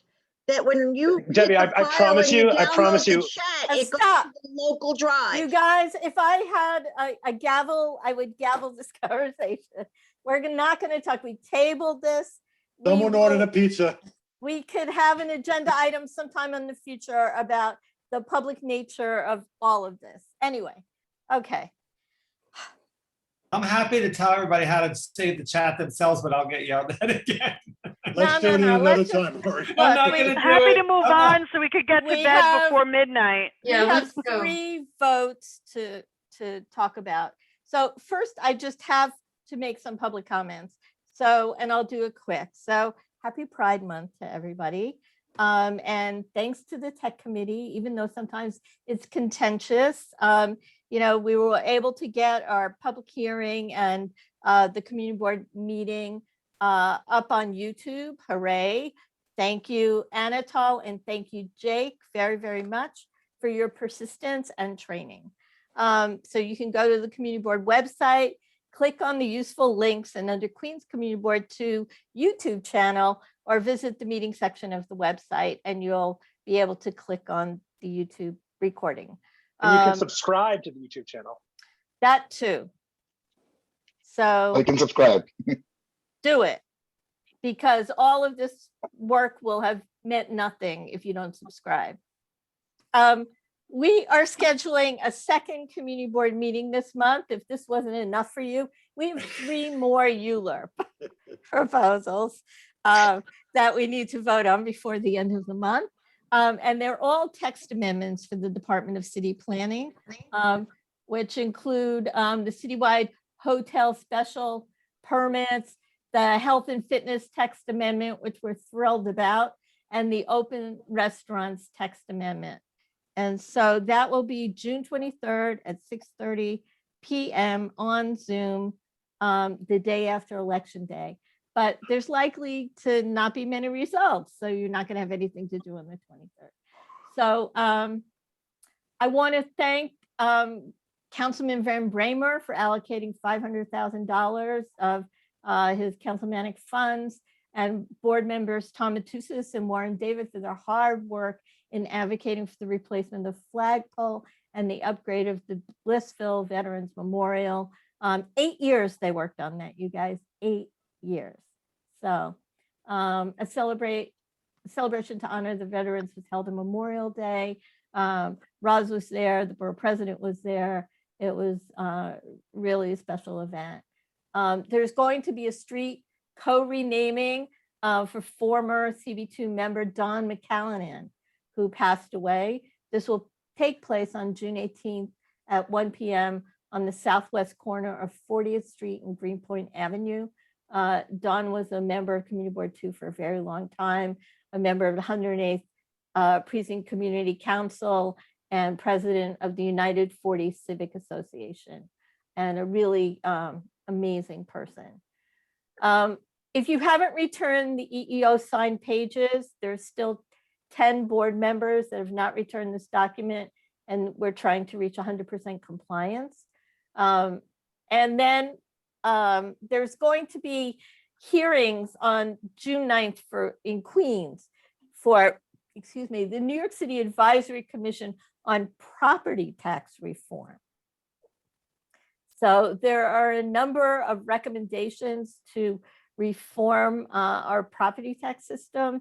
And I haven't yet heard anything about that. But if you pay property taxes, you should go to the hearing. And Debbie handed out the capital expense budget priorities, which you should look at. The budget committee is going to work on that over the summer and vet those, add more. We'll probably do a survey. I want to do a survey of organizations around the community board to get more input. And then I think that's it. So thank you guys for your patience tonight. It is very, very late. And it's tough, you know, with all the developers trying to get their rezonings approved during the end of the current mayoral administration. So, you know, COVID held up ULURP, and then everybody's backloading these applications. So there are these 3 and 3 more to end this administration, I think, for ULURPs. So Debbie, do you have anything to add, or city planning? I do not. Just wish everybody a happy summer. We'll be working. We'll all be around to continue working and learning new things. Okay. Teal, do you have anything to add about your text amendments? Yes, I do. So there is one text amendment that has been delayed for certification. This is for the permanent open restaurants program. It was supposed to certify on June 7th, but this has been pushed to June 21st. And Lisa, you and I had discussed me presenting this to the land use committee on the 16th of June, but that one won't be possible because it won't be certified yet. So September. I could still present on the 23rd if you want me to, or we could revisit this in September. And you don't have to decide right now. We can continue talking about that. Okay, great. Thank you. And that's everything I have. Okay, fantastic. So the next item are the land use votes. And so we heard these 3 ULURP applications tonight. The first one is the 48-18 Van Dam Street. Christine, do you want to talk about the land use committee meeting? Well, the only thing on the land use, I mean, I was just looking at the minutes a while ago. You know, most of it got reviewed. The things that we're voting on, I don't think we need to belabor what was said in the land use meeting. Although if you want me to just present our why don't you just go over the recommendations? Yeah. And then just for everybody to know, we did have a presentation, which I don't know will be made to the full board, on the upgrade of Woodside Plaza, the little triangular park at 62nd Street and Roosevelt. But we're not really, I mean, they're asking for a letter of support, but there's no formal motion that they need from us, correct? Correct. Okay. There were some questions about it. Why wasn't, but I don't think now is the time to go over that in detail since we have. No, I'd rather go over these. Right, so for Van Dam Street, the motion or the land use committee recommendation was to support the rezoning subject to the following. One is incorporation display of local artists' work, which has been extensively discussed. Commitment to work with the community to utilize meeting space. I don't know that we have a real, working with the community, I guess they committed to that. EV chargers in their parking area. We know that they have not made that commitment. Bike parking racks on adjacent sidewalks. Affirmative effort to market to minority and women-owned businesses for commercial space, and use of the LIC storefront program for display of local art in vacant retail spaces. Christine, what was the vote of the community board on that motion? It was 8 in favor, none opposed, and no abstentions. I would move that motion before the community board. Anyone a support. second? Does somebody want to second that? I'll second. Any discussion? Has somebody raised their hand? Sheila here. Yeah, Sheila. But I also, again, I don't know, Roz, if your hand is up permanently or if, yeah, because so I don't want to step on your toes or your hand. So the only thing I would like to add is based on and from the conversation tonight and from what came up before is, I really feel like it's short-sighted not to include a few EV charging stations, and then so I feel like we have to add that as part of our recommend. I feel that way. That is there. It's there. EV Yeah. chargers in the parking area. That's already there. I took a nap at that moment. Sorry. Okay. It's late. Yes. My apologies, everyone. Okay. Any other? Oh, Roz, did you have a comment? I think Sheila stepped on her hand. Yeah, I put my hand down. Oh, okay. Is there any other discussion? Does somebody want to call the question? Call the question. Anybody opposed to calling the question? It's a roll call vote. Debbie Or Nick? or Nick? Here, I just don't unmute as fast as everybody. Are you gonna Okay. read what we're voting on? We're voting to approve the land, we're voting Wait, to wait, adopt wait, the wait, land use we're plan. voting, You're yeah, not- we're voting to approve the land use recommendation. That was to incorporate and display the works of local artists on interior or exterior of the new building, particularly on the blank south wall or in the pocket park. The commitment to work with the community to utilize meeting space, the EV chargers in the parking area, bike parking racks on adjacent sidewalks, affirmative effort to market to minority and women-owned businesses for the commercial space, and use of the LIC storefront program for display of local art in vacant retail spaces. And so yes means yes or Yes means Yes means you yes. agree with it. Yes means Yes yes. means we're supporting it subject to those Correct. 7 conditions, however many there were. 1, 2, 3, 4, 5, 6 conditions. Thank you. Okay, it's a roll call vote. Now, Debbie, are you okay? You And said- Pero Applebay, Amparo Applebay, yes. Serena Andres, Yes. Anatol Asheroff, Yes. Carisha Baton, Yes. Nick Berkowitz, Yes. Sandra Begishka, Yes. Kat Bloomfield, Yes. Daniel Brecker, Yes. Joanna Carmona, Yes. Giada Sabone is absent, Tanya Chavez, Yes. Osmond Chowdhury, Yes. Stephen Cooper, Yes. Warren Davis, Yes. Jake DeGroot, Yes. Lisa Deller, Yes. Sally Frank, Yes. Maury Galnoy, Yes. William Garrett, absent, Somnus absent. Raj Giannusis, Yes. Camille Gray, Yes. Kenny Greenberg, Yes. Ben Gutman. I think he left. Christine Hunter, Yes. Mohammed Jewel. Joanna Khan is absent. Jordan Levine is absent. Sheila Lewandowski, Yes. Dominic Lapolis is absent. Christian McGowan is absent. Ty McShane is absent. Tom Matussis, Yes, thank you. Clara Oza. Clara. Bianca Rosieri, Yes.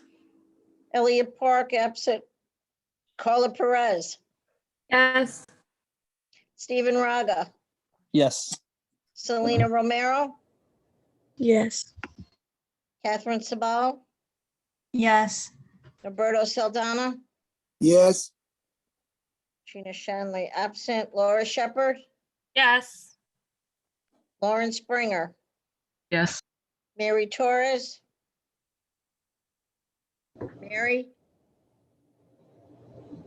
Mary Torres, did you leave? Okay, absent. Anthony Tadella, No, that's a yes, sorry. Couldn't find the unmute button fast enough. thank you, Mary. Anthony Tadella, Yes. John Vacunas is absent. Adrian Vinelli is absent. Julie Wan, Yes. Frank Wu, Yes. unanimous. Thank you. The next ULURP application is for 6204 Roosevelt Avenue. The developer has presented this application to the Land Use Committee. There was a public hearing.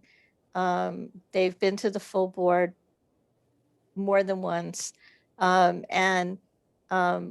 We have been talking with them about community benefits and concessions for a very long time. You may have seen in the chat, Steve Leischer, the developer, is committing to a letter that indicates, many of the items that we discussed here tonight. In addition to that, we had a more lengthy conversation about, permanent affordability of the art studio space, 7,500 square feet minus a bathroom for artist studio space, which include the Mayor Nostrum versus the ComArt space. And, they're using the mandatory inclusionary housing option 1, including units at 40%, 60%, and 80% of area median income. They've made commitments to increase the bedroom sizes of some of the units to 50% one bedrooms, 25% studios, 50% one bedrooms, and 25% studios. They've indicated they would add more 3 bedrooms. And so they can provide additional 2 and 3 bedroom units from that original mix. They're gonna work with a local affordable housing not-for-profit organization named HANIC that's currently mostly based in Astoria, but they're really all over Queens, to market the units and lease the affordable housing space, and to aggressively market to low-income tenants, hopefully with Section 8 or other forms of subsidy. And they've agreed to put, electric charging stations and bike racks in the parking lot. They have provided bike parking They're going to work with New York City Mesh to locate internet dishes on the roof. They have an agreement with 32BJ to do the building maintenance for their building. They expect the construction of the building will be handled by a mix of union and non-union trade. Let's see, they're going to work. The Land Use Committee asked about their attention for the existing businesses, and they want to help them to relocate, but they're not actually guaranteeing that they can come back to that space. 6204, they say their ownership is associated with E.J. Stevens Group, a successful Queens-based brokerage specializing in local small businesses. To this end, they would commit to helping each of the existing businesses relocate nearby if so desired. There is a commitment to include solar panels on the roof, and also high efficiency heating and cooling systems, low flow plumbing fixtures, air sealing insulation, high performance windows, and other energy saving devices. The Land Use Committee, so I was reading sort of highlights from the letter. The letter is in the chat. I don't know, Christine, if you want to talk about the Land Use Committee, if you want me to.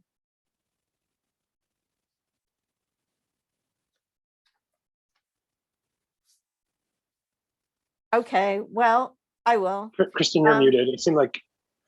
Oh, Christine. Is Christine muted? Yeah.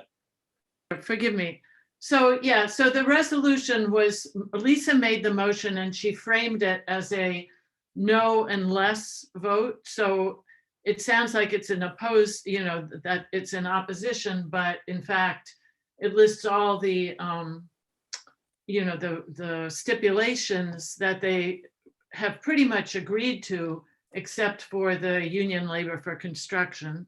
I think that's the only one, right? And for the length of time for the lease for Mare Nostrum. Right. And the artist studio space. Right. So that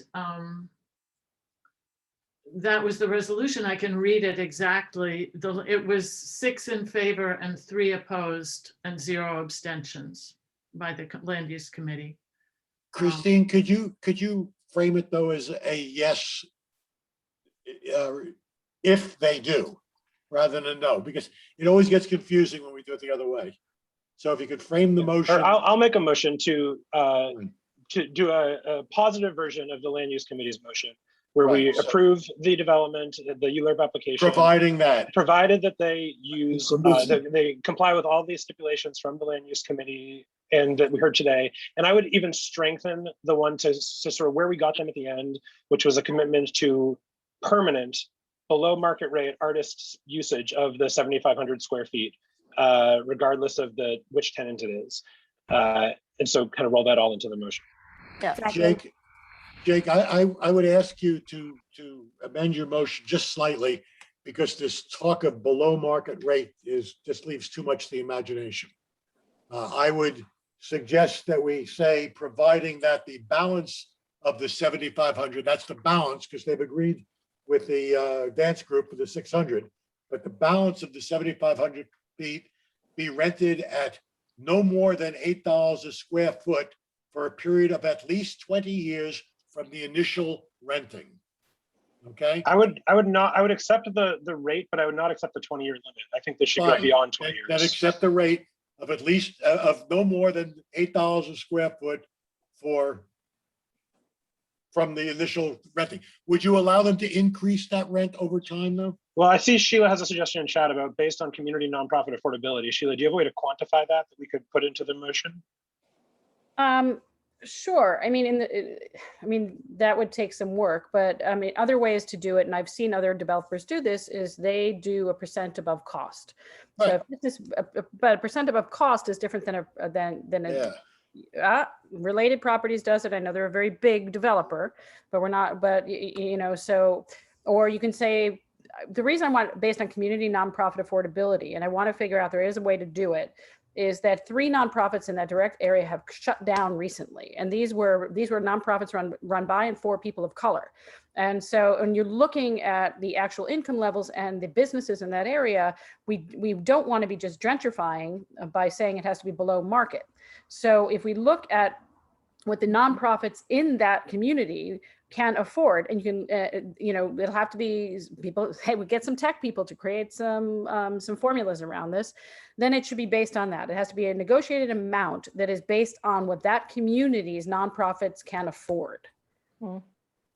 That is a hard increment to the other determine, option, especially.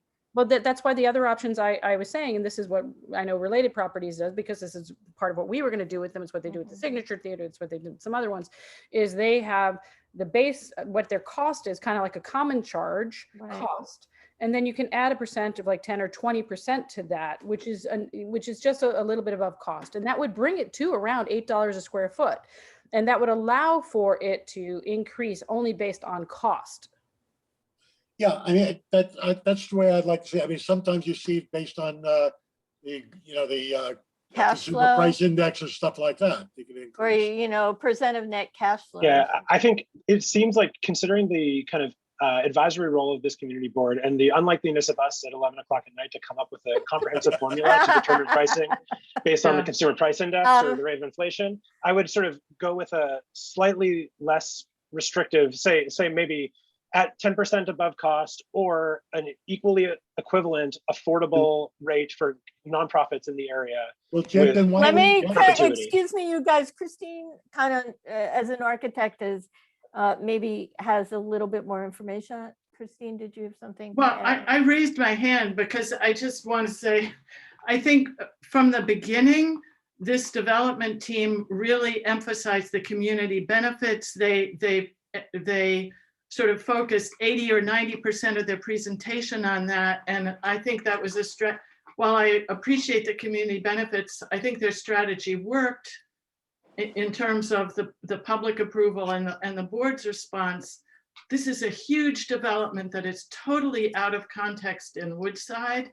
And I really regret that we did not have more conversation or push them harder on some of the physical aspects of the bulk increase and the height increase. It was not a modest increase in bulk that they got. It was almost 100%.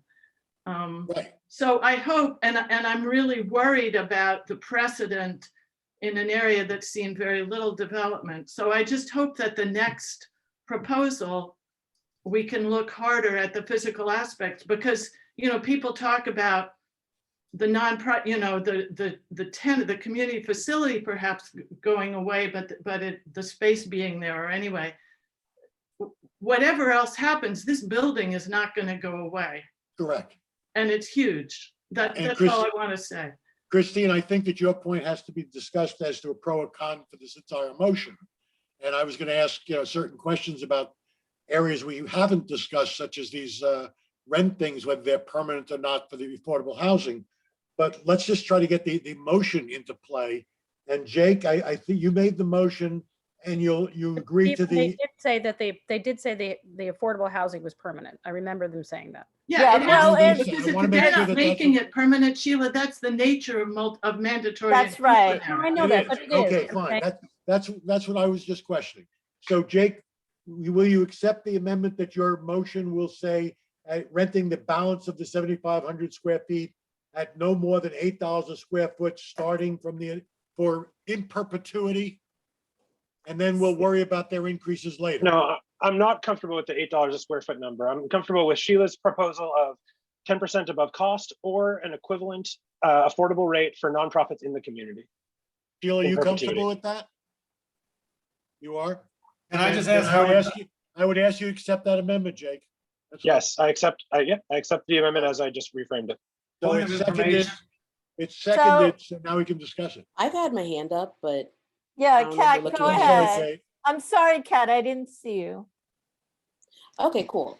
So I'm wondering about the things that I raised about the small businesses and the specific outreach for the MWBEs, and because I know that they seem to have like made actual partnerships with people for different marketing, for, you know, all kinds of, for like low income or affordable housing and things like that. So like that was just like not discussed in this last thing. So I'm So kind of do you wondering. have an amendment that you want to make to the motion around? Look, I don't know how to make an amendment. That's why she's bringing up a concern. I mean, if a concern should be discussed. If somebody can frame the amendment in the way it's supposed to be done, I would be in support of that. I'm just raising a thing. I don't know how this is done. So I mean, it would be to affirmatively market the commercial space to, you know, minority and women-owned businesses or BIPOC businesses, and have the rents be reflective of the, you know, the commercial rents in the existing commercial rents in the area, something like that. Is that what you want, Kat?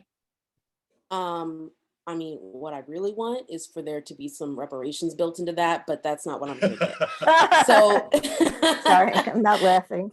You can laugh, Lisa, it's okay. It's Jake's motion. So Jake, that's a suggested amendment to your motion. Do you accept it?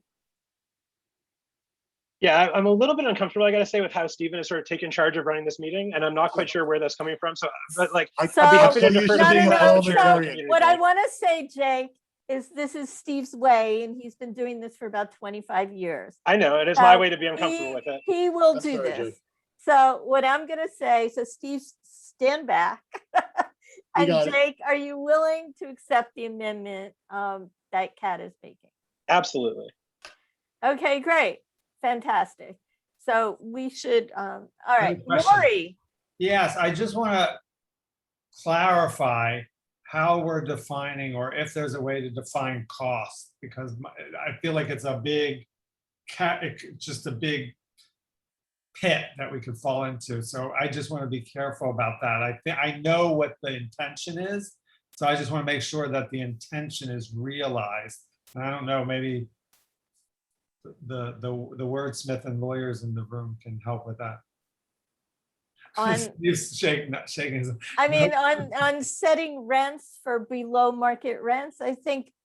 No, because are you talking about the commercial the rent? 10% over cost? Because it's like, how do we, you know, how do we know what their cost is? They won't, you know. Nick asked, and they're not telling. And I understand they're a private corporation there. So how? No, a cost of the not-for-profit, right? It's the cost of the not-for-profit organization. No. It's actually, he's asking, I appreciate the question. Other people have their hands up, so I don't. No, please answer the question. Christine's shaking her head no, because so she's got something very specific to say about No, it's just late, that's all. Christine has other problems. Okay, so I mean, the model that like I have discussed with other, you know, in other situations that we almost went into was based on, it's kind of like if it was a condo situation, like there's a common charge and the actual cost of the common charge versus without any profit.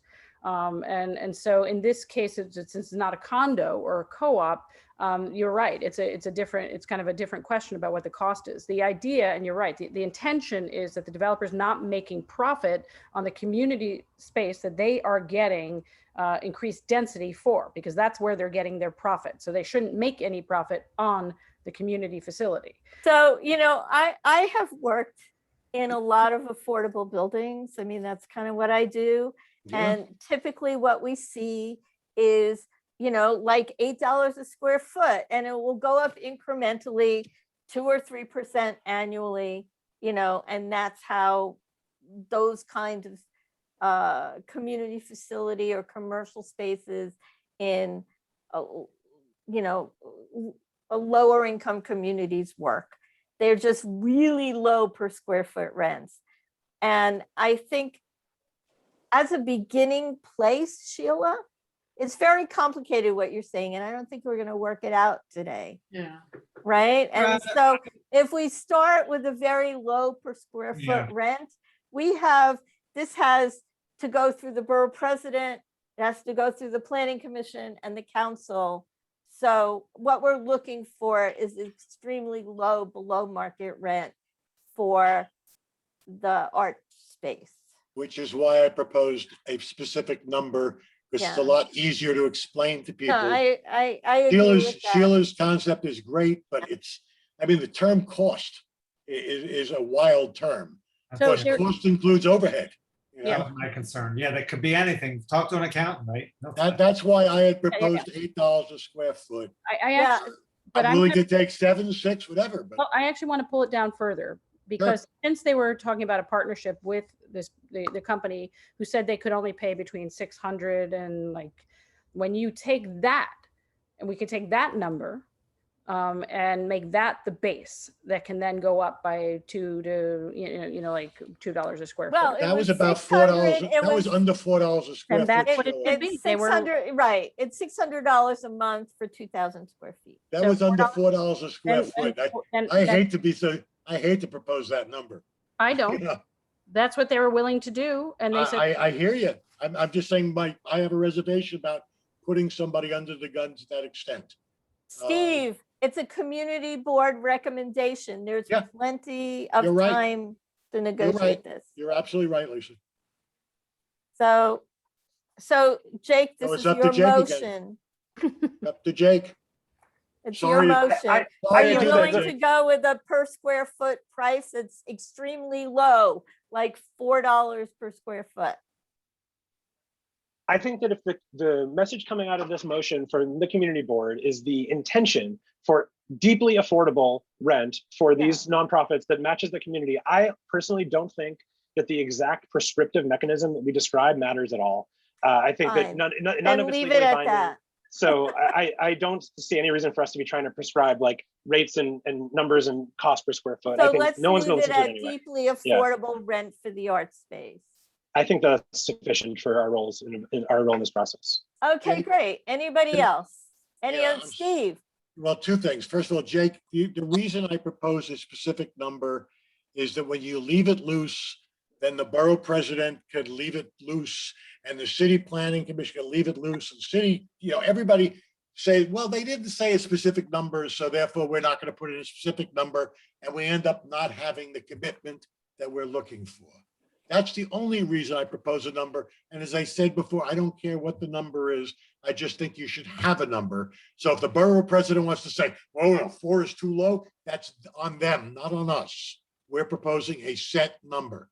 But the other question I have is still back to Christine, and that is we have to realize as a community board, we're giving away, something like $6 million a month or a year. I forget what the number was, where we looked at the square footage. They're doubling the size of their building at $60 a square foot. It works out to, I think, $6 million a month is what we're giving them in additional income.